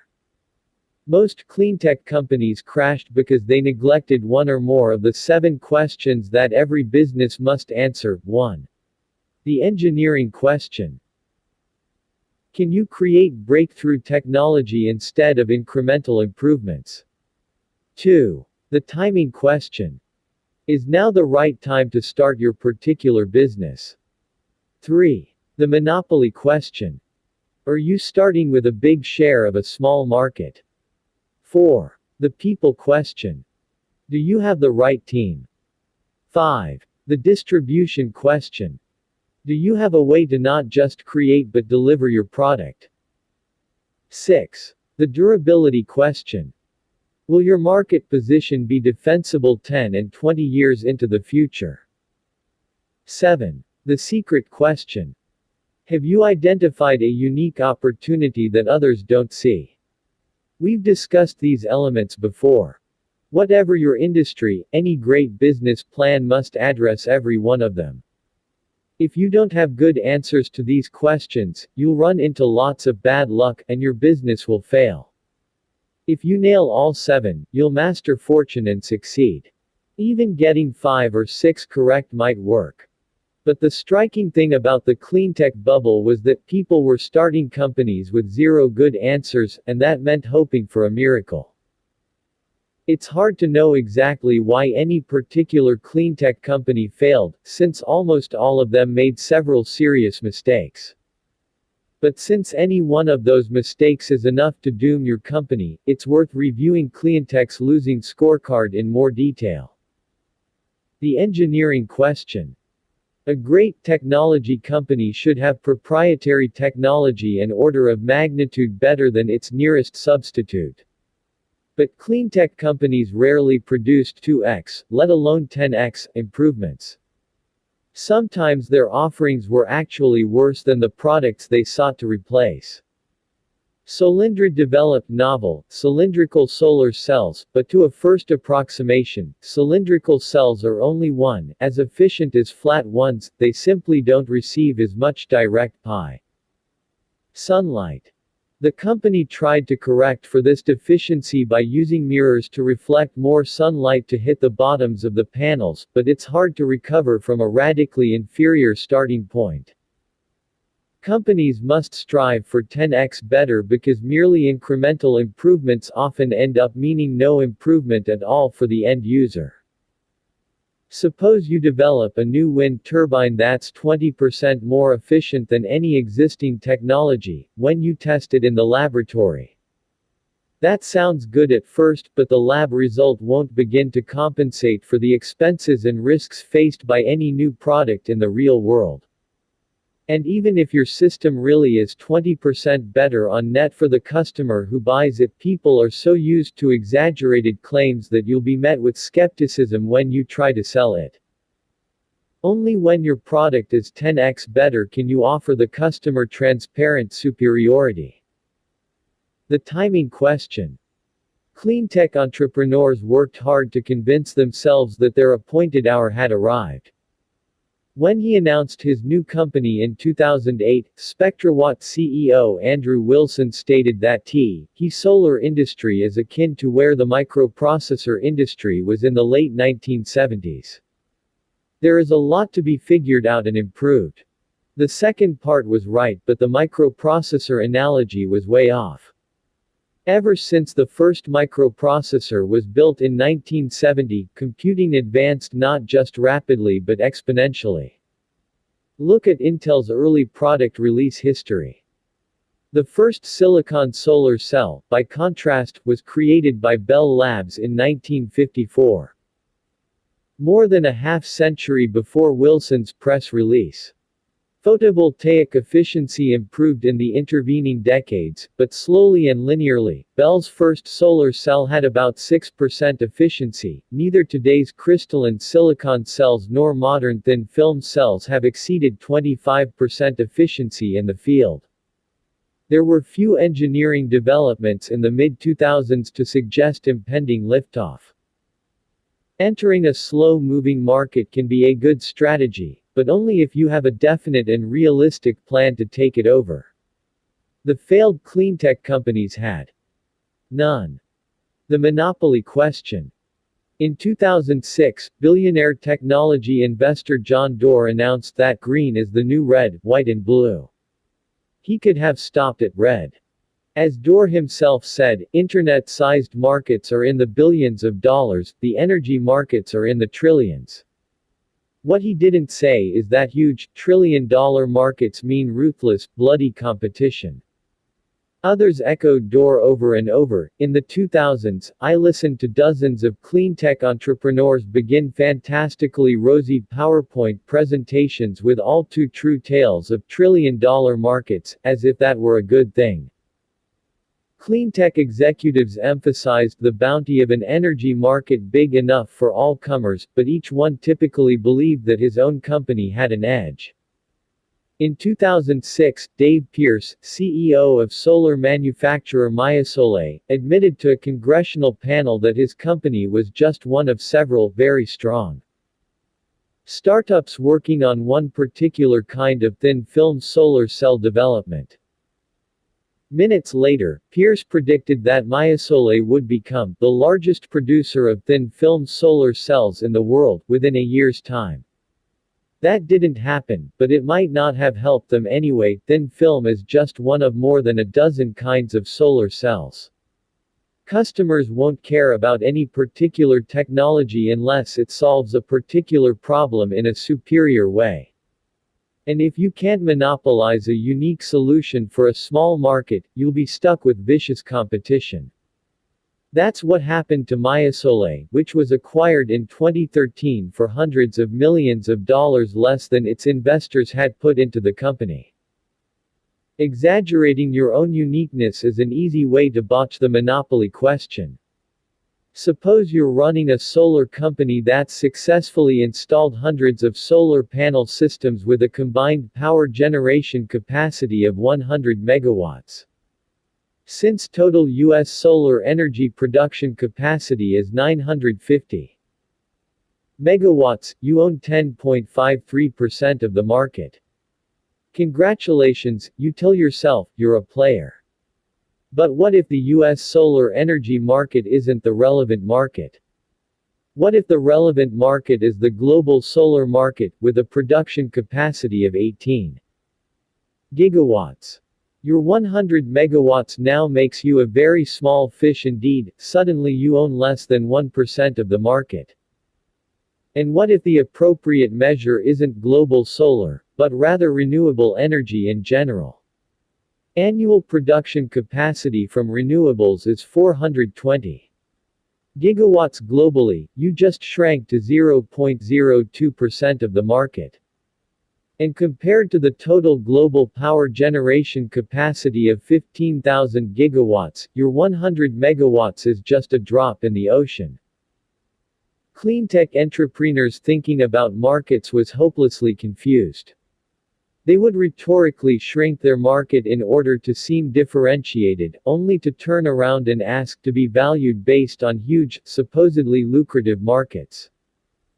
But you can't dominate a submarket if it's fictional, and huge markets are highly competitive, not highly attainable. Most cleantech founders would have been better off opening a new British restaurant in downtown Palo Alto. The people question. Energy problems are engineering problems, so you would expect to find nerds running cleantech companies. You'd be wrong, the ones that failed were run by shockingly non-technical teams. These salesman executives were good at raising capital and securing government subsidies, but they were less good at building products that customers wanted to buy. At Founders Fund, we saw this coming. The most obvious clue was sartorial. Cleantech executives were running around wearing suits and ties. This was a huge red flag, because real technologists wear t-shirts and jeans. So we instituted a blanket rule: pass on any company whose founders dressed up for pitch meetings. Maybe we still would have avoided these bad investments if we had taken the time to evaluate each company's technology in detail. But the team insight, never invest in a tech CEO that wears a suit, got us to the truth a lot faster. The best sales is hidden. There's nothing wrong with a CEO who can sell, but if he actually looks like a salesman, he's probably bad at sales and worse at tech. Solyndra CEO Brian Harrison, Tesla Motors CEO Elon Musk. The distribution question. Cleantech companies effectively courted government and investors, but they often forgot about customers. They learned the hard way that the world is not a laboratory. Selling and delivering a product is at least as important as the product itself. Just ask Israeli electric vehicle startup Better Place, which from 2007 to 2012 raised and spent more than $800 million to build swappable battery packs and charging stations for electric cars. The company sought to create a green alternative that would lessen our dependence on highly polluting transportation technologies. And it did just that, at least by 1,000 cars, the number it sold before filing for bankruptcy. Even selling that many was an achievement, because each of those cars was very hard for customers to buy. For starters, it was never clear what you were actually buying. Better Place bought sedans from Renault and refitted them with electric batteries and electric motors. So, were you buying an electric Renault, or were you buying a Better Place? In any case, if you decided to buy one, you had to jump through a series of hoops. First, you needed to seek approval from Better Place. To get that, you had to prove that you lived close enough to a Better Place battery swapping station and promise to follow predictable routes. If you passed that test, you had to sign up for a fueling subscription in order to recharge your car. Only then could you get started learning the new behavior of stopping to swap out battery packs on the road. Better Place thought its technology spoke for itself, so they didn't bother to market it clearly. Reflecting on the company's failure, one frustrated customer asked, "Why wasn't there a billboard in Tel Aviv showing a picture of a Toyota Prius for 160,000 shekels and a picture of this car, for 160,000 plus fuel for 4 years?" He still bought one of the cars, but unlike most people, he was a hobbyist who would do anything to keep driving it. Unfortunately, he can't, as the Better Place board of directors stated upon selling the company's assets for a meager $12 million in 2013, "The technical challenges we overcame successfully, but the other obstacles we were not able to overcome." The durability question. Every entrepreneur should plan to be the last mover in her particular market. That starts with asking yourself, what will the world look like 10 and 20 years from now, and how will my business fit in? Few cleantech companies had a good answer. As a result, all their obituaries resemble each other. A few months before it filed for bankruptcy in 2011, Evergreen Solar explained its decision to close one of its U.S. factories. Solar manufacturers in China have received considerable government and financial support. Although our production costs are now below originally planned levels and lower than most Western manufacturers, they are still much higher than those of our low-cost competitors in China. But it wasn't until 2012 that the "Blame China" chorus really exploded. Discussing its bankruptcy filing, U.S. Department of Energy backed Abound Solar blamed aggressive pricing actions from Chinese solar panel companies. That made it very difficult for an early-stage startup company to scale in current market conditions. When solar panel maker Energy Conversion Devices failed in February 2012, it went beyond blaming China in a press release and filed a $950 million lawsuit against 3 prominent Chinese solar manufacturers.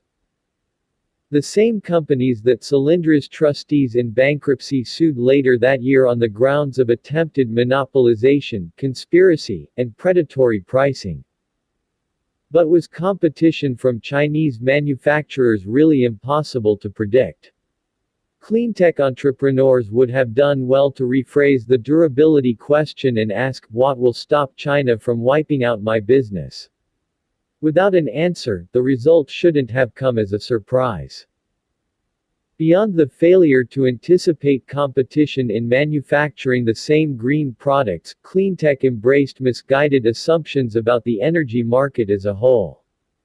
An industry premised on the supposed twilight of fossil fuels was blindsided by the rise of fracking.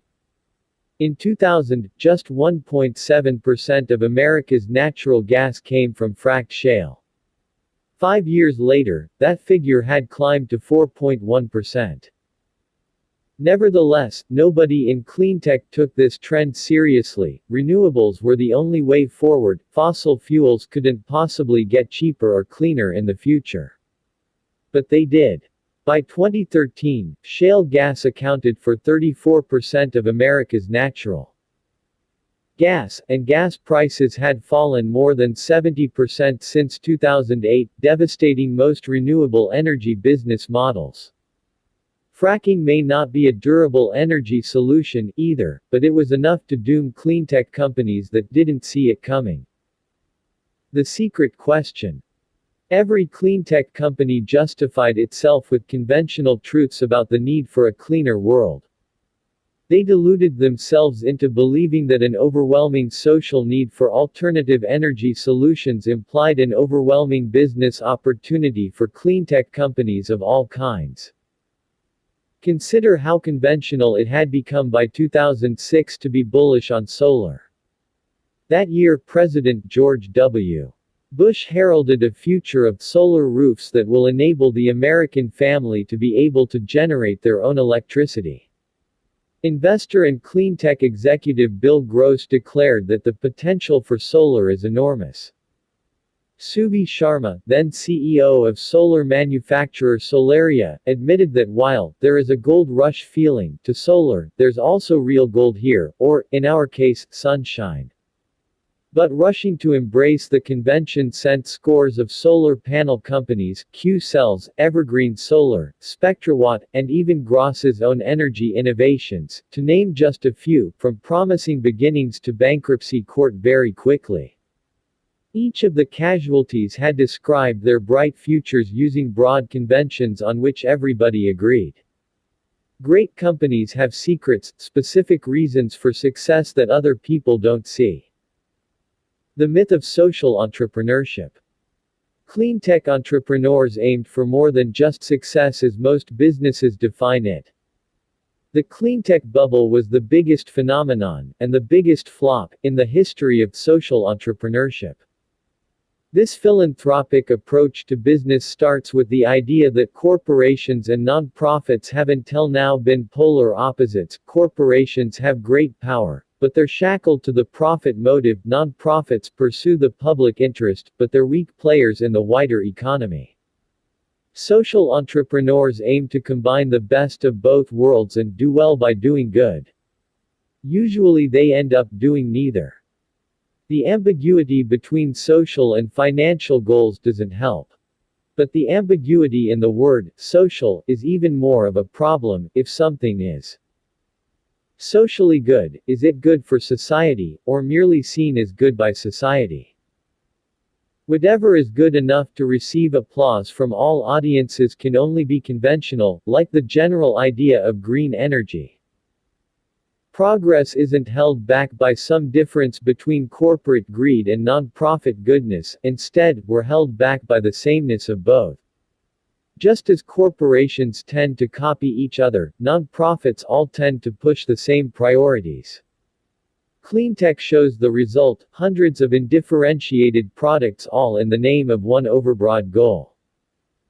Doing something different is what's truly good for society, and it's also what allows a business to profit by monopolizing a new market. The best projects are likely to be overlooked, not trumpeted by a crowd. The best problems to work on are often the ones nobody else even tries to solve. Tesla, 7 for 7.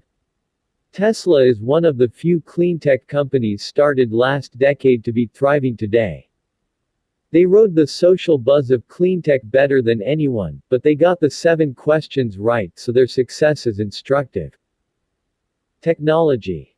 Tesla's technology is so good that other car companies rely on it. Daimler uses Tesla's battery packs, Mercedes-Benz uses a Tesla powertrain, Toyota uses a Tesla motor. General Motors has even created a task force to track Tesla's next moves.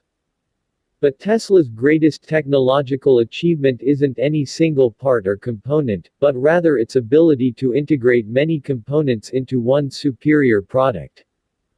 The Tesla Model S sedan, elegantly designed from end to end, is more than the sum of its parts. Consumer Reports rated it higher than any other car ever reviewed, and both Motor Trend and Automobile magazines named it their 2013 Car of the Year. Timing. In 2009, it was easy to think that the government would continue to support cleantech. Green jobs were a political priority, federal funds were already earmarked, and Congress even seemed likely to pass cap and trade legislation. But where others saw generous subsidies that could flow indefinitely, Tesla's CEO Elon Musk rightly saw a one-time only opportunity. In January 2010, about a year and a half before Solyndra imploded under the Obama administration and politicized the subsidy question, Tesla secured a $465 million loan from the U.S. Department of Energy. A $500 million subsidy was unthinkable in the mid-2000s. It's unthinkable today. There was only one moment where that was possible, and Tesla played it perfectly. Monopoly. Tesla started with a tiny submarket that it could dominate, the market for high-end electric sports cars. Since the first Roadster rolled off the production line in 2008, Tesla's sold only about 3,000 of them, but at $109,000 apiece that's not trivial. Starting small allowed Tesla to undertake the necessary R&D to build the slightly less expensive Model S, and now Tesla owns the luxury electric sedan market too. They sold more than 20,000 sedans in 2013, and now Tesla is in prime position to expand to broader markets in the future. Team. Tesla's CEO is the consummate engineer and salesman, so it's not surprising that he's assembled a team that's very good at both. Elon describes his staff this way: if you're at Tesla, you're choosing to be at the equivalent of special forces. There's the regular army, and that's fine, but if you are working at Tesla, you're choosing to step up your game. Distribution. Most companies underestimate distribution, but Tesla took it so seriously that it decided to own the entire distribution chain. Other car companies are beholden to independent dealerships. Ford and Hyundai make cars, but they rely on other people to sell them. Tesla sells and services its vehicles in its own stores.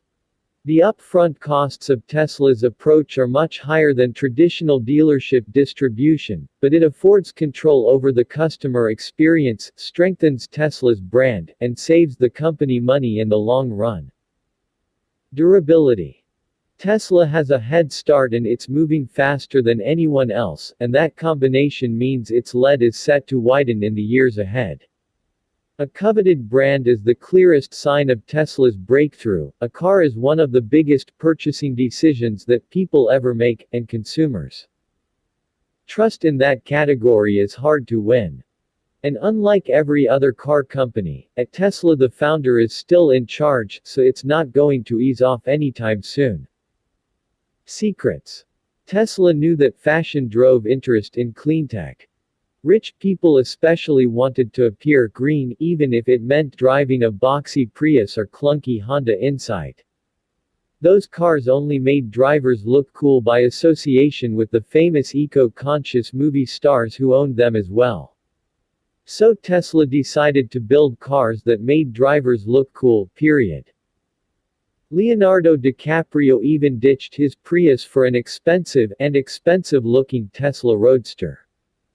While generic cleantech companies struggled to differentiate themselves, Tesla built a unique brand around the secret that cleantech was even more of a social phenomenon than an environmental imperative. Energy 2.0. Tesla's success proves that there was nothing inherently wrong with cleantech.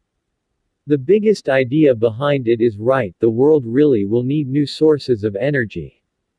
Energy is the master resource. It's how we feed ourselves, build shelter, and make everything we need to live comfortably. Most of the world dreams of living as comfortably as Americans do today, and globalization will cause increasingly severe energy challenges unless we build new technology. There simply aren't enough resources in the world to replicate old approaches or redistribute our way to prosperity. Cleantech gave people a way to be optimistic about the future of energy.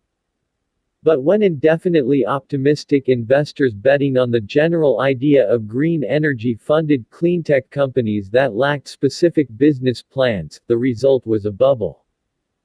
Plot the valuation of alternative energy firms in the 2000s alongside the Nasdaq's rise and fall a decade before, and you see the same shape. The 1990s had one big idea: the internet is going to be big.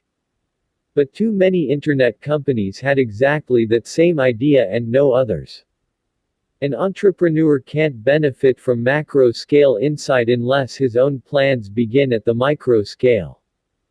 Cleantech companies faced the same problem, no matter how much the world needs energy. Only a firm that offers a superior solution for a specific energy problem can make money.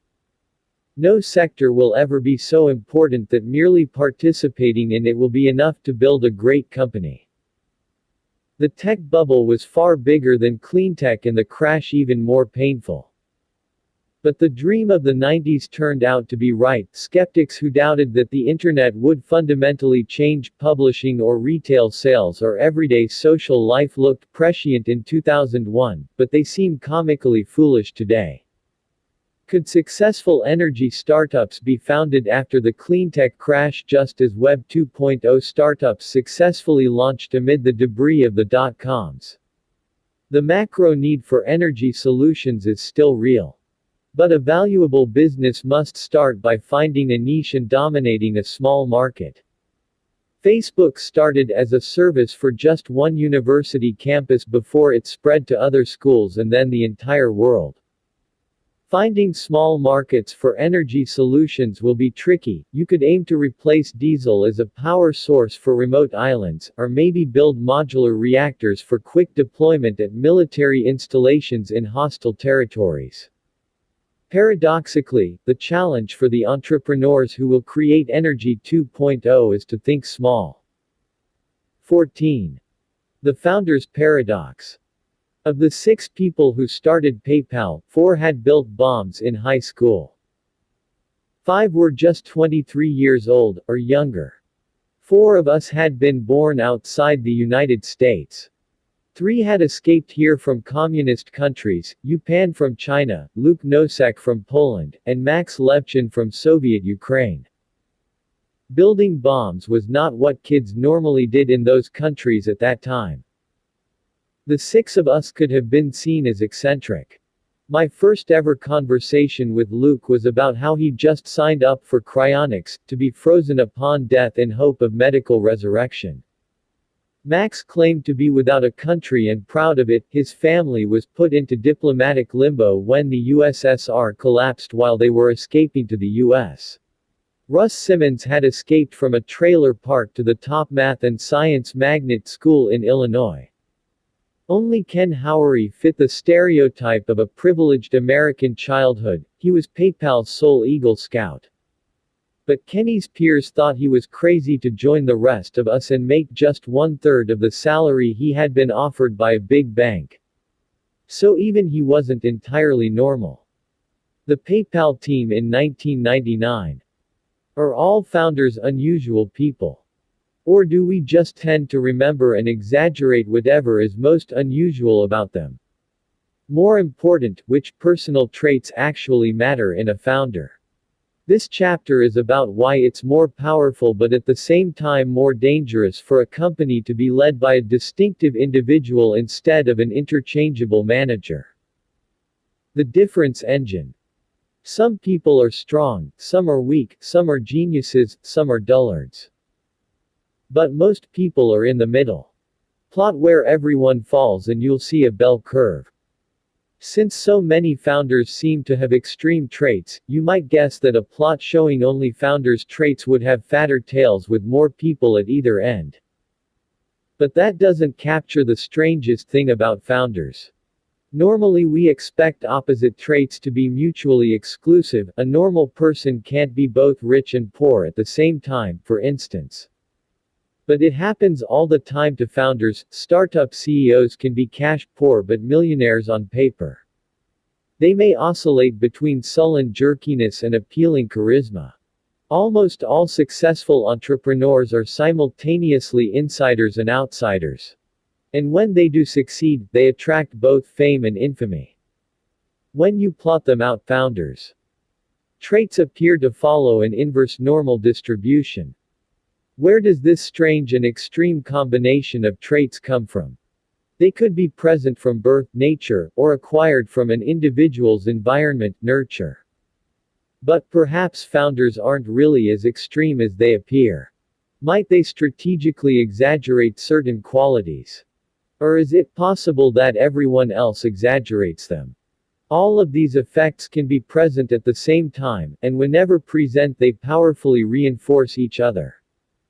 The cycle usually starts with unusual people and ends with them acting and seeming even more unusual.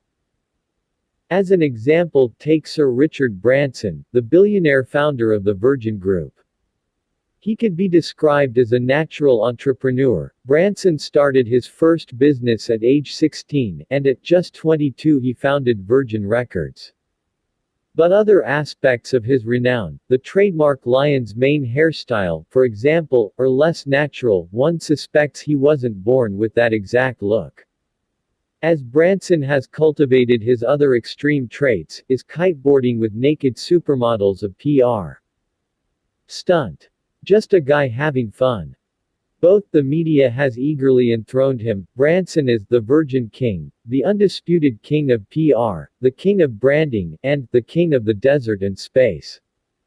When Virgin Atlantic Airways began serving passengers drinks with ice cubes shaped like Branson's face, he became the Ice King. Is Branson just a normal businessman who happens to be lionized by the media with the help of a good PR team? Or is he himself a born branding genius rightly singled out by the journalists he is so good at manipulating? It's hard to tell, maybe he's both. Another example is Sean Parker, who started out with the ultimate outsider status, criminal. Sean was a careful hacker in high school. But his father decided that Sean was spending too much time on the computer for a 16-year-old, so one day he took away Sean's keyboard mid-hack. Sean couldn't log out, the FBI noticed, soon federal agents were placing him under arrest. Sean got off easy since he was a minor. If anything, the episode emboldened him. 3 years later, he co-founded Napster. The peer-to-peer file-sharing service amassed 10 million users in its first year, making it one of the fastest-growing businesses of all time. But the record companies sued and a federal judge ordered it shut down 20 months after opening. After a whirlwind period at the center, Sean was back to being an outsider again. Then came Facebook. Sean met Mark Zuckerberg in 2004, helped negotiate Facebook's first funding, and became the company's founding president.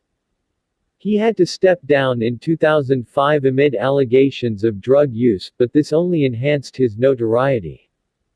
Ever since Justin Timberlake portrayed him in The Social Network, Sean has been perceived as one of the coolest people in America. JT is still more famous, but when he visits Silicon Valley, people ask if he's Sean Parker. The most famous people in the world are founders, too. Instead of a company, every celebrity founds and cultivates a personal brand.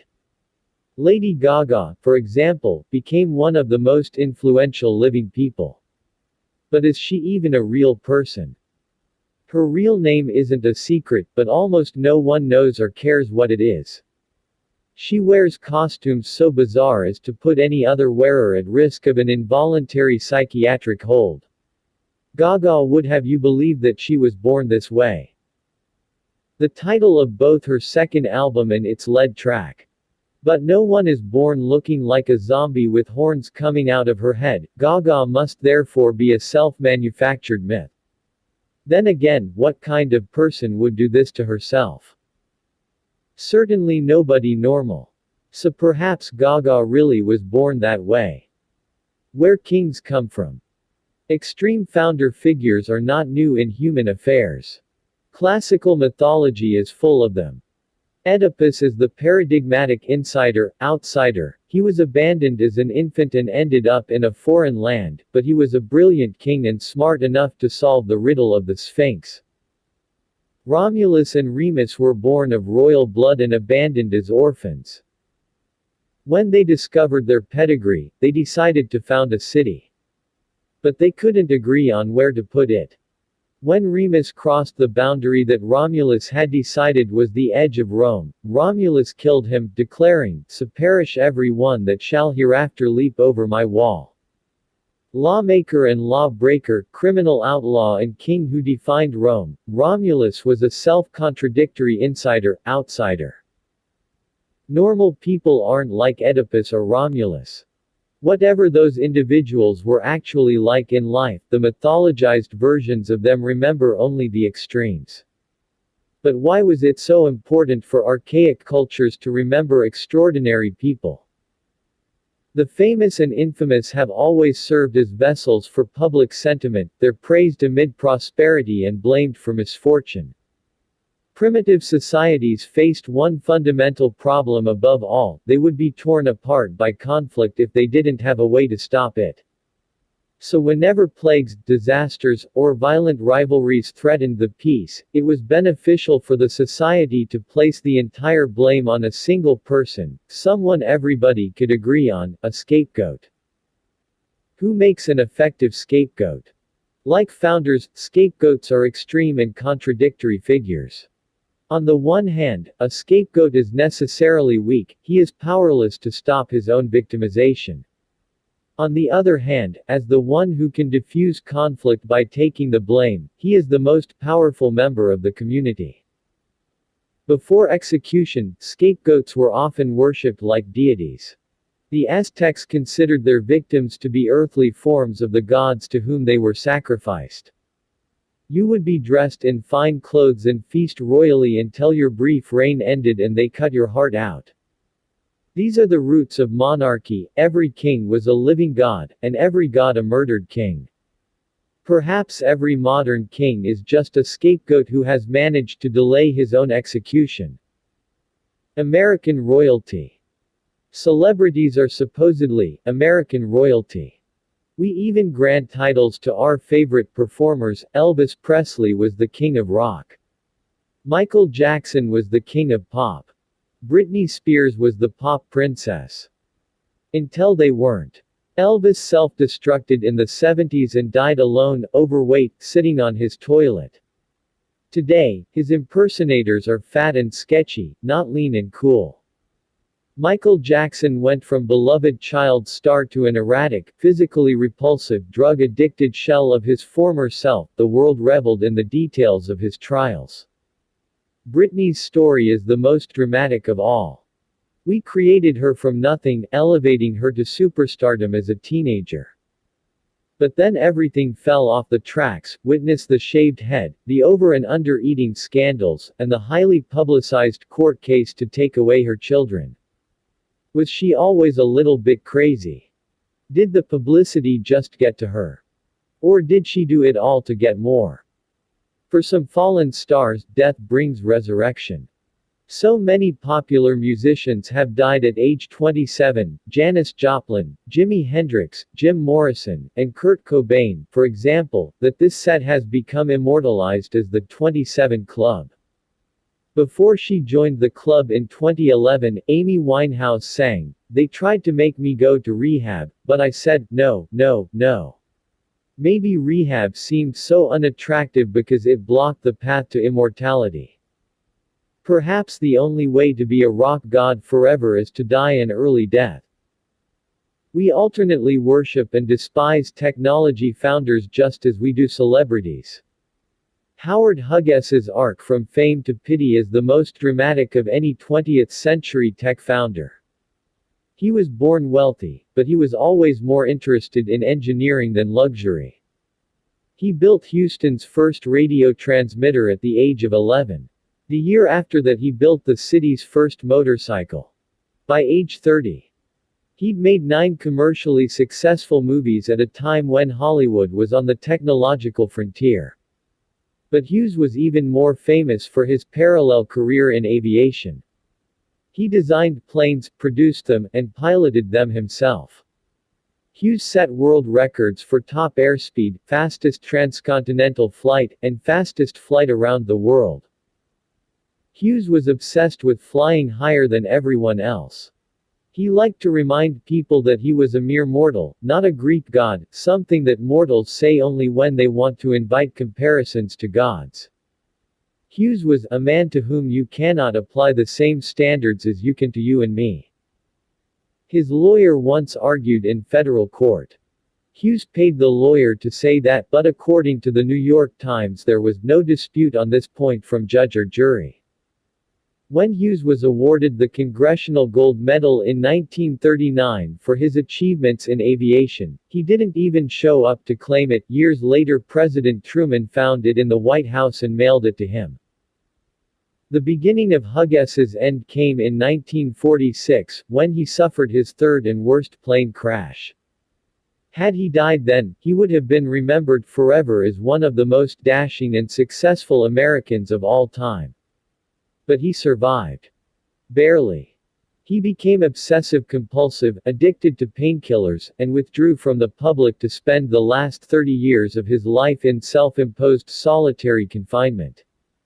Hughes had always acted a little crazy, on the theory that fewer people would want to bother a crazy person.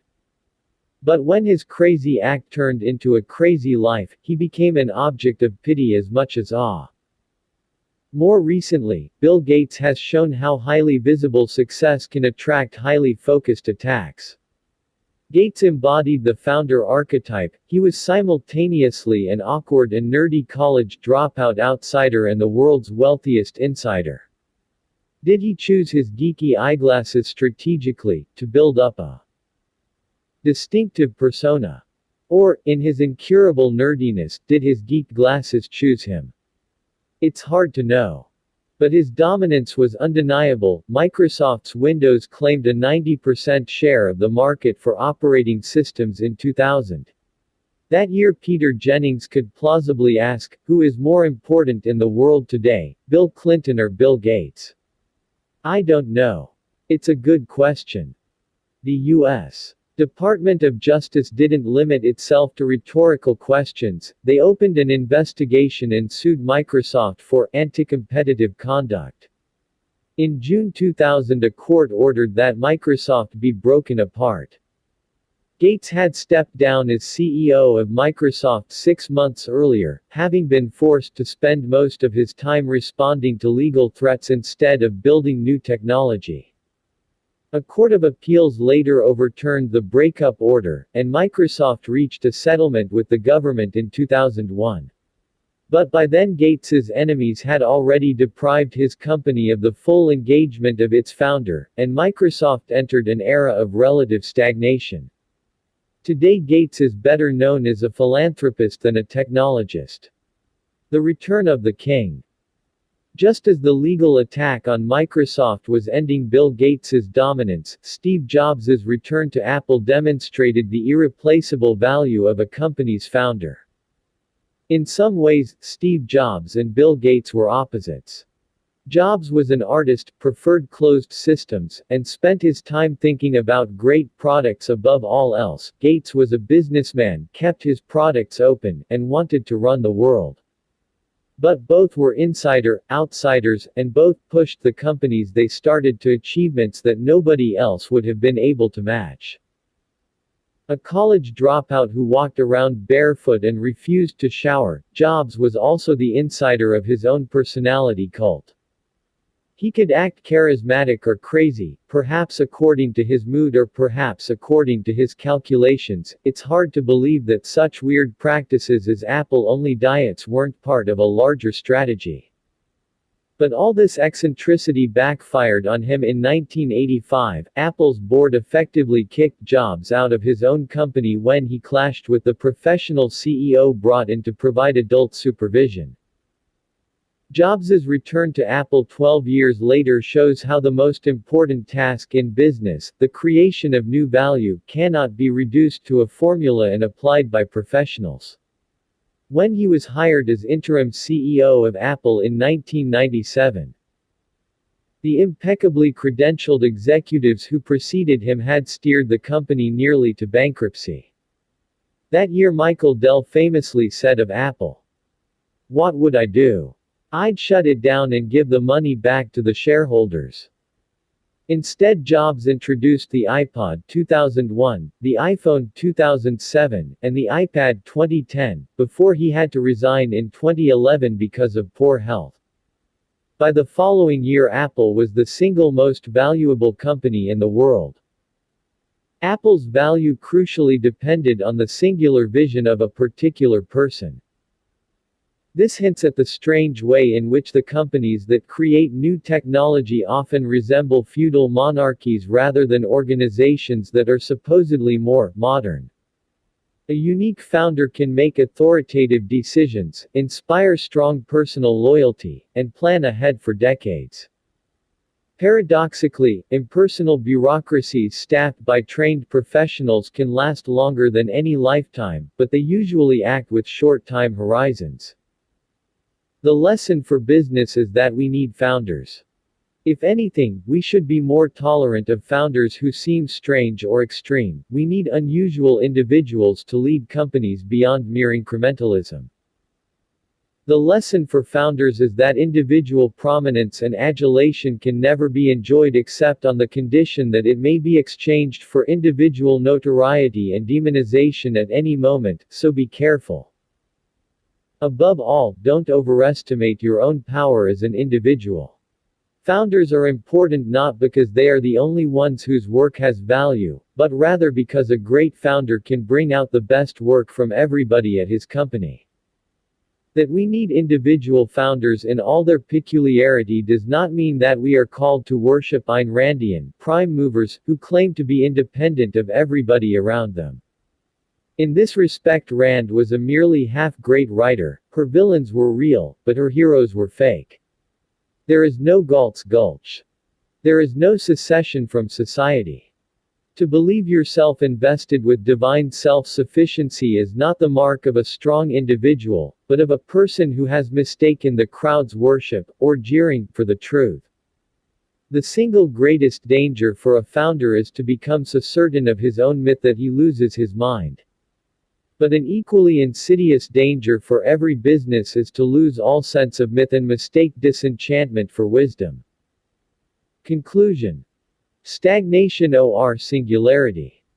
If even the most far-sighted founders cannot plan beyond the next 20 to 30 years, is there anything to say about the very distant future? We don't know anything specific, but we can make out the broad contours.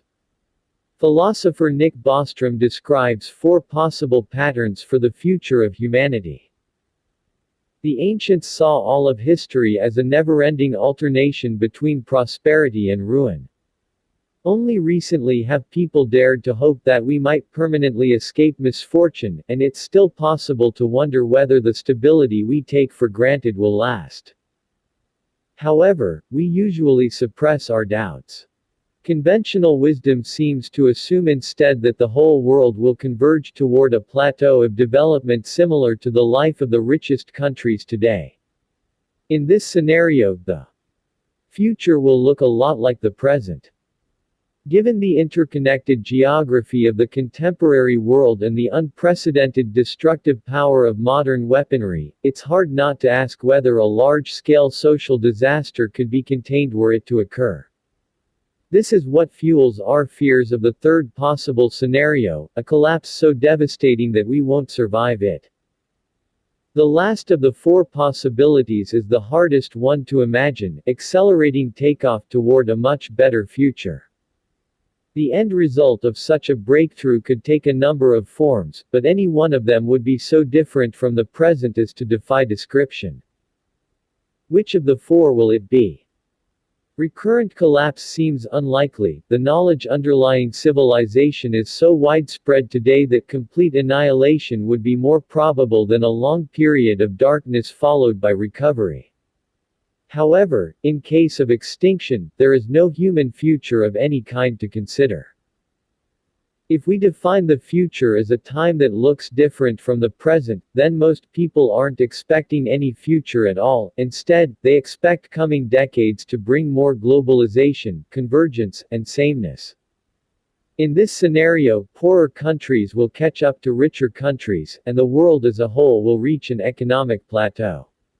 But even if a truly globalized plateau were possible, could it last? In the best case, economic competition would be more intense than ever before for every single person and firm on the planet. However, when you add competition to consume scarce resources, it's hard to see how a global plateau could last indefinitely. Without new technology to relieve competitive pressures, stagnation is likely to erupt into conflict. In case of conflict on a global scale, stagnation collapses into extinction. That leaves the 4th scenario, in which we create new technology to make a much better future. The most dramatic version of this outcome is called the singularity, an attempt to name the imagined result of new technologies so powerful as to transcend the current limits of our understanding. Ray Kurzweil, the best-known singularitarian, starts from Moore's law and traces exponential growth trends in dozens of fields, confidently projecting a future of superhuman artificial intelligence.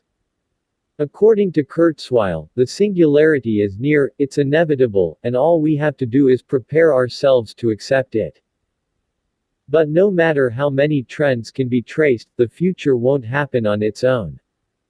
What the singularity would look like matters less than the stark choice we face today between the two most likely scenarios, nothing or something. It's up to us. We cannot take for granted that the future will be better, and that means we need to work to create it today.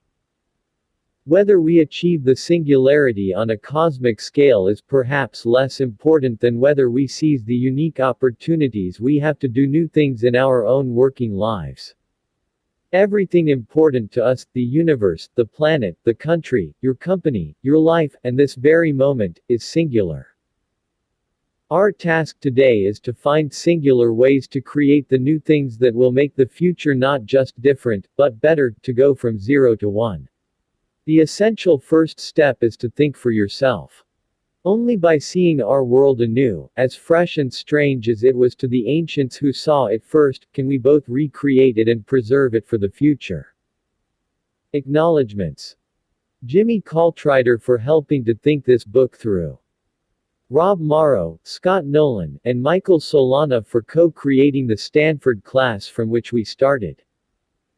Chris Paris Lamb, Tina Constable, David Drake, Talia Crone, and Jeremiah Hall for skillfully guiding us to publication.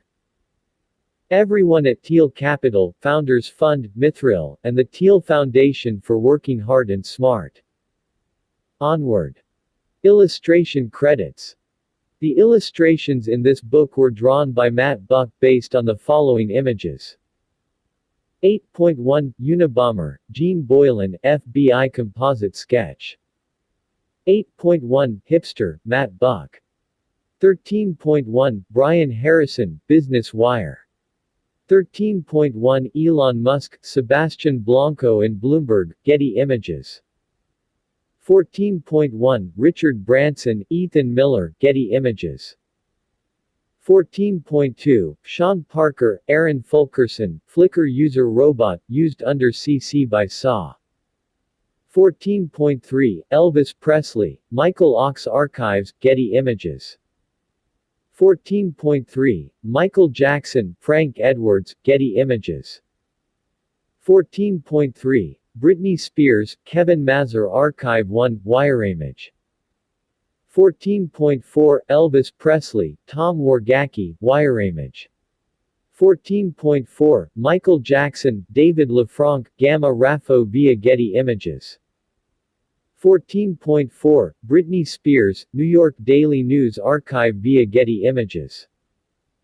14.5 Janis Joplin, Albert B. Grossman and David Garr, Getty Images. 14.5 Jim Morrison, Elektra Records and CBS via Getty Images. 14.5 Kurt Cobain, Frank Misolata, Stringer, Getty Images. 14.5 Amy Winehouse, Flickr user Teakwood, used under CC by SAW. 14.6 Howard Hughes, Bettman, Corbis. 14.6 Magazine cover Time, a division of Time Inc. 14.7 Bill Gates, Doug Wilson, Corbis. 14.7 Magazine cover Newsweek. 14.8 Steve Jobs, 1984, Norman Seeff. 14.8 Steve Jobs, 2004, Contour by Getty Images. Index. Page numbers in italics refer to illustrations. Abound Solar. Accenture. Advertising 3.1, 11.1, 11.2, 11.3. Afghanistan. Airbnb. Airline industry. Allen, Paul. Amazon 2.1, 5.1, 5.2, 6.1, 12.1. Amundsen, Roald. Andreessen, Horowitz. Andreessen, Mark. Anna Karenina Tolstoy. Antitrust. Apollo program. Apple 4.1, 5.1, 5.2, 6.1, 14.1. Branding of. Monopoly profits of. Aristotle. Army Corps of Engineers. AT&T. Aztecs. Baby boomers. Bacon, Francis. Bangladesh. Barnes & Noble. Beijing. Bell Labs. Berlin Wall. Better Place. Bezos, Jeff, 5.1, 6.1. Big Data. Bill of Rights, U.S. Bin Laden, Osama. Biotechnology. Biotech Startups, 6.1, 6.2. Board of Directors. Bostrom, Nick. Box, 9.1, 11.1. Boyle, Robert. Branding. Branson, Richard. Brin, Sergey. Bubbles. Financial 2.1, 8.1. See also specific bubbles. Buffett, Warren. Bureaucracy, PRF.1, 1.1, 9.1. Bush, George H. W. 2.1, 12.1. Bush, George W. Business. Darwinian metaphors in. Value of. War metaphors in. Capablanca, Jose Raul. Cap and trade legislation. Capitalism and competition 3.1, 8.1. Cash flows 5.1, 5.2, 5.3. Celebrities. Centers for Disease Control and Prevention. Central Intelligence Agency, CIA. CEO compensation. Chen, Steve. China, 1.1, 6.1, 12.1, 13.1. Globalization and Cleantech. Distribution question 4. Durability question 4. Engineering question 4. Monopoly question 4. People question 4. Secret question 4. Social entrepreneurship and timing question 4. Cleantech bubble 13.1, 13.2, 13.3. Clean technology. Clinton, Bill. Cloud computing. Cobain, Kurt. Cohen, Stephen. Companies. Value created by. Valuing of. Company culture. Compaq. Compensation. Competition 3.1, 5.1, 13.1, BM 1.1. And capitalism 3.1, 8.1. Ideology of. Imitative. Lies of. As relic of history. Ruthlessness in. As war. Complacency. Complementarity. Substitution versus. Technology and. Compound interest. Computers 12.1, 12.2. Competition from. Humans and. Computer science ideology of. Confinity. Congress, U.S. 6.1, 11.1, 13.1. Constitutional Convention. Consultants. Consulting. Contrarian thinking. Control. Conventional truths 8.1, 8.2. Courage. Credit card fraud. Cults 8.1, 10.1. Customer acquisition cost CAC 11.1, 11.2. Customer lifetime value CL